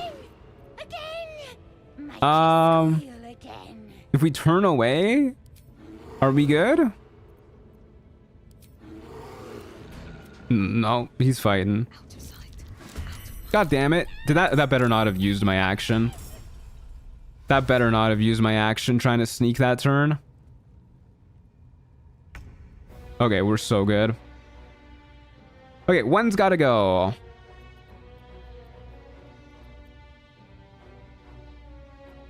Yeah, one's gotta go. And I guess we're just not raging right away, so we're just gonna go ahead and click our heals. And... whack you. I really hope this hits. We do have reckless attack, so we should be fine. Good. They didn't even aggro. Sorry, I totally missed that notification. Hold up, let me go pull that up. Thank you very much for 6 months. Bunny Warren. Whoa. That's huge. Holy shit. Thank you very much. And thank you, Former Ruling, for the Prime sub, too. Thank you very much. Sorry, guys. Oh. Did I get the Jambalaya one already? I think so. Thank you very much, folks. Really, really appreciate the support. Okay, anyways. 1 is dead. I keep forgetting I need to fix the Prime sub notifications. I don't know what's going on with them. 2 months with 6 months in advance. Yeah, that's how that works. I don't know how to word that properly, but either way, thank you for the 2 months with 6 months in advance. Really appreciate it. Thank you very much. I always forget to use my Prime sub because I only watch streams on YouTube nowadays. Yeah, that's totally real. If you guys got a Prime sub though, I do get like a $1 for every Prime sub. If you guys got it laying around, you know, that would be pretty cool. It actually depends on what region you're from. That determines how much Twitch affiliates and partners get paid per Prime sub. It's kind of weird. Oh, Halsin's fucking hostile to me? Because I didn't help him? I didn't even notice that. Halsin, that's so mean. Please don't kill me, Halsin. I guess we can go ahead and rage first. Hey, thanks for the 5 gifted subs. Really, really appreciate it. Thank you very much. Goes a long, long way towards helping out. All right.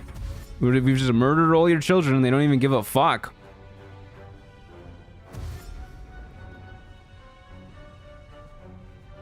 You know, Halson, I can't help but feel that it doesn't make a lot of sense for you to be mad at me. No consumables is really interesting. Have fun. Having a good time so far. We kind of just got the build up and running though. Maybe you can exit the room and let him turn back human. He's not even temp hostile though. He just fucking hates our guts. Like I was literally trying to sneak around and he's just like, I'm gonna fucking kill you. Just because he saw us with the goblins. It doesn't even matter to him that we're murdering like all of them. I guess now that the children are dead though, I mean, we're gonna go mad in a moment is the only problem. We can just help them kill Halson. And then we can deal with the rest of these guys after. Like, these guys aren't gonna do anything to us. If we hit them one more time, then they're gonna aggro onto us too, though. Halson's kind of the scariest person in the room, though. Especially with, like... Doesn't he have, like, call lightning or something? Did you not just turn away in the dialogue? Yeah, I didn't antagonize him or anything. I just walked away. I think I should help them kill Halson. Like, these guys just do physical damage. We don't care about that. Let's fucking kill Halson, dude. We don't want to get hit by, like, Thunderwave or Call Lightning or any shit like that. We already murdered their children, so we're good. And we are doing an evil run. So it's all very in character. I guess the spider is kind of scary for us too, but we can just start by murdering this dude. Why are you fighting Halson? He got really mad when I tried to leave the cutscene. I was just trying to get into a position to sneak attack the goblins, and then Halson broke free, and I didn't, you know, help him escape, and now he's trying to kill me. Okay, well, I guess we'll go ahead and just do like a little bit of this. Oh my god, it was a himbo. I'm a little worried that he's gonna like hit me with an AoE move if I'm right next to him. Hey Ariana, how's it going? Halson is evil? It feels kind of evil to murder somebody for like trying to sneak attack your enemies. Like, yes, he didn't know our intentions, but he did see us sneaking behind them. And then we murdered 2 of his children, or 2 of their children right in front of him. Okay, so this is a little interesting for us. Is Beastmaster Zerk in here? He is. So I think we actually leave Halson alive for a moment. Now that he's at 7 HP, I think what we can do is... Beastmaster Zerk is still alive, huh? I think now we just make this a fucking free-for-all. Yeah, the build command is outdated. I'll fix it for tomorrow, don't worry. I am aware. I think let's just go ahead and make it a free-for-all. I also want XP from the goblins too, because we're really close to leveling up, and I actually don't think we're gonna get it because they weren't hostiles. And they're still not hostiles. I don't know what to do to make these goblins mad at me, man. That man was in some kind of mode where he was a bear? That's unbelievable.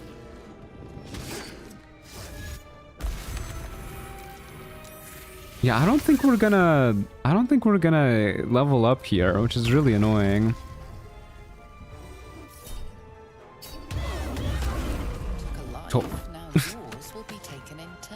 I just took like 4 lives, man. That was a really cool fucking swing, and this loser interrupted me. Okay, we actually got a lot of XP from that. He's temp hostile. I just killed like 2 children and all of his friends, and he's just like, yeah, I'll let you go if I lose sight of you. Don't worry about it, man. We've also stopped raging. Whatever. All right. This once a living bear is now a dead elf. You fear the worst. Could this be the archdruid of the Emerald Grove? You know, If there's any hope of finding a I cure, think it's it could be. not any longer. Are you using the original build idea for Barb Solo before the new subclasses? No, this is a multi-class build. Well, this is a lot of dead bodies, man. These sell for a lot. Okay, well, I really just wanted this one man's boots, but yeah, we have murdered literally everybody. We did hit level 5 too. So I just want to make sure that these do indeed give 3 turns of Wrath. They don't give any turns of Wrath?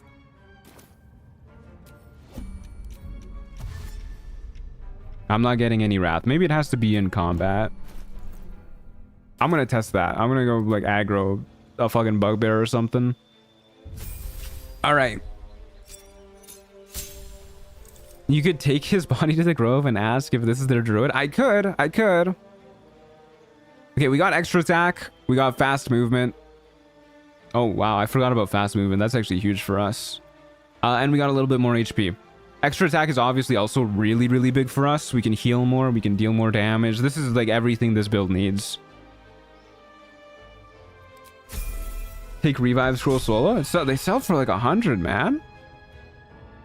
All right, I'll grab Houseless Corpse, sure. I'll take his fit too. They're fire.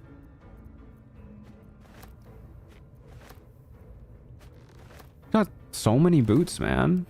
All right, you're coming with me, buddy. Go ahead and throw on the house and fit.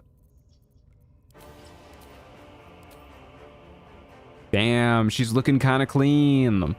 Except for all of the gallons of blood on her. But, you know, if you ignore that part, she's looking kind of clean. Okay, I want to... So I think now we're ready to go raid the Emerald Grove. We are level 5, which is generally the level I like to be when raiding the Emerald Grove. And I real quick want to go fight this guy. Walking around the grove wearing that, going house and who. That's really funny. Let's go fight this guy, yeah. Go wake him up and then see if we can dash to gain Wrath. That'd be really cool.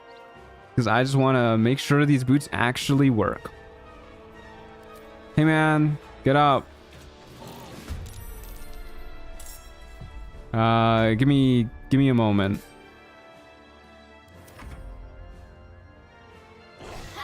Ouch. Yes, okay, so they do work. And they do give 3 turns instead of 2 turns. The tooltip is wrong. It is a lie. I think this tooltip also is a lie about the once per turn part. That's not something we can test until later, until we get our thief levels, but I'm pretty sure this does not have a once per turn limit. I think this is just when you dash, you gain Wrath for 3 turns. So it's like almost the correct tooltip. And for those who don't know what Wrath does, is one more reminder, you get a +1 bonus to damage with melee weapons for every turn this condition has remaining. And just to show it off, this should apply after the division effect, so we should be able to like do this. And then we can see, yes, it is 1 damage plus strength +2.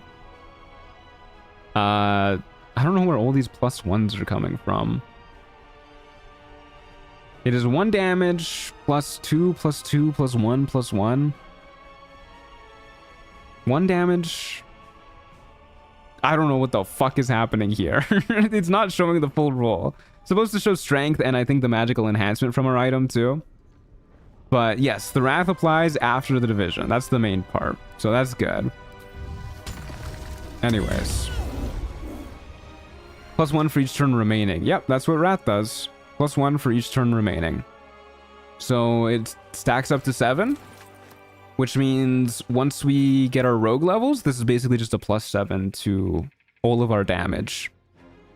Very, very, very good. I think it's going to be like our main damage source, actually. We're so fast now. 10.5 meters. Don't even have Crusher's Ring on. Huge, dude. In the meantime, though, let's go ahead and keep our boots of speed on. I mean, like, you had 2 turns, so +1/+1. No, because it also just said plus... Hold up. Wrath. Oh, wait, maybe. What is happening here? I don't know. This is right. Yes, I think you're right, actually. Yes, I think you're right. And then this +2 is from the Tiger Rage bonus, which is not being displayed here. I don't know. I don't know. I don't know what's happening at all. Are we sure it doesn't work outside of combat? Well, I mean, we tried it out of combat and it didn't work, so I'd say that's pretty conclusive evidence. It says the source after the number. Yes. But why is the... I pressed the Y key by accident while saying why. Why is the tiger's heart damage not showing here then? I don't know, man. We were still raging. This is the same turn. I don't know. I don't know. Trying to understand Baldur's Gate 3 tooltips is a nightmare. I'm just not gonna bother. Let's go... go raid the Goblin Grove.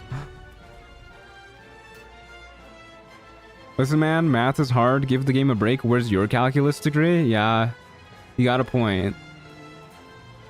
I mean, my name is Matthew, so, like, I get it. I hate doing math, too. All right, let's go grab Minthara and go murder some more kids. Apparently, that's what we're doing today. Is there anything else I need to do with the good guys? Probably not. I think we should be good.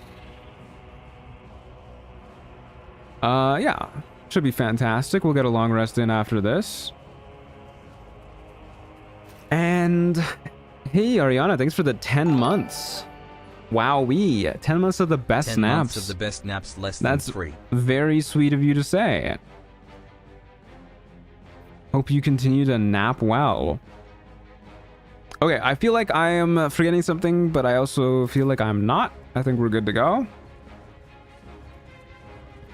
I think everything is solid. I'll do a quick save just in case, and then we'll talk to Minthara. My name is not Matthew, and I aced math, so that's fun. I also aced math, actually. It was my best subject in school. English was my worst, which is just really upsetting for a guy who's always been really passionate about language-related stuff. Like, you know, poetry, writing stories, writing fiction. I write scripts for my videos that are like thousands and thousands of words long. The average movie cut of a video, of a run, is like 20,000 words. My upcoming video is 10,000 words. Did horrible in English though, and every single time I handed in a project in English too, I was like, this is the best shit I have ever written. Like, my teacher's gonna love this. And every single time she was like, ah, it's okay, you could do better. Like, damn, okay. I was better at Spanish than English. Admittedly, I feel like the criteria is very different. The Spanish class for me was literally just like, yeah, if you can like say words, then you're good. You don't even have to say them well. You just have to like have the basic concept of it. Praise be. Are you here to join my hunt? Yes, I am. Hunt, who's the target? All right, I'm in. Say no more. She is seeking the grove you visited. Leading her to the tieflings might doom them, but it would earn you her trust. The hunt must begin soon. I already know the place you're looking for. Nothing stays hidden from me. Excellent. I'm just that good, baby. You'll love to see a couple of bad bitches teaming up. And make your way inside. All right, once I'm inside, Then we will be the first among her favorites. you got it. It shall be so. Let's do it. For the absolute.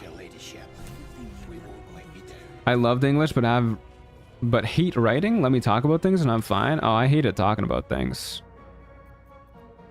Okay, so I think we're good to go now. Now we just take a long rest and meet her in the morrow.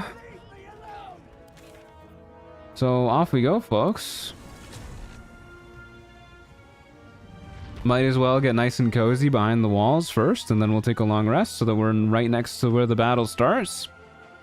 And then with 3 rage charges, we should be good to go. I can't imagine we're gonna need rage charges for, like, you know, mowing down the civilians or anything like that.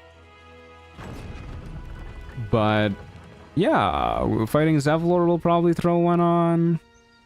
And then fighting Kaga will probably throw one on. Okay. Off to bed we go. I'm bad at talking and I love writing. I feel like a lot of people are good at one or the other. Yeah, it generally seems to be the case, but I don't know. Every now and then there's, like, you know, there's like the valedictorian student who's like, oh yeah, I love giving speeches, love writing essays. I hate essays. I've always been more of an essay man than a speech man myself. Hey guys, how's it going? Things look a little bit scary up here, I won't lie. You guys preparing for like a war or something? Hold up a second. I've got scrolls on me. Oh, whoops, I got those are all the cheater scrolls. Let's go ahead and do this. Drop items. Okay, I think we're good, right? No, grease bottles. Get rid of these. Actually, I should probably send these to camp. Now that I think about it, because I think my character can, like, I don't know if they can, like, use them off the floor the same way they can, like, throw items off the floor, but yeah, let's actually, just to be safe, let's send these to camp. And then, you know what? Just to flex on these nerds. Hey, Zevlor. Got something. Oh, fuck. How did you... Guards. We've spotted goblins in the woods. What happened at their camp? The drought leader found the grove. I couldn't stop it. I'm so sorry. You have a plan? We'll blow the horn to draw them in and pray our fire arrows strike true. Wow. She'll take the bet and we'll win the day. That sounds so true. All right. Anyways, Zevlor, I have a surprise for you. There he is. Wanton criminality is attracting attention. Perhaps you should diffuse the situation. This is so anticlimactic.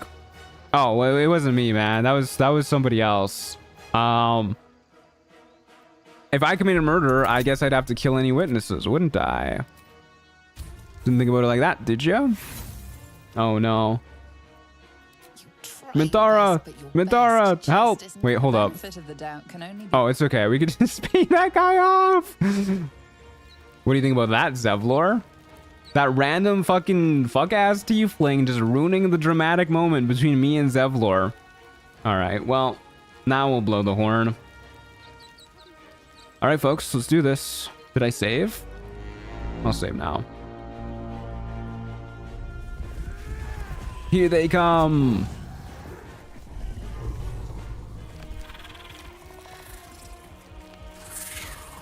I do like this cutscene. Look at those little spiders skittering around the place. Not really little spiders, I guess.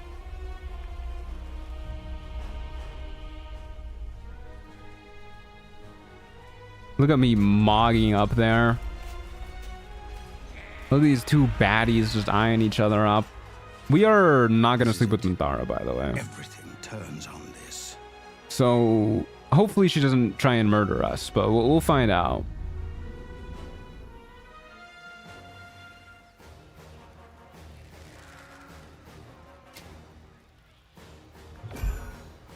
How did she do that?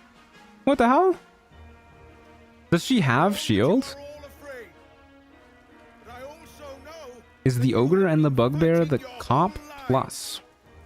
I have no idea what that means. Oh, you mean like the couple? Like the couple that's banging over in the blighted village? Probably not. I think you locked yourself out of Shadow Druids? Yeah. That's okay. I don't care about doing the Shadow Druid quest. Our future, and we must resist. A splinter. She tries to murder you if you sleep with her? Into your mind. Minthara? Doesn't she try and murder you if you don't sleep with her? It almost brings a tear to my eye. I feel like I remember rejecting her and then her trying to murder me. Open that gate. The Absolute wants all of them dead. Alright, open the gate. Yes, yes.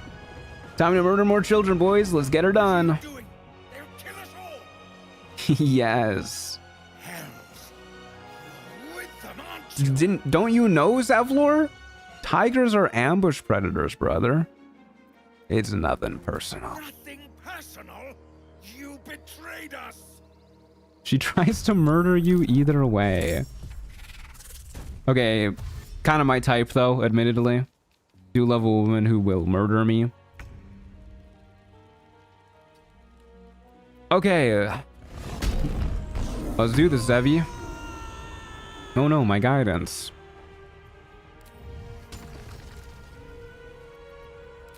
Get tigers bloodlusted, idiot? Get... Really? Really? Alright, well, you know what? 2 attacks with advantage. Missed both of them. Fine. Didn't really want to hit anyways. You can definitely sleep with her without dying. I know you can. Ow. That actually wasn't a lot of damage. Did that even break my temp HP? Can you throw Zevlor down?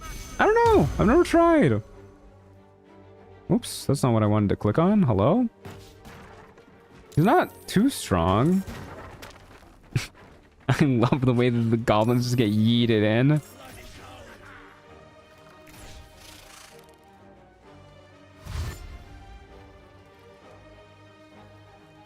I mean, I'm sure you can throw Zevlor down. I've thrown other tieflings down from here.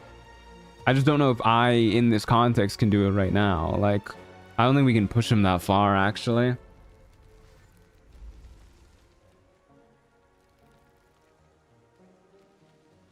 I'm pretty sure if you sleep with her, she's just easier to convince to not stab you. What are these dumbasses doing? Why are they just shooting the door? The door's open, guys. You can just walk in. I opened it for you.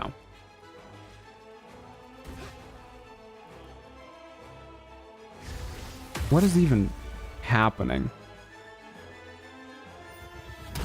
Yeah, you show Asherak. Yeah, fuck up Elegus. Just splurging all that acid.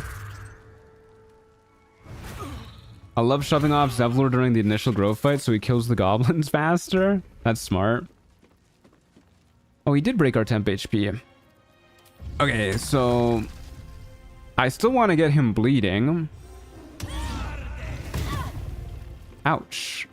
And now we have advantage on hitting him. Wow. Okay, that kind of makes up for all the misses. Did I heal off of that last attack? I sure did. Yes, I sure did. Good. Just want to make sure that we're still actively gaining health at points. I would be really upset to find out that the Shatter Flail is once per turn. No, not Zerga! Thank God. I thought he was about to fucking hit Zerga. Could you imagine? I'm gonna chug some water because I'm out of my tea. Doesn't count as a consumable, guys. Because you can't see it happening. What are these guys doing? They're actually dealing damage to the door, though. How much HP does it have? Oh, they got it like that's like 40% of the way through. Actually, they're doing great. Oh no! Oh wait, no. Oh yes, actually, I thought that was a goblin that just got shoved off. We're good. We're good. Never mind. Thought one of my best friends just died. If you put down a web surface or get close enough to cast Featherfall on Zev, he'll jump down. Yeah, he will. He wants to be in the fight. Hey, they realized that the door was just open. Never mind. my bad. Spoke too soon. All right, we did it. Ice works its way into your mind. That was a pretty easy fight. Good thing we brought that whole army to kill 3 guys. You know what, guys? I'm actually thinking we should just leave the army like here, or maybe like split up, and then just like fight in vulnerable separate groups instead of fighting as one large battalion. I think that's a really good strategy. What do you guys think about that? I think they're down for it. All right, yeah, you guys can go that way. You guys maybe go like in a completely different direction. Yeah, perfect. They get it. They get the gist of it. Wonderful. They're splitting up. Let's go help these guys over here. Isn't Minthara supposed to be over here too? Yeah, there she is. I once used a mod to increase enemy HP, which also affected ally NPCs. If Zevlor has a large enough health pool, he'll jump down and eat the 50+ bludgeoning damage. That's really cool. My man is willing to get hit. God, Fury the Small looks pretty beautiful when it crit hits people who are not you. I really wish you could play a goblin in this game. I feel like goblins would fit in so well in the story of Baldur's Gate 3. Like, if you could play as one. Could you imagine the amount of racial dialogue options they'd have? Like, that would be crazy. And getting to play Fury of the Small would be amazing. Plus, I just love playing as goblins. I love playing little weirdos. Do I even care about raging here? Not really. Maybe we'll just save our next 2 rages for Kaga in case it's a long fight. Die, Will. Thank you. Phenomenal. Ooh, we're soul branded. Oh no, it's Will. Yeah, you really put up a fight. Oh, we did convince Roland to stay here. We did literally tell him only a coward runs from a fight, and then we just came at him with a whole ass army. Sucks to be Roland.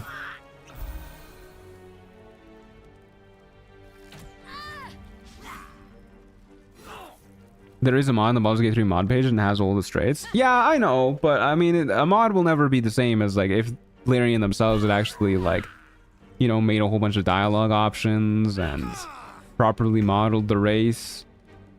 Last time I used a goblin race mod, I put on some armor and their tits just like fell out. So I don't know if I want to do that again. Not really what I want to see in character creation.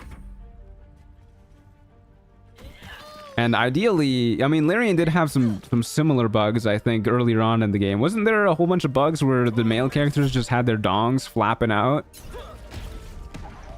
Like, close to when the game first released, there was like a bunch of armor that would just cause male characters to have their schlongs slip out.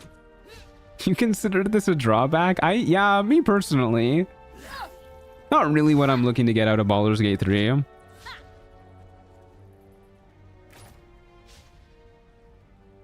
Yes, if you made it too large with small races. That's really funny.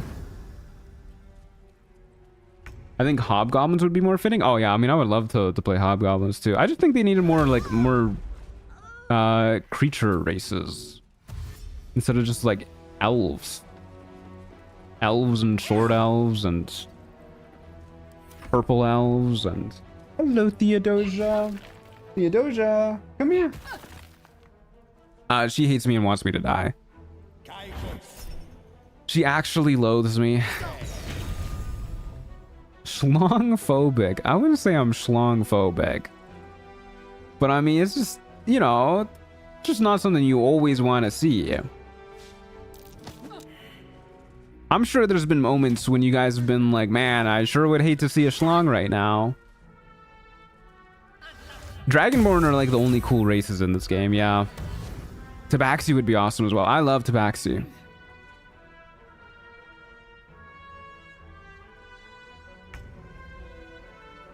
Alright. Please die, Roland. People were astonished that the game is rendering your character's penis at all times. It was kind of weird. Rest in peace, Roland. Maybe you should have ran from this fight. I mean, I have no idea how most video games do genitals when they have genitals as like an option, but like, I don't know. I'd assume that if you have clothes on, they just like stop rendering that bit. I don't really know how it works. No, Minthara. Wonderful. Good job, team. Good job. High fives all around. Now for the victory lap. Man, we're getting like no XP from this. Let's go kill some civvies. Yippee. Yeah, hold a person, that 10 HP level 1 person. Can't believe they tried to get the party started without me.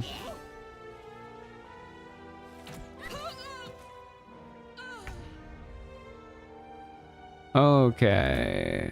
I would love to rage here, actually. I said I wasn't gonna need it here, but like, could you imagine just sweep attacking these guys? But I guess we'll save it. Just in case Kaga's a long fight. We'll wallop the shit out of this dude, though. Alright, rest in peace, losers. Yes, yes. A bomb would do well here. Man, I wish. Oh, she blessed me. She's so happy that I'm being evil. She's blessing me. Well, Minthara, your presence is blessing enough. I've heard enough. Add 5 more elf sub races. Don't tempt them. They will. We're doing it. We're really doing it. You know, I was looking up a few Shattered Flail builds beforehand to see like what other people were doing with their item synergies and whatnot. There's a surprising amount of Shattered Flail builds that were dual wielding. Like they took the dual wielder feat and everything.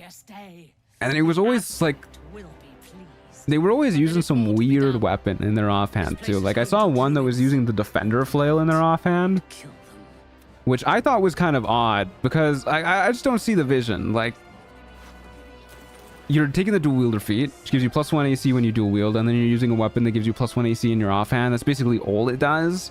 So you're just taking the dual wielder feat to get +2 AC, but like, I don't know. I think maybe there's better ways to get +2 AC. But now that we're actually in the fights, I am kind of missing having something to do with my bonus action. But I think that's more so just because of the fact that this run is not letting me use consumables. I got no potions to drink. I got no elixirs to drink. That's most of what I do with my bonus actions, I'm not gonna lie. Feels kind of sad. I had a Shattered Flail build that had so much healing that my DPS was too low to kill Saravok. We just spent the whole fight unable to kill each other. That's the dream. Oh, hello, Theodosia. Meow. There's a little girl on my desk. Hi, Theodosia. You're so small. Wow. Hold up. I should turn on the cat cam. If I'm gonna be playing with my cat, you guys probably deserve to see this too. There she is. Hello, Theodosia. Yes. There she is. She's going for my tea, which also has cats on it, by the way. But they're not real cats. Real cats get all the attention. Hello, Theodosia. There's the monitor of her. Whoa, we're going infinite. Whoa. That's you guys right there. Hi, Theodosia. So little. I would love it if you looked at the camera. That would be really cool. She's mogging me, dude. She hates me. She absolutely loathes me. There she is. Alright. Let's go back to murdering some civilians. Okay, where were we? I guess we'll do a little quick save. Hey guys, heard there was a fight going on down here. How's it hanging? Okay, let's go ahead and rage. And then we're so fast. Look at how speedy we are. Unfortunately, we can't reach Kaga. Would really love to reach Kaga, but I guess we're just gonna go for Wrath first. Seems okay to me. I wonder if this can go far enough to hit the wolf as well. Not quite. That's okay. Get Wrath bleeding. And then we'll do another whack. I love the like the tiger roar whenever we do that. That's very swagalicious. Challenge run where cat decides dialogue options by picking between treats. I really wish I could, but my cat doesn't give a fuck about treats. I've tried like 6 different brands of treats. Holy, that was a fucking crazy Did you guys see that? Oh my god, Aaron's popping off Void Bulb into the Moonbeam into the bleed grenade. That was crazy, dude.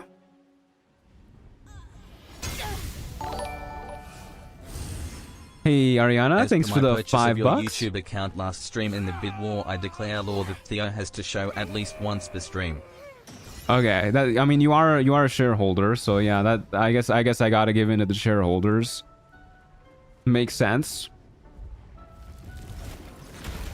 Wow, our backup died fucking fast, man. That was crazy. I don't think I've ever seen the druids be so competent. And now this is a really awkward bit of positioning they have us in.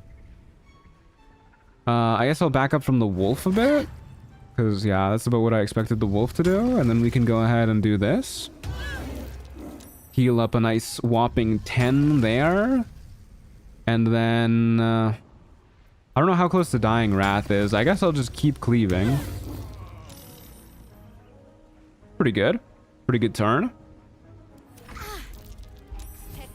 This whole Tiger's Bloodlust thing is working out pretty well for us. How goes the no consumable run? Pretty good so far. He's got Kodiak Jack's hair. Excuse you, this is a lady. Just because she has a beard does not mean she's not a lady. Every good dwarf woman has a beard. Simply a fact. Oh, what the fuck is she doing over here? She used her reapply heat metal and then she recast heat metal so she could spend both her action and bonus action using heat metal. I fucking hate you, Nettie. I want you like hella dead, actually. I am going to murder you, Nettie.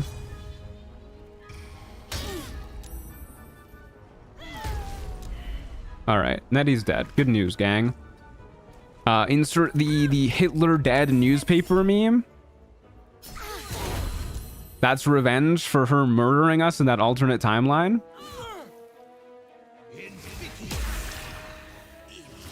Theodosia does go for catnip sometimes, yeah. She's not the biggest fan of food.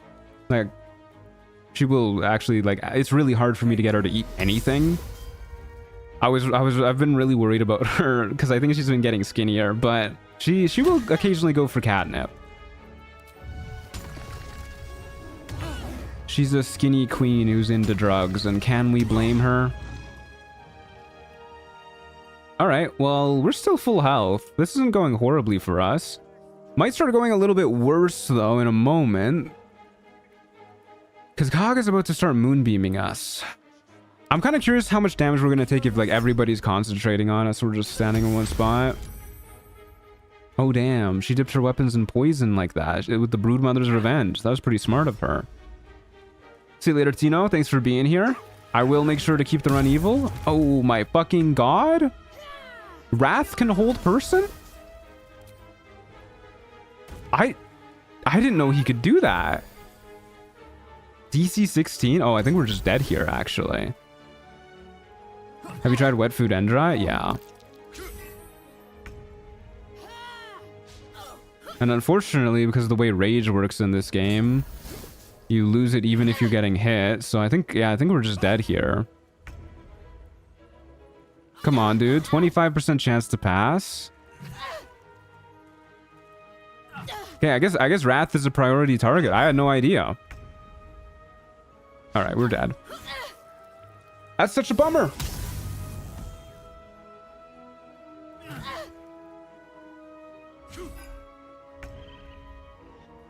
Come on, dude.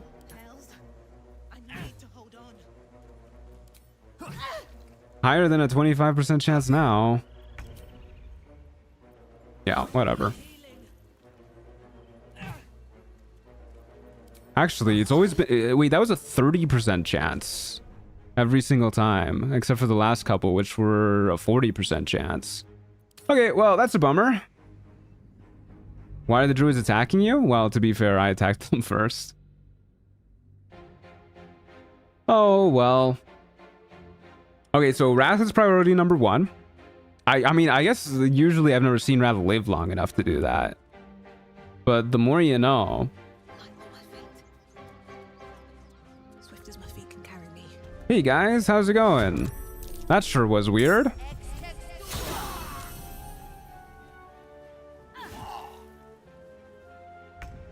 Alright, let's do this again. And I guess we're just gonna rush down Wrath. It wasn't even a minute since your it's going great. Yeah, the turntables indeed. Okay, well that's almost a dead Wrath. Wow, that is such a bummer, man. I'm so miffed about that. I wonder if like something causes him to prioritize wild shaping over that. Oh wow, this fight's going much better already. Our goblins didn't immediately disintegrate. That's huge.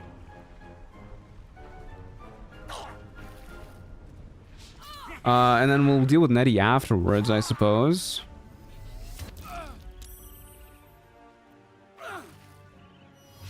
Because I still don't really want to get heat metalled. I'm gonna be quite sad if we fail to save on that and drop our weapon. Please, Nettie, don't make me drop my weapon. Think we're good? Think we're good. Yeah, we still have our weapon. How does the AI decide when to use wild shape? I have no idea. I think there's like an order of spells that they prioritize, spells and abilities, depending on the situation and whatnot. I think wild shape is weirdly high up there. You're still bleeding. Let's just focus on killing you. Okay, you should just be dead. There's a dead Wrath. And we're almost at full health again. So we no longer need to worry about getting hold-personed. Wrath has hold-person, joins that goblin has a void ball moments.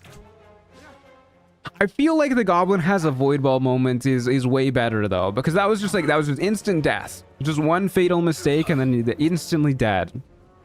The whole person just kind of feels bad to die too, because we had like 6 chances to make saves there. And we just failed all of them with a 30% chance to succeed. That's just not a good feeling.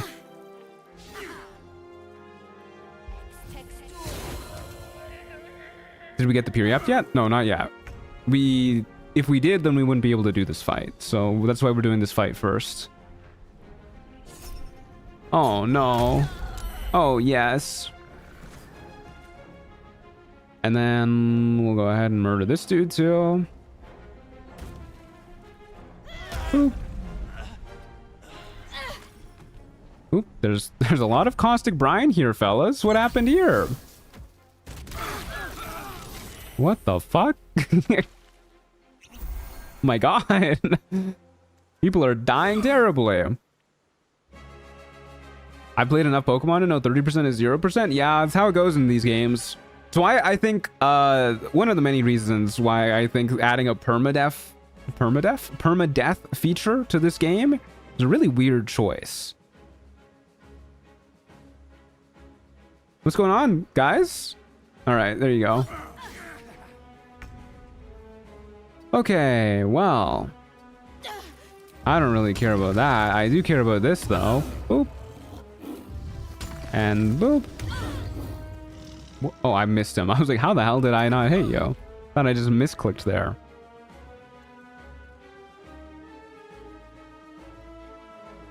They're trying to prolong their deaths by not ending their turn. This is so rude.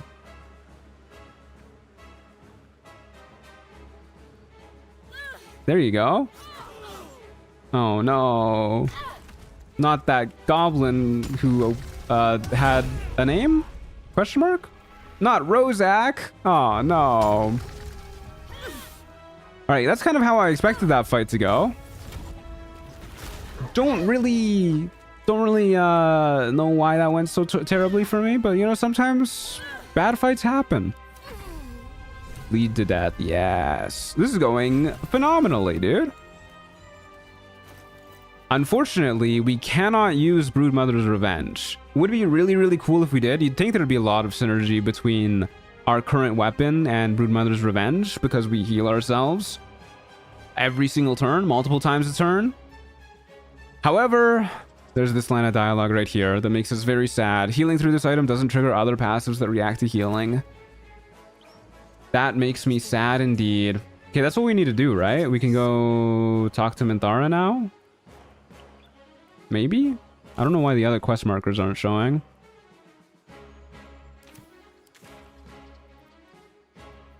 Return to Minthara. Yeah. Alright, let's go do that.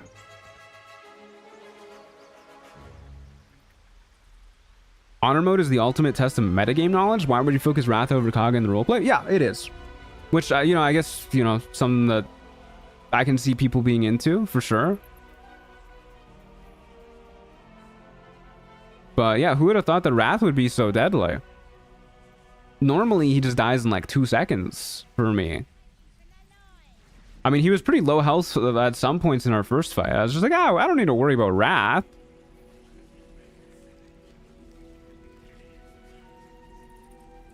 My second ever run through of the game was in honor mode, and we made it to the Nether Brain. Oh hell yeah! The way you phrase that makes it sound like that you didn't beat the Nether Brain though, which is kind of sad. That must have been heart wrenching. The game bugged out and killed us all on round 2 while the Nether Brain had 41 HP. That's a bummer. Did you get that bug where like a platform exploded and then it just like killed your characters despite not being on that platform? It's been a privilege to fight alongside you. Honor is to serve the and through her eyes you see yourself. Skin glistening with no thank you. A flash of I will come to your camp tonight. You don't have to. As you approach your camp. Yeah, it happened with all the platforms though. Like the floor just disappeared and we died instantly. Yeah, I've gotten that bug before too, but that really sucks. To be fair, in a party, you'd be more like, oh, he has that anyways, and then focus Wrath. Yeah, no, for sure. Well, and so did these creatures. Not a big deal when you're playing the game as Larian intended. If you tire of their company, come to me. I may have other uses for you yet. No thank you. Hey, we got another parasite. What do I care about here, honestly? You know, ability drain is kind of an interesting one with strength-based characters. I can't remember the last time I've had ability drain with a strength-based character, but especially as a barbarian, like you wallop them for a few turns and then they have like no strength and then you can just yeet them into a cliff. Like that's pretty cool. That is definitely pretty cool. I think for now, the Luck of the Far Realms is going to be better for us, and then we're going to immediately turn it off. And I will remember to use that at certain points in time, for sure. Okay, Minthara, please don't murder me. I was hoping to find you before you turned in for the night. That's okay. Back off, I'm not interested. You've picked up a few places. All right, off to bed alone, folks. Stand over yourself as you sleep. You are ready. Good. You're awake. I am awake. I want to taste your fear. You try to kill me? I am the Absolute's fist. Here you go. Hit him with a little guidance. Beautiful. We're so good, guys. Hell yeah. But you have not been truly tested yet. But you will be. I always save luck at the far realms, then never use it. Yeah, it's usually what ends up happening with me too, but I've been getting a little bit better at remembering it. I watched over you as you slept. I only needed to roll a 2 to convince her. What the heck? Did you sleep with her? And I spoke to our god. I feel like she's always been a pretty hard check if you don't sleep with her. Made you one of her faithful. Definitely makes me a little bit more scared to side with her. Beautiful, but broken. There is something missing in you. And I do not understand. Alright, well, we don't need to resort to personal insults. Decide your fate. To determine if you are worthy. Let's go hit her with a persuasion check. I am to send you into her embrace. Beautiful. In time. I believe I'd sleep with her for the easier skill check. Yeah, totally. For that. Yeah, that reason alone. Totally. Absolute's power. Alright. Sounds good. Can you tell me how to reach Moonrise? She will test you. How do I get there? This harp will summon him. Where will I find him? Huge. Then we get another one of these. Very nice. And I guess we'll start working towards ability drain now, because we might as well. Hey, Scratch. How's it going, buddy? Dog wags his tail, a small bag clenched between his teeth. We got a barbarian intimidation against Scratch. This feels kind of mean. Drop. Oh, no. Proof that being mean to Scratch is never the way. I'm sorry, Scratch. I'll do a strength check instead. I'll just go ahead and yoink that. I never do evil runs because I would never betray Shadow Wife. Doesn't she have like a whole evil route though? Okay, so now we are free. It's so nice to do this without a Halcyon jump scare, by the way. But anyways, now we are free to go off to the mountain pass. So let's go ahead and do that. Let's go to... What's our fastest way there? I guess over through the goblin camp?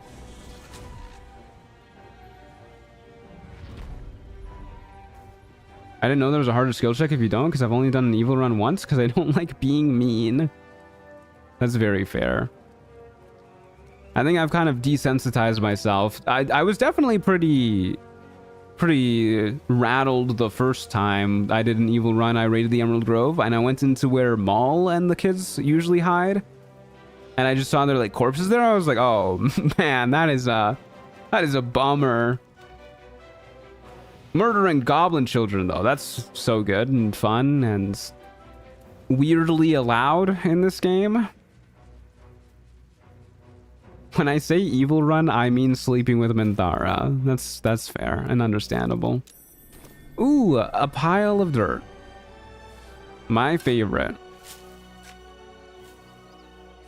And it's full of rotten food, I believe, right? Wow, that's great. You really shouldn't have. Okay, let's go get our periaptive wound closure so that we just can hopefully become immortal. So we'll be healing a max of 36 hit points every turn now. Realistically, in like 1v1s, we'll be healing 12. Is that enough sustain to get us by? I mean, we're a barbarian too, of course, so we'll be taking half damage from physical, which is most of what enemies do in this game. But I think there will be some fights where we have to be a little bit careful as well. Unfortunately. But I don't know what those fights are gonna be. I don't know how we're gonna fight with Wargaz. Now that I think about it. Because he does a lot of psychic damage. We can't do any psychic resistance elixirs. A friendly face. Hey, Lady Esther, how's it going? Look over there. Well, yeah, that's very cool. Periaptive wound closure. For those who don't know, that makes it so that you heal the max amount of hit points possible whenever you're healed. This will work with our weapon. So instead of rolling a d6, we'll just be healing 6 every time we hit an enemy. That's pretty cool. We can go ahead and sell all this junk too. Get rid of everything here. And then I guess we might as well grab... Oops. I guess we might as well grab the Graceful Cloth? Every now and then it's nice to just have advantage on dex checks. So sure, let's grab this. What are bliss spores going to be used on? Good question. See, we could use bliss spores to beat Wargaz. Just bring me an egg. I'll get free money, sure. Oh man. We could use the bliss spores on Wargaz to make that fight like a lot more doable. We don't have to worry about getting like knocked prone by his goons, or we don't have to worry about the ardents too much either dealing damage. And our int saves aren't particularly good, so having extra help with that will be quite nice. But on the other hand, if I do want to try fighting Merkel, honestly, I think we might need the bliss spores for that. I don't think we beat Wargaz without the bliss spores though, is my main conundrum. So yeah, a bit of a pickle. I'll probably use the bliss spores on Wargaz, and then like, you know, if we can't beat Merkel, then such is life. We'll just skip Merkel. That seems okay to me. All right, let me go ahead and yoink this key. Yeah, the build command is not updated yet. It will be updated for tomorrow's stream. I simply forgot. I'll make sure that's fixed for tomorrow. And the other things I need to fix are Twitch Prime sub alerts, the tipping alerts from the exclamation mark tip command. A lot of things to do. I should have made a list, honestly.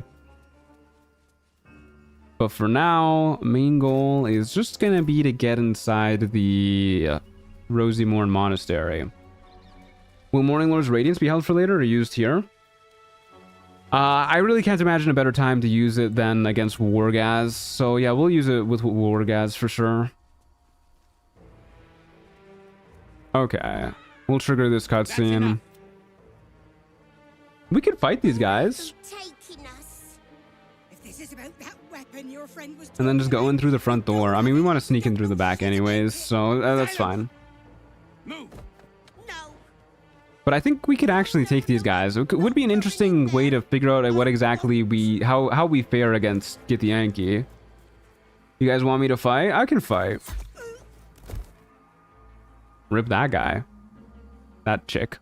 All right, we'll do a little quick save and then through the doors. Boop. Hey guys, how's it going? God, Githyanki, you're so stupid. That was with gloves of missile snaring too. We just took 14 damage from a single shot. Okay, well, let's go ahead and rage. And we definitely want to murder the archers first. And if I can get you bleeding, that would be really cool. 90% chance to hit, that's pretty good. You're bleeding, now we have advantage. I forgot to equip the periaptic wound closure. Whoopsies. Well, we're a little bit stronger than what we're actually showing in this fight right now, but we're still pretty strong here. So glad they missed the trip attack. That's the scary one. Just running away, huh? We'll take the attack of opportunity. That's fine. And you're still bleeding. Good, you're dead. Then we can just jump back up here and get you bleeding. Sure. That's not good. Okay, that's huge. They got a crit miss with advantage.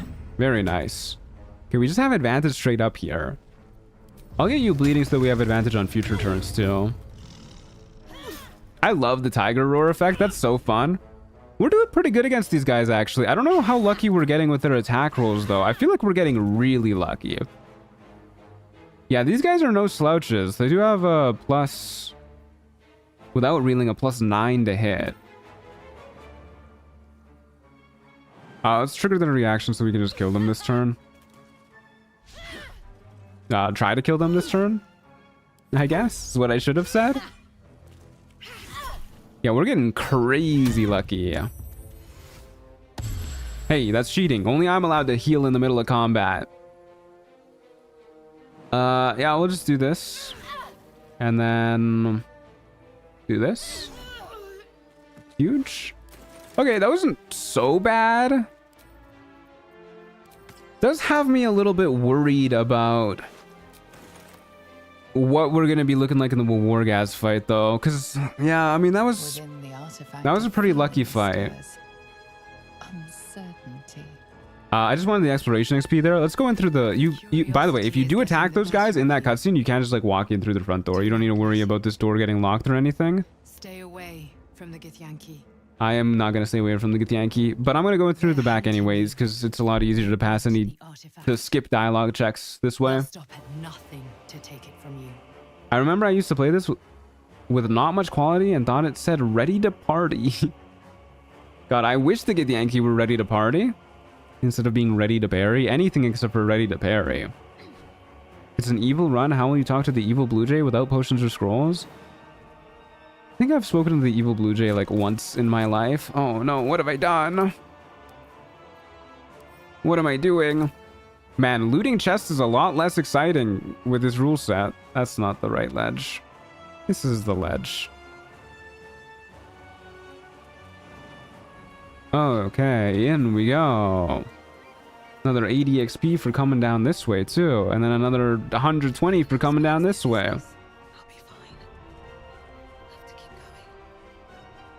Okay, let's just go ahead and do like a little bit of this. I don't think we're actually gonna fall prone here. I think that is a bald-faced lie. Failed a hiding check, but we're still hidden. And we go here. And we go here. And we should just be in now. Yeah, guys, we belong here, for sure. Hey, how's it going, Ajak Nijira? Just another day in the crush, am I right? I'd heard this plane was disgusting. What do you got? But I didn't think it would be like this.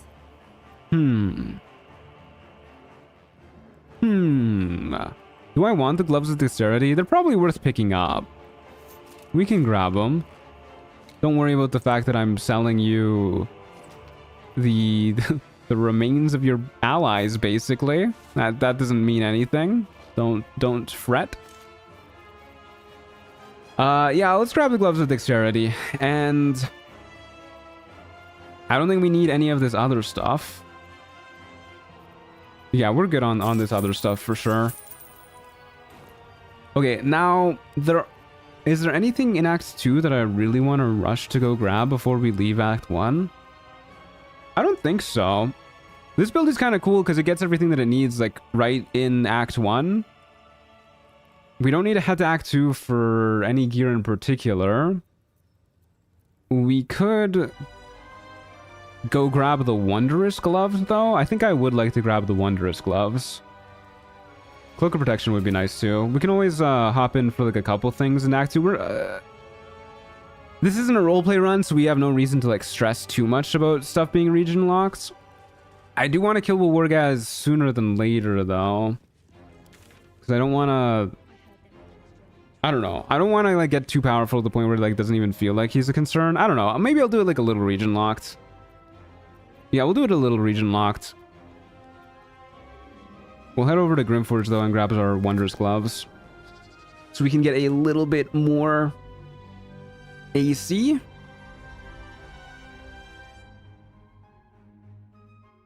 It means they died, which means they were weak. No point letting the armor go to waste. Yeah, that's the spirit. Okay, we got 2 rage charges. Should be enough to fight these guys. I've never not cheesed these guys. I guess we still can cheese these guys if we want to with the returning pike. But let's try and take these guys on, honestly. I think they do a lot of acid damage, which is the main problem. I don't know how we fare against acid damage. Let's try it, though.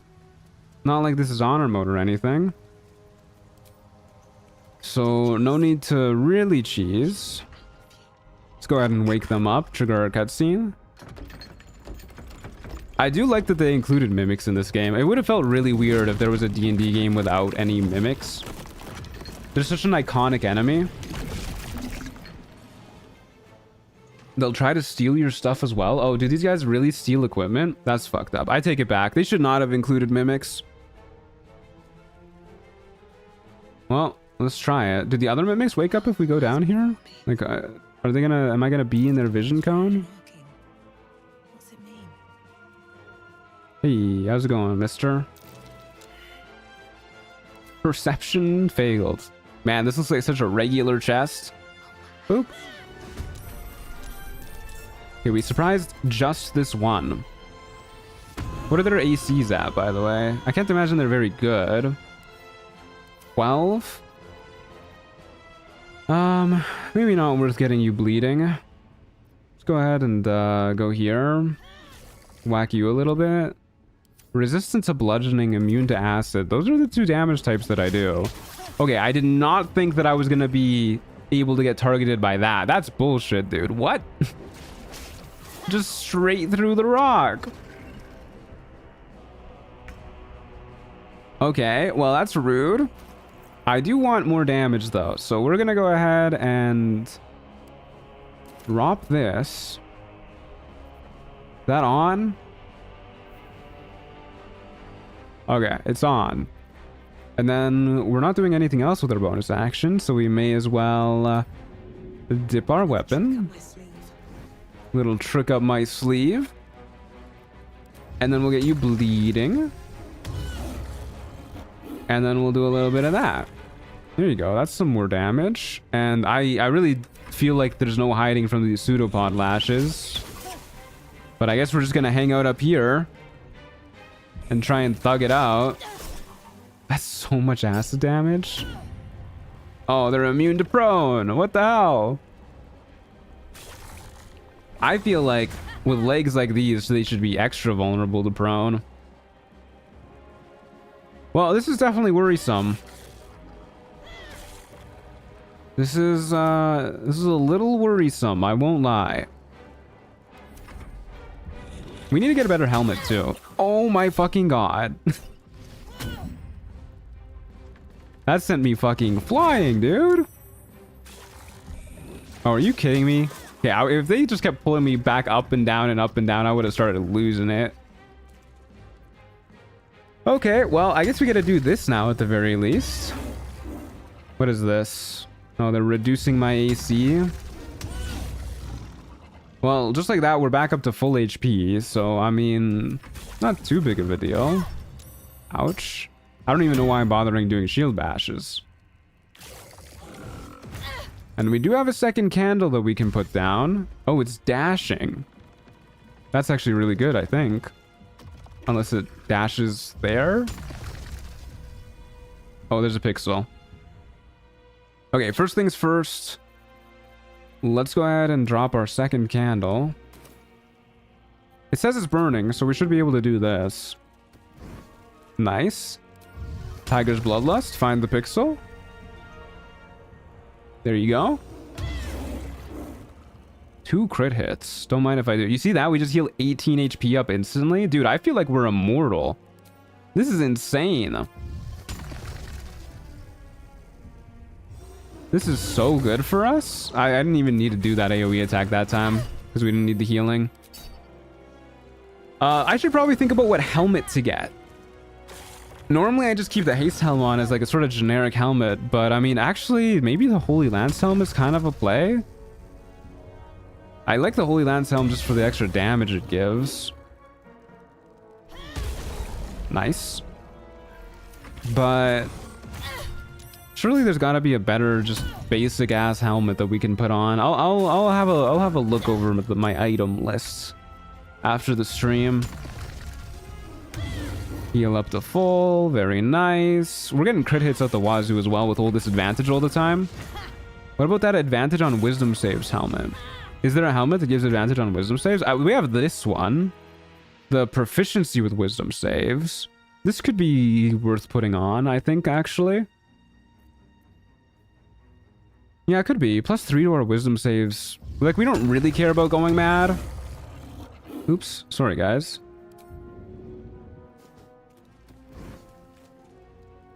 But It would help in certain fights at the very least. I think we just throw that on whenever we know there's a scary enemy we're going up against that requires a wisdom save. Obviously, there's going to be times when, like, for example, we fight Wrath and we don't know that he has a scary wisdom save, but that's fine. On the skeleton next to the entrance of the Kuto place? Yeah, that's this helmet. That's the proficiency one. No advantage. Proficiency's still good, though. Okay, so this fight went swimmingly. That was quite easy for us.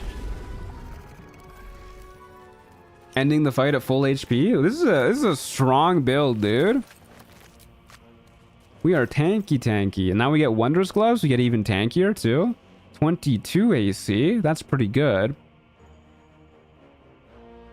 Yeah, we'll probably stick with this helmet, I guess, for now. Maybe we'll grab the Holy Lance helm. These are probably our Act 1 items, though. I can't imagine there's anything too crazy that we want here. Yeah, that seems alright. Okay, so the next thing on our list is we also want to take out Anti-Ethel. For the 20 in strength, so that we hit more often, we deal more damage. Both of those are pretty important. Not a ton of extra damage, because it's a +5 that gets divided by 2 and rounded down. So, you know, not the best. Hold up. Where's an example?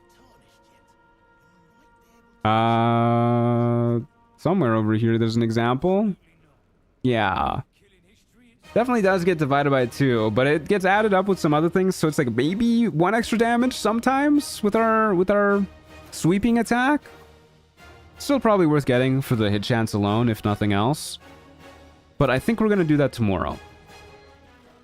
My voice is getting a little bit hoarse. I would love to go drink something and eat something and whatnot. Hey, Fire Phoenix. Unfortunately, you're joining right at the ending. I am going to update the build command for tomorrow. That is not the accurate build. I'll try and get some of the other issues sorted out too. But either way, thank you guys for watching. Hope you enjoyed. I will see you guys tomorrow at 11 a.m. Mountain Time. This is a fun run. I'm looking forward to playing more of it. So far, it's about the level of difficulty that I thought it would be. Like, it's a little challenging, but it's not so noticeable at this level. I think there's going to be certain fights like the Merkle fight that are just downright impossible. And then for the most part, everything is going to get just like a little bit harder as we get later into the game, just bit by bit. Right now is the strongest this build will ever be. Once we hit Act 3, I think we're going to start generally trending down health in fights, but we'll have such a large health pool that the fights should end before we lose too much HP. But yeah. Should be okay. Act 2 is going to be the hardest for us because of damage resistances and stuff like that, and Merkle doing Merkle things. I just straight up don't think we can beat Merkle, but we'll find out. Anyways, thanks for watching, folks. I hope you guys enjoyed. I will see you guys tomorrow, 11 a.m. Mountain Time. Don't forget to join the Discord server in the meantime, !Discord, or click the link in the description below, !merch to check out the merch store if you would like. Thanks for being here, folks. Hope you guys enjoyed. I will see you tomorrow.